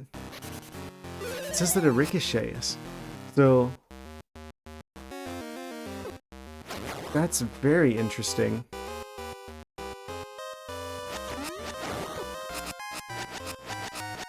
Stop it! Stop it immediately!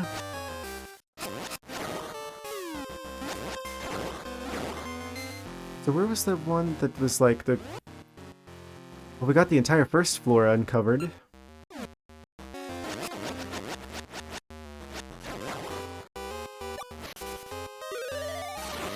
We should be able to deal with that one last crystal that's somewhere. It's like off to the side that we couldn't get to before.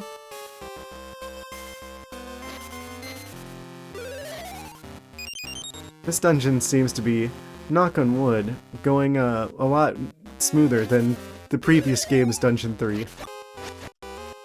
Of course, we haven't seen the mini-boss yet, so maybe I'll hold off on saying that just yet.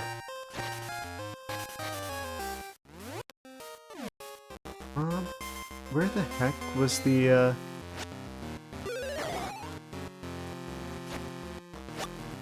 There was like one more crystal somewhere.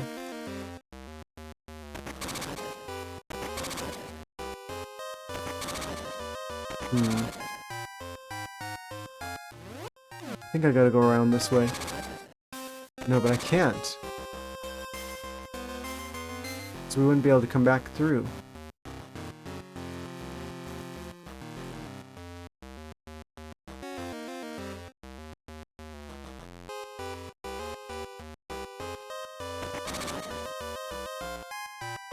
Go once again around the merry-go-round there. He's blocking my path. What if I shoot him? He's immune.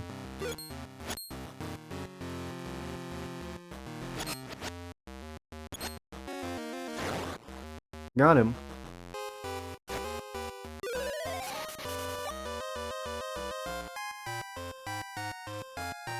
Well, we've got the item now. Kinda like the percussion in this music here. Sounds an awful lot like whenever they... Like a lot of the explosion noises. Using that good old noise channel there. Oh. Kind of crazy. Wait. You can actually shoot diagonally?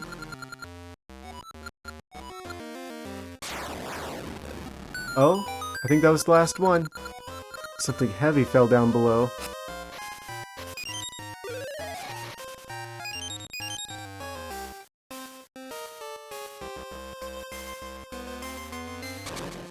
Oh no, here we go again.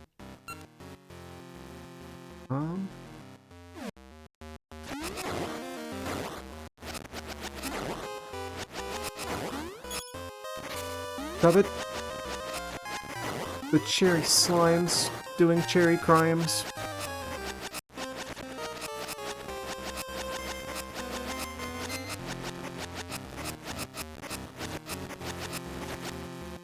Oh. Missed one.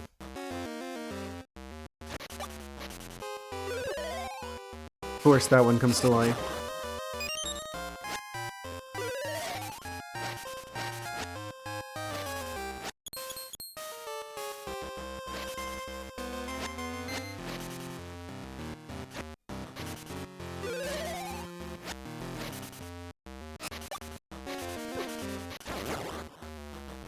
So I guess we gotta go back downstairs somehow.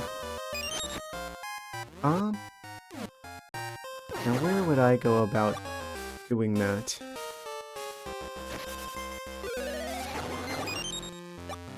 That went well. Oh, we can shoot this now. Oh, we could shoot that before, but that's where we were before. What am I doing?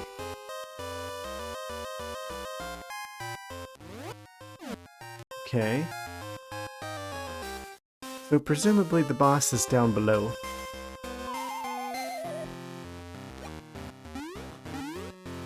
What changed?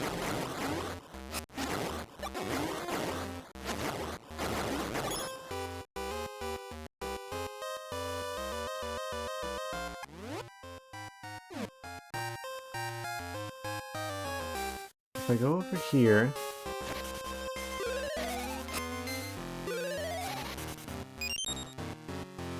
Shoot him. Oh. Yeah, I probably don't want to waste that. Yeah, we probably need those for the boss. Wait, there hasn't been a mini-boss here.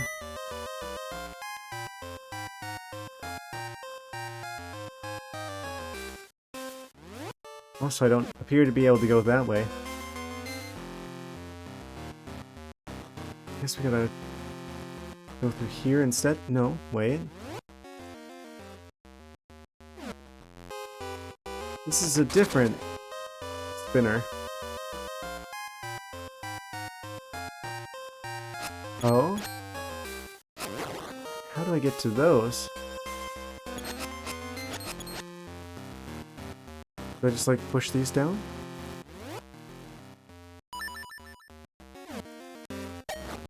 Okay, that doesn't go through blocks. Oh, but we can do that though.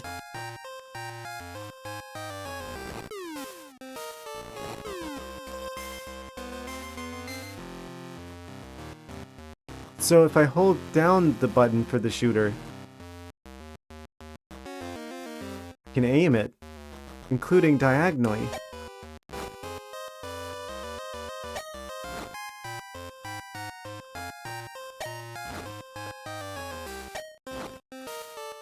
Wait, what kind of angle are we looking for here? Oh, that one. Perfect. You got a gotcha, see it? Amazing.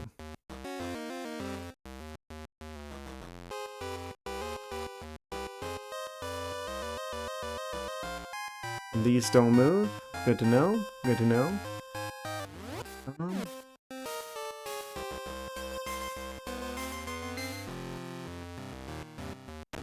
So now we go through here? No, probably we want to go back down and then like around so we can go up north.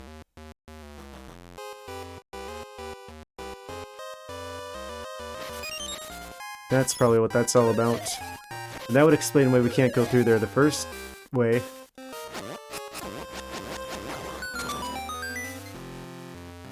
Because that'd allow us to skip the previous area. And we can go up here. Everything on the southern part of this map is good already. Stop it!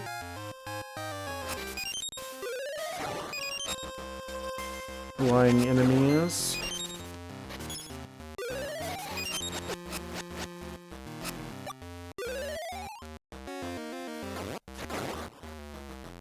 The one Legend of Zelda game where Link gets a gun.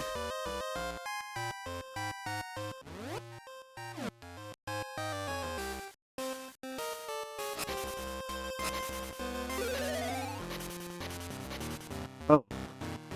Wait. We gotta go south from here somehow.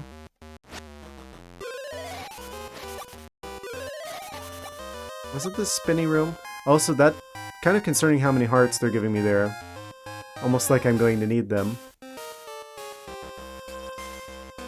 Oh, welcome back! Link is now armed and dangerous. Just in time for the mini-boss. What is that? It's a mole! As long as I'm underground, your attacks don't scare me? Okay, just tell us exactly how to defeat you, why don't you? Attack of the Killer Sand Shrew.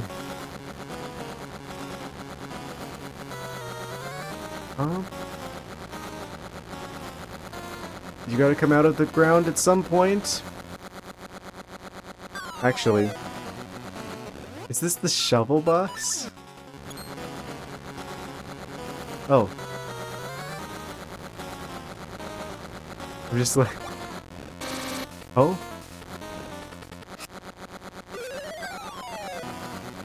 Do I have to like try and let him almost get me and then he turns around and tries to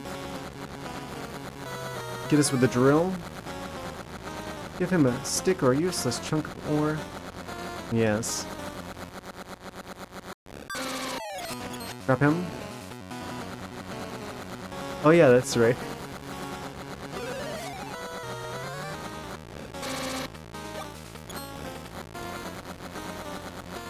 Oh, it is the shovel boss. Or mini boss.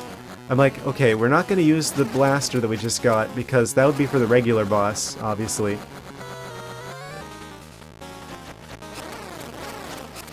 I definitely like this game's Dungeon 3 mini boss a lot more than the previous game's Dungeon 3 mini boss.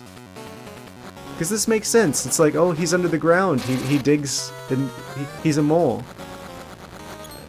Obviously, you're going to use the shovel on him. We got him! First try! Meanwhile, the previous game was just like, oh yeah, we're gonna give you a trio of squids. That's the one with like the trio of squids that shoot fireballs at you, and you're supposed to somehow know that you're meant to use the power bracelet to lift it out of the water and then chuck it, then hit it with your sword. Because that makes a lot of sense. But this one actually does make sense though, where it's like ground type enemy. Shovel? Say no more? And then they have the audacity to put a blue owl that you can... I mean, I guess technically you could probably make the jump to the blue owl before you do the mini-boss, but it's really tricky to make that jump. Like, it's really tricky to even get to that room in the first place. But theoretically, if you did get on that one tiny ledge with the stairs, you could go talk to the blue owl that tells you about separating it from the water. Good luck getting there. Until after you beat him. In which case you already figured it out through trial and error. Wants you to clear a yard? Yes.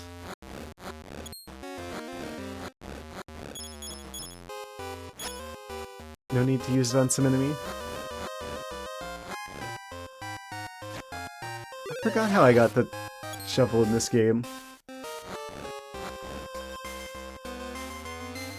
But yeah, I like this one a lot better because I feel like the conveyance is better, because not only is it more intuitive to use a shovel on a mole enemy who's digging under the ground, but they straight up gave you like a text box saying, hey, if I'm under the ground, you can't hit me. If anything, maybe they're even saying too much, but I'd rather have the saying too much problem than not saying enough.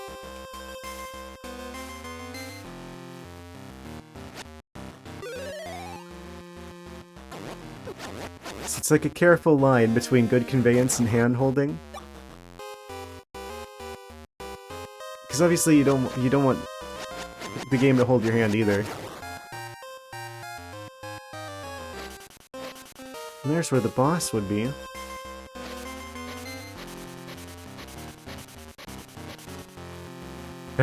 I'm just thinking about the difference between the two of them, where it's like, in that game, I trial and errored out every single item in my inventory before I eventually figured out how to beat the mini-boss. In this game, I beat him first try. I think we gotta ricochet stuff around the void here. Can't seem to move that.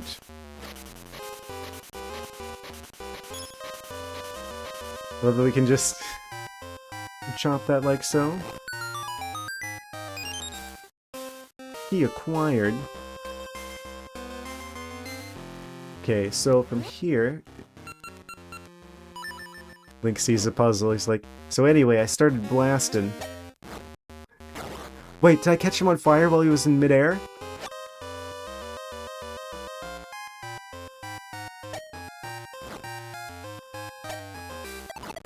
Oh, I hit something over there.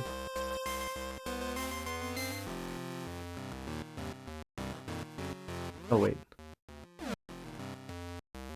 Don't need to go over there. That's where we came from.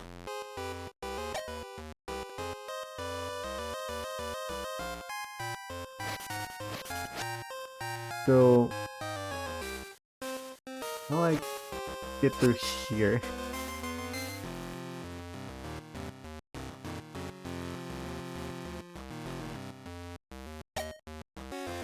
I don't think it keeps track of the seeds between screens. That's doing something over there.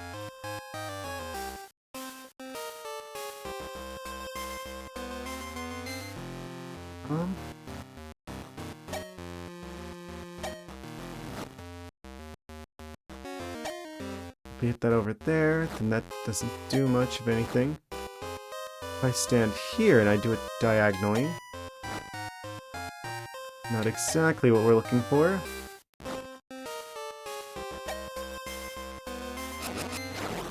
Chop him. How I get to you?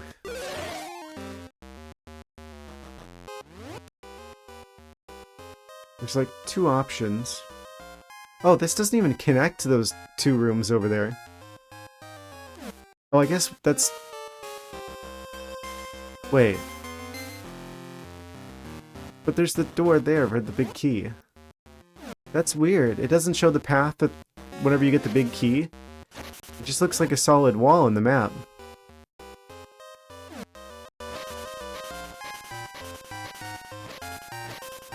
So I guess that only leaves the last possible location as that one hit here to unvisited map of the, or tile of the map.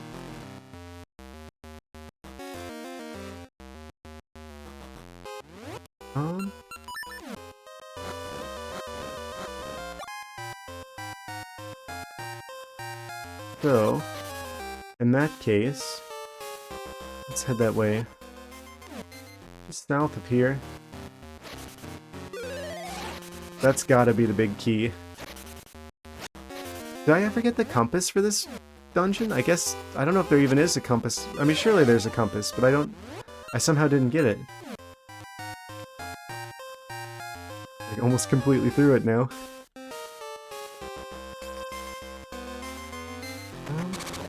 So I guess the secret must be going around the spinny wheel again.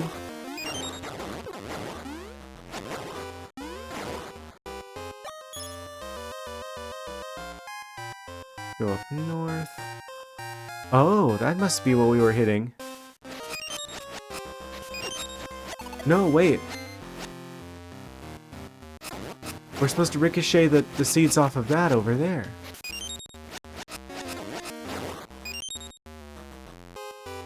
What does this do? Oh, yeah, that rotates it.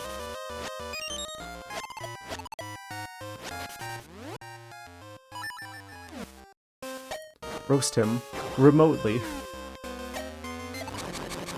Perfect. Can we get any other seeds out of here, or is it just the oranges? Looks like it's just oranges. I should have been using those instead. That takes us here now.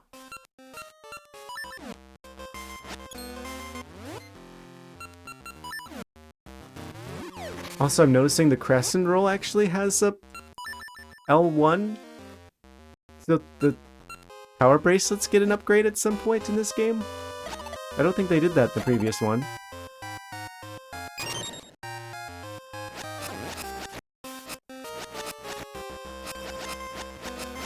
Back here, you.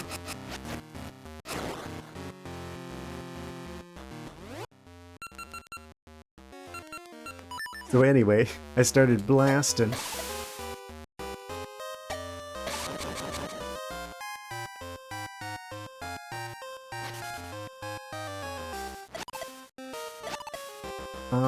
Oh, I guess we have to flip it back to switch this bridge on?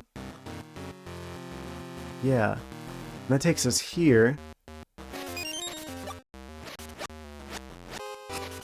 But we don't have the big key yet.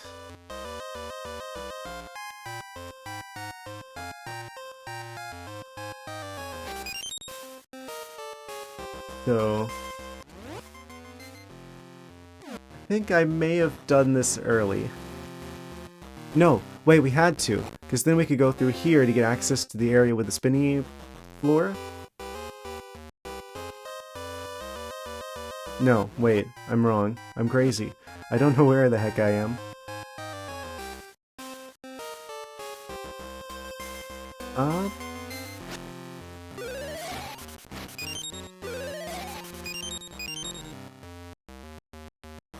But what else is new? Oh no, wait, I was right. We just had to do this to go around so we can get into this room.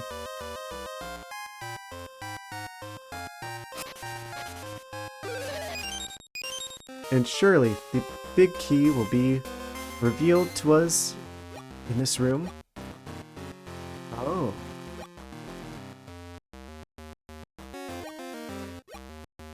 I see, so we have to shoot from here. There's like a 50-50 that was the right one. Wait. Ah, there it is. And I had to thread the needle there. Big key acquired.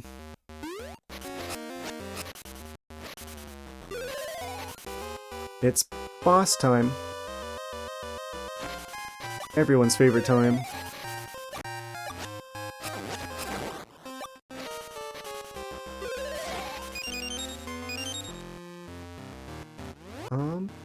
As soon as I get back to where that boss room was. Just off to the side over here. Go around. Oh, and this is gone now. So it actually remembered. Amazing. Can I get any more fire seeds before we go in there? Nope. It was worth a try. Okay. Gonna make a quick save, just in case.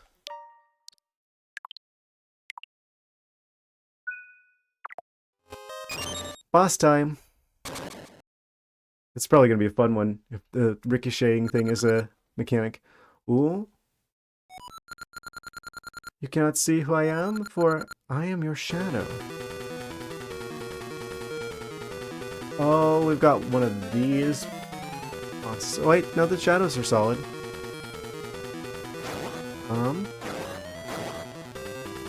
So what's the deal with you?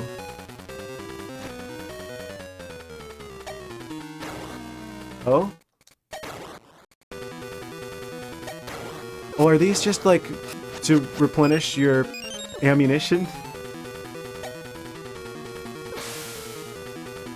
We just need to have like a bajillion things ricocheting around everywhere. Oh, if we look away. That's the trick. That's what we do. They only come out when we're not looking, so we have to ricochet it back onto them.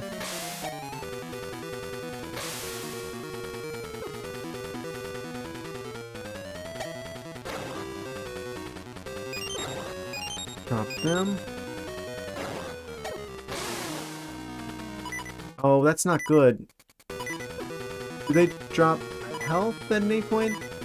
Again, the first attempt is always just to figure out the boss.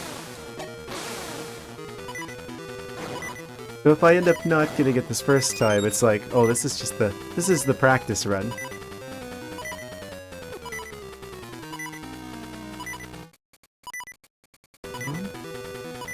I don't have the Pegasus seeds yet, so I don't have any way to go faster to dodge this, unless I jump. Potentially? Yeah, that's how I was supposed to dodge that. Oh no. Oh yeah, I forgot. I forgot.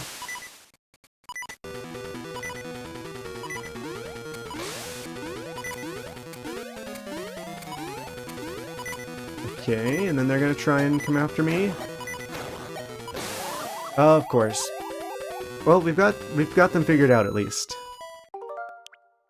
So let's just go ahead and load the suspend point, just for the sake of time. Because I mean, what? It's just saving us a return trip. I'm sure they would do that if they remade the game. That said, let's re-equip this feather and try this again now that we know what we're doing.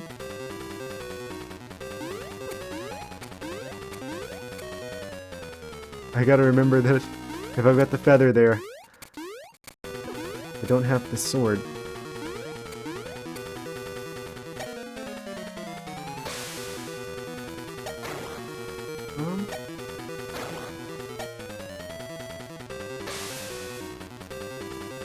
I wonder how many of these we can have going on at the same time. Like swarm the battlefield with these. Oh, you can only have one at a time, and then if one's already out, then you can't actually shoot again. So it's not like you can just put a whole bunch of them out all over the screen. You do have to be pretty deliberate with that. Okay.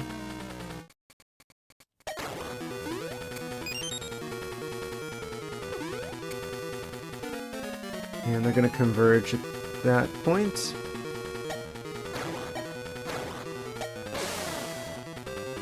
Kinda hard to dodge, because we gotta have to jump and shoot at the wall opposite of them at the same time, pretty much. If we're going to actually hit them and not take damage. Yeah, I don't like that one.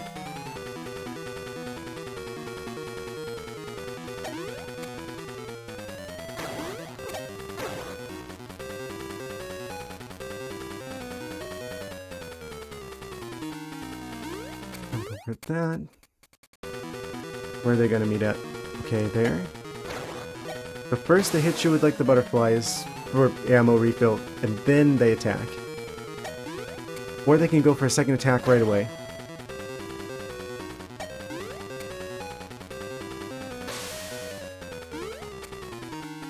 Oh, we're out of oranges.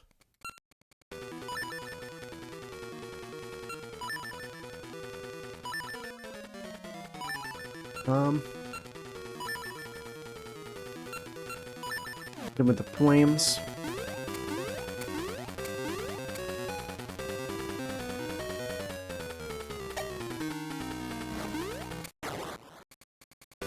I don't know how that actually connected, but okay, we take that.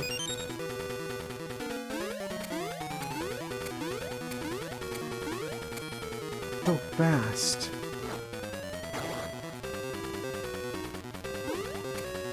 I was in the air for that.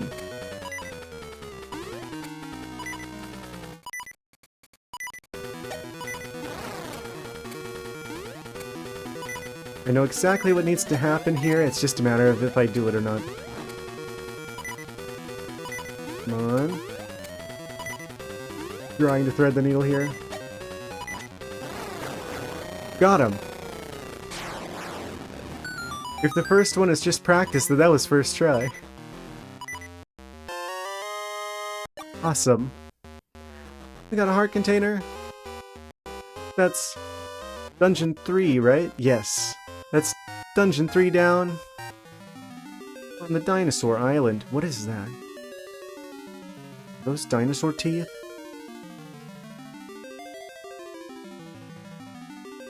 What is that? The echoing howl. An essence of time. And it goes far across the plains to speak to insolent hearts. Yep, that is one of the sentences.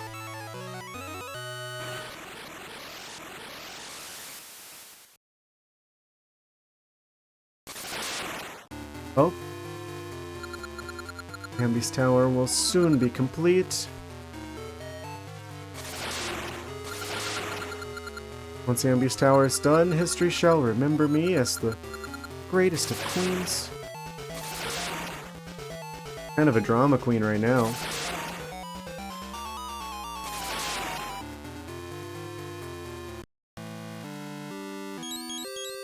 Huh? Tree telepathy. You have the echoing howl, but things are not going well. Mark Tower is nearing completion. In the past, terrible things will happen if you don't hurry. I hear an essence echoing from the peaks northwest of the city. I don't know, can we go? Oh, I probably need the sword again. Amazing. So, that's pretty much Dinosaur Island sorted now.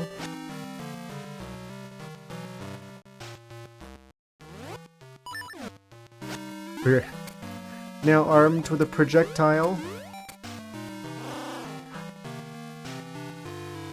It's the Triceratops guy that we saw in the previous game. Redfish. This very exciting flavor. They're going to try to eat him. Be gone, lizards. Ember seeds? Will you trade ember seeds for our fish? Yes.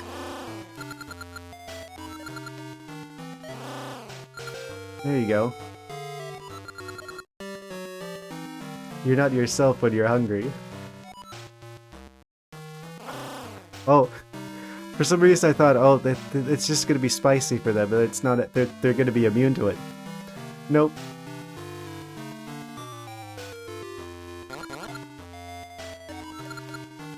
Dimitri, why? I can give you a ride. Take us far away from this place, Dimitri. Swim like the wind.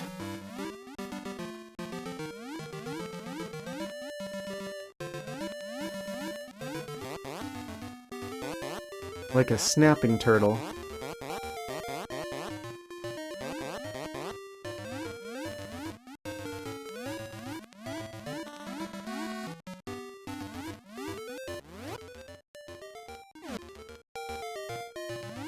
So that's pretty much this entire area figured out.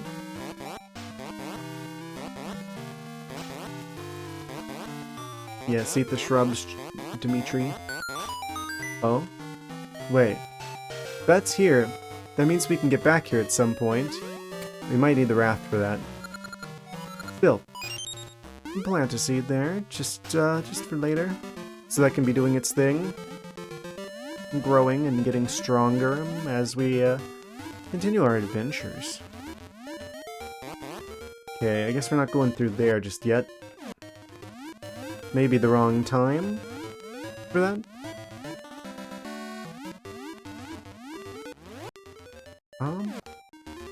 Is Dimitri just our ticket to get off the island? We're here, you go alone now, bye. No, come back, I need you! Oh. And just like that, he was gone. I sure hope I didn't need him for going anywhere else.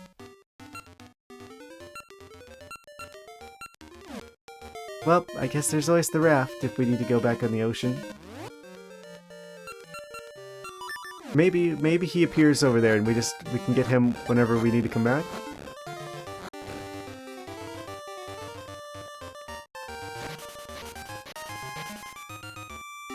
Either way, where does that leave us now? I can't remember if I got everything on the island or not. I think we got pretty much everything over there.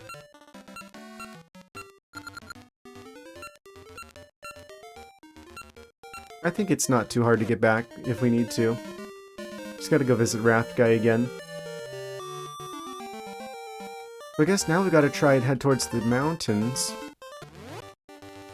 Up to the north.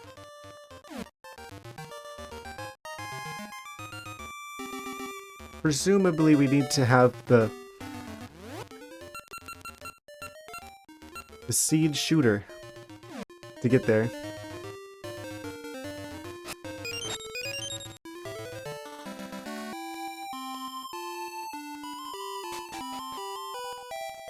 How do I get through there? Oh, I need a shield. Lizard stole my shield.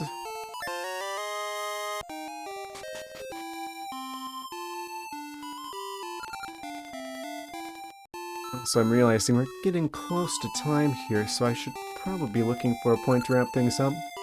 I do want to get like a good idea of which direction we're heading though, before I do such a thing.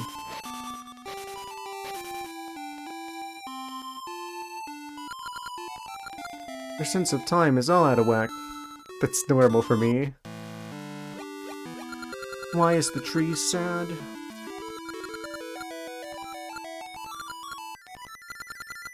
Northwest of Lena City. So this is Lena City. Northwest. So we're heading out here somewhere. Oh. Okay.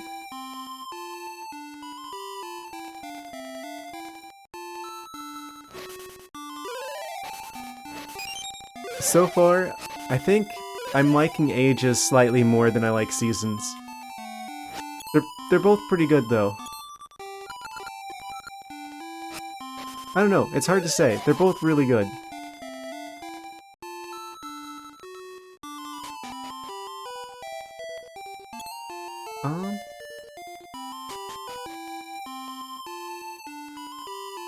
Wait, what?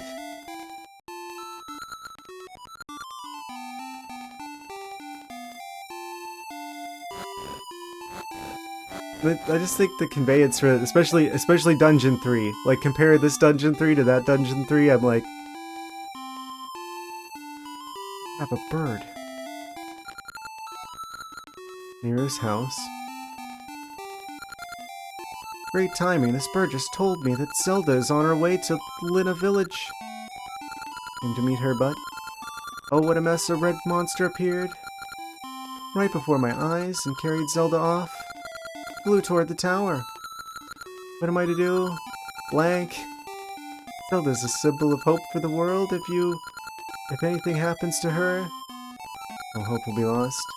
You must save Zelda. Please, Lank, you must find a way to save Zelda. Yeah, she's actually in this Zelda game?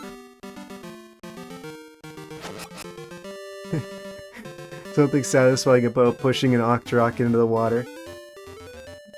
That feels cruel to say, but you know it's true. I don't know. I'm barely starting into this. I mean, we're 3 dungeons in at this point, but...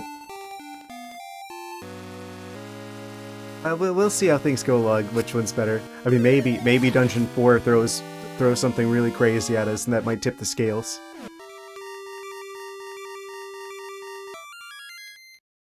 There's no telling.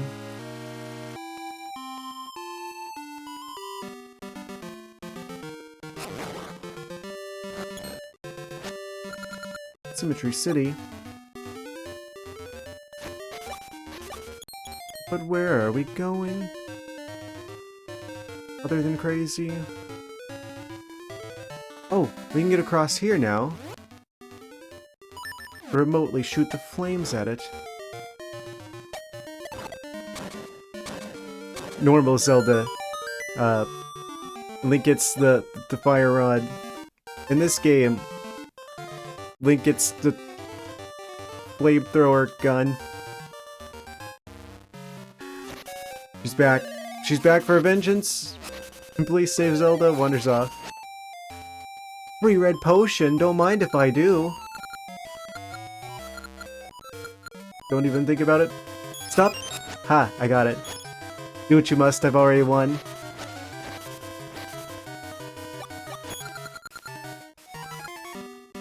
She angry.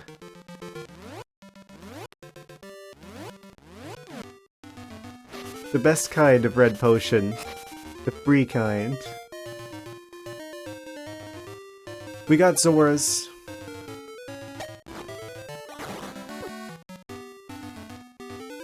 Trouble with electric choo-choos? Just shoot him. Roasted. We actually have a means to fight back against these Zoras as well. Wait, no I can't. I can't shoot over the wall. They're protected for now.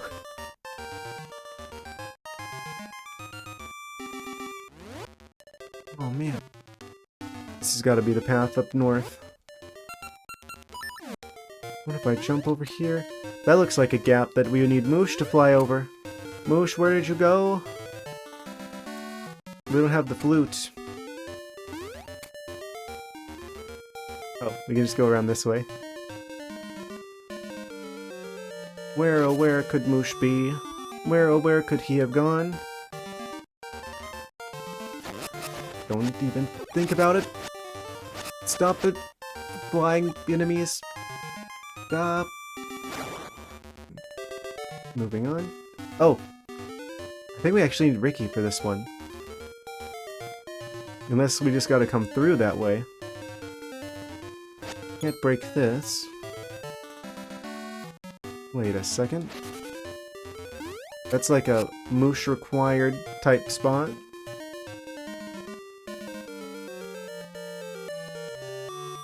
Where did Ricky go?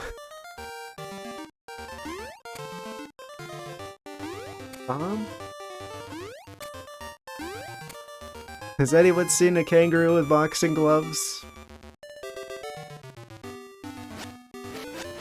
I'm just gonna shoot you before. Okay. Can I remotely roast the fish? No love for Dimitri, but Dimitri just kind of abandoned us. Like, he took us across the ocean and immediately was just like, see ya.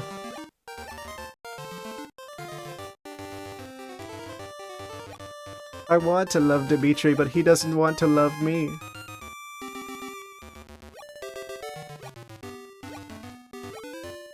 We saved his life and everything. Well, that's kind of a dead end.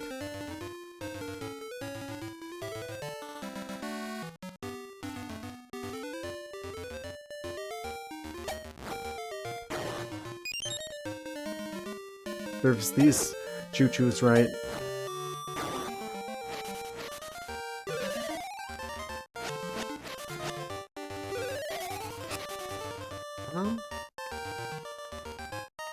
So I don't think I can go anywhere that direction just yet. Oh, but what about here? What's inside? Oh, he looks untrustworthy. I'm so hungry, my stomach hurts. Okay. What do you want me to do about it?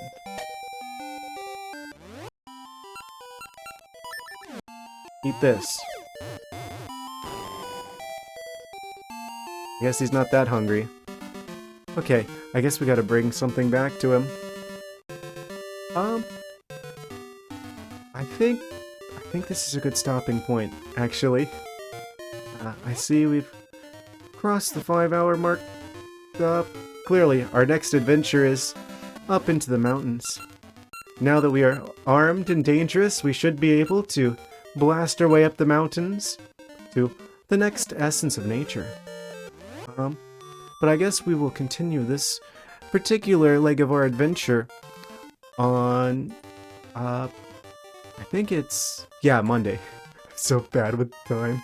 Maybe I'm being affected in real life by the problems with the Oracle of Ages where everyone's sense of time is screwed up. It's messing mine up too. Still, really loving this game so far. I think it's amazing how both of them have such unique identities relative to each other, and I wasn't expecting that. Yeah, we beat Dungeon 3. Probably going for Dungeon 4 tomorrow.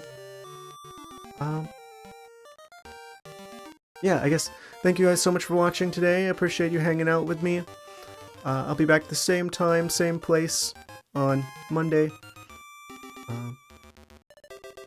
Yep, have a great day, night, evening, morning, whatever time it is in your area.